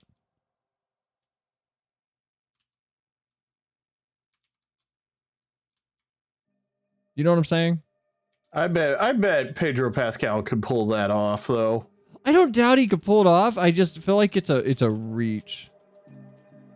And like the other half of this chart is not a reach of some kind. No, it's all perfect and concrete. It's all perfect. Okay, so for the fuck up child, and also my favorite child, Amena Lane, can we just do Tom Holland? Yes. No, wait, no. Have Tom Holland be the what was it? The little mutant, the little mutant person that follows Amena Lane around. Yes. Anna Roy. Yes. So who's Amena Lane? Brad Pitt. Just really throw everyone.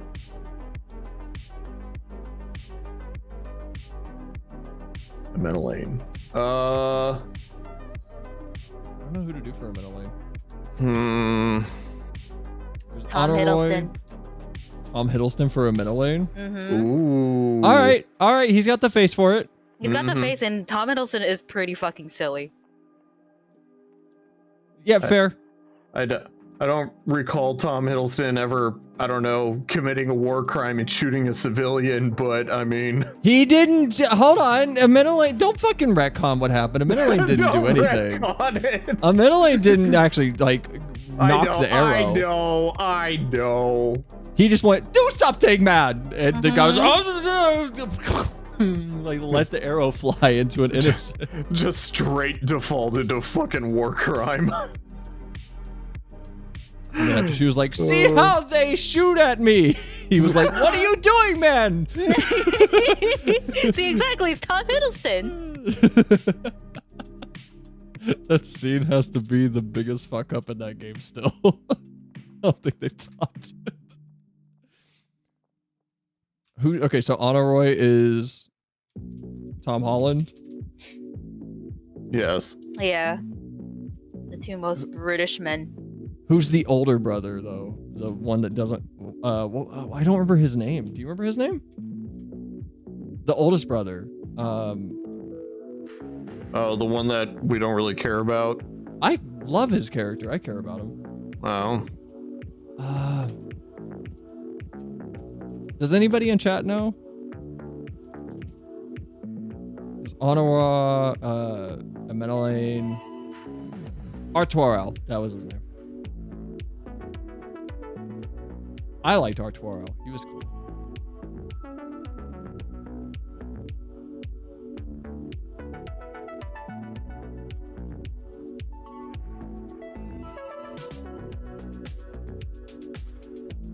All right, who would play him? He needs to be a pretty boy. We need someone handsome with long hair. Ryan Gosling. Really? What do you mean, really? What do you mean, Fine, really? Fine.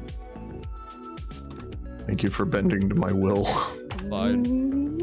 I'll let you put Ryan Gosling in here. Yes! I'm gonna grab a picture of him smoking though. That's fine. Because I think it'd be funny to have one of them be smoking. Anton's a good boy, if not rather stiff at the beginning. Who's Anton? Just put Jared Leto. For one of the Edmond kids? Yeah. I don't think that makes sense. I don't know if that makes sense to me.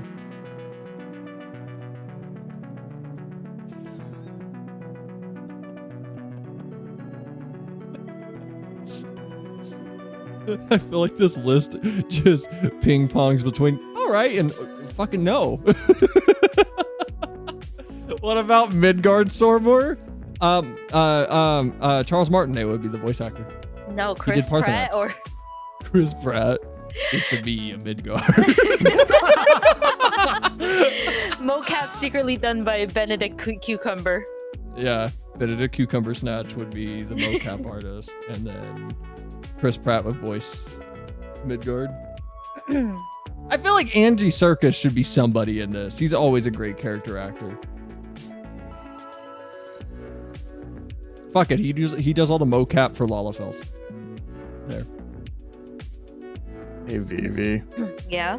I got a Clip Studio question. What's up? Why, when I saved the thing I was working on, why did it compress all of my layers into one image? Did you just save it into a PNG? I don't know. Probably. You had to have if it compressed all the layers. Yeah, there's no way it would compress into a layer if you didn't save it as a PNG. Oh, really? Yeah. Hold on, don't touch it. I can help you get it back. Just do not touch it. Okay. Okay, hold on. I want to call a Hail Mary. All right, let's hear this Hail Mary. Okay, just stay with me. All right. Andy Serkis is very versatile. Yes. He's great at being warm. He's great at being welcoming. He's great at being evil. He's great at being supportive. He's fantastic. Okay. He's fantastic. Okay. Well, what about him as Amaric? No. Why not? Because that doesn't seem very fitting of the way Amaric is. Okay, how about Andy Serkis as Count Edmont then? That's fine. I don't like it as Amaric. You just don't like him because he's old. Yes, he's old. You just don't like him because he's old. He's old. I'm not gonna lie. The way how you were describing Andy Serkis, I thought you were gonna troll us all and be like, Andy Serkis is gonna play every character. Yeah, like, how can you look at that face and assume that's Amaric? I don't. I'm assuming based on his like personage that he has, his aura on screen. I love Andy Serkis in any role where he's. I'm gonna point to Monkey in Enslaved Odyssey to the West for how versatile he is in terms of going from someone who feels threatened and is scared and is lashing out because he's scared to someone who is on a dime ready to give the shirt off their back for somebody. Sure, he's like not as young as Amaric is, but I feel like he embodies Amaric. Our Chihuahua is meant to was what I meant. Don't know why I autocorrect one with Anton. Okay, we need to move Pedro Pascal then. Yes. We need Pedro Pascal in here somewhere. I don't know. It's like I would do it in the terms of the face of casting. So Amric has to be the pretty boy. My first thought is not Andy Serkis. So it's Matt Damon. It's Matt Damon. The pretty boy. Yeah. Right. I don't know if I call Matt Damon a pretty boy, but okay. Sure. Do you want to put fucking Zac Efron, which he doesn't even look good anymore? That's not what I'm saying. I'm just saying Matt Damon's not who I would look at and be like, pretty boy. Yeah, but I wouldn't look at Andy Serkis as much as he's a really good actor. Fuck it. Fuck it. Fuck it. Pedro Pascal's Midgard somewhere. Okay. Anybody have any objections? I'll take that. Pedro Pascal is Midgard. Yep, I'll take that. Sure.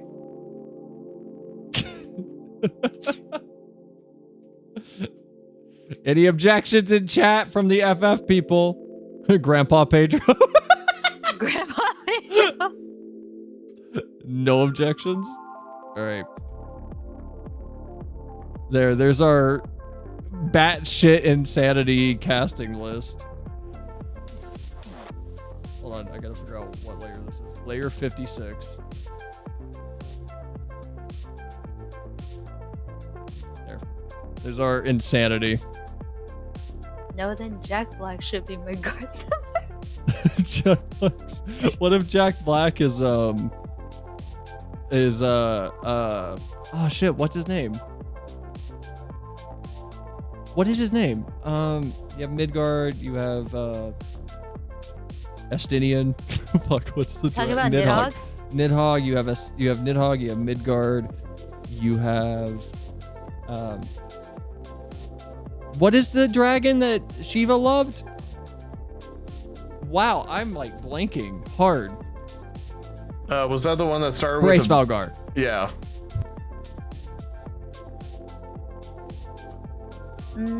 Sure, we could do that as Jack Black. I mean, he did Bowser, and you guys. Yeah, are cool that's what I'm with saying. that. Like, you know, he could do Valley voices, I guess. He could sing Peaches.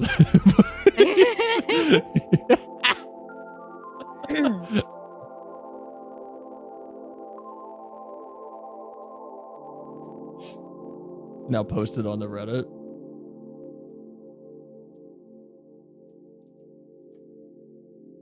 This is sorry, Jack Black's getting moved to who? Race Valgar. Pedro Pascal is Midgard, so Pedro is Jack Black's dad. All right. All right. Peaches accepted Shiva. Oh, Shiva, Shiva, Shiva, Shiva, Shiva. Get a song about Vor. Oh. Oh. I don't like that. Oh. Why not? I don't like it. Branch out. No. All right, guys. Well, I didn't play FF.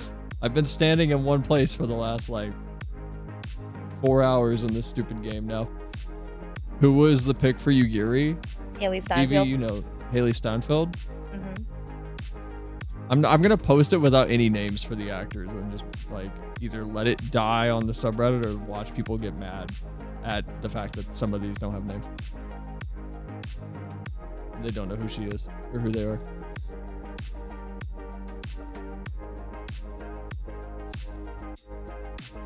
All right, I was gonna do Thaumaturge's quest line tonight, but this was a way more productive use of your time. 100%. Send it to Square Enix. No. The last Thaumaturge quest stream was back in like December, man. This is still a better use of your time. All right, guys. I gotta go help Chad recover that real quick. But hope you guys had fun. This was I'm gonna clean my docket really quick. What did we talk about? We talked about the PlayStation Portable 2. We talked about the FF TV show. Wait, is the PSP 2 actually happening? It is rumors. Oh, whatever. I wanted to read negative FF14 reviews on Steam. We didn't do that. We got through most of the docket. We just gotta watch a thing next stream. Do some React Andy shit. Watch two things actually. I gotta talk about the Sony State of Play, which I wanted to do so I could put up some videos. To be continued tomorrow. Well, tomorrow I'll be on Shad's stream, right? Yeah. To continue Stormblood. We'll actually make progress this time. Climb Kugane, whichever. That took like 5 minutes. We can do it again. And then I'll be live with the final 3 cutscenes of Pandemonium on my stream at 5:30 p.m. EST. And then we will be officially starting Post Endwalker with 6.1. Sunday is Kingdom Hearts with Shad on my stream. Damn. So we'll be starting Kingdom Hearts 1, a game I've never played and a game he is very much in love with. So I'm probably gonna ruin parts of it. And then Monday is my catch-up day, so I'm gonna finish Momodora, and we'll probably do State of Play on Monday, honestly. So because right now YouTube has my channel basically kicked out of the algorithm, and it's a bug they're aware of.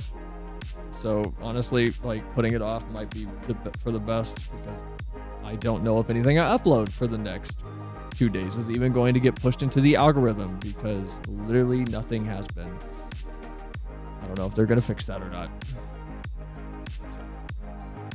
Appreciate y'all. Have a good night. We're not going to raid out, because I don't think anybody's online. Nobody's online whenever I finish. Rezna's on. Reza is on? Reza. I don't know. Actually playing Final Fantasy 14? She's doing Panda. Stay out of her stream, Chad. Okay, never mind. I'm gonna send you guys over to Reza. Go ask her about who she cast in a Final Fantasy TV show. Oh no. Oh no. Go say hi to her. She's cool. She's super chill. Go be nice. Hang out for a minute. I can't cause spoilers. Oh wait, she's doing P9 Savage, so I can jump in for a second. But go check her out, guys. I'll see you all tomorrow. Thanks for hanging out. Hope you all enjoyed. I'll post this on the FF subreddit. If you don't want to see spoilers, though, I would advise not going to the FF subreddit, and especially the thread for this if it does take off at all, because there will probably be spoilers. Oh, there will more than likely be spoilers. Have a good night, guys. Jay, Glacy, Mike, Leo, Aeon, anybody else that I'm missing. Thanks for hanging out. Hope you all had a good time. Bye. Bye. Bye. Bye.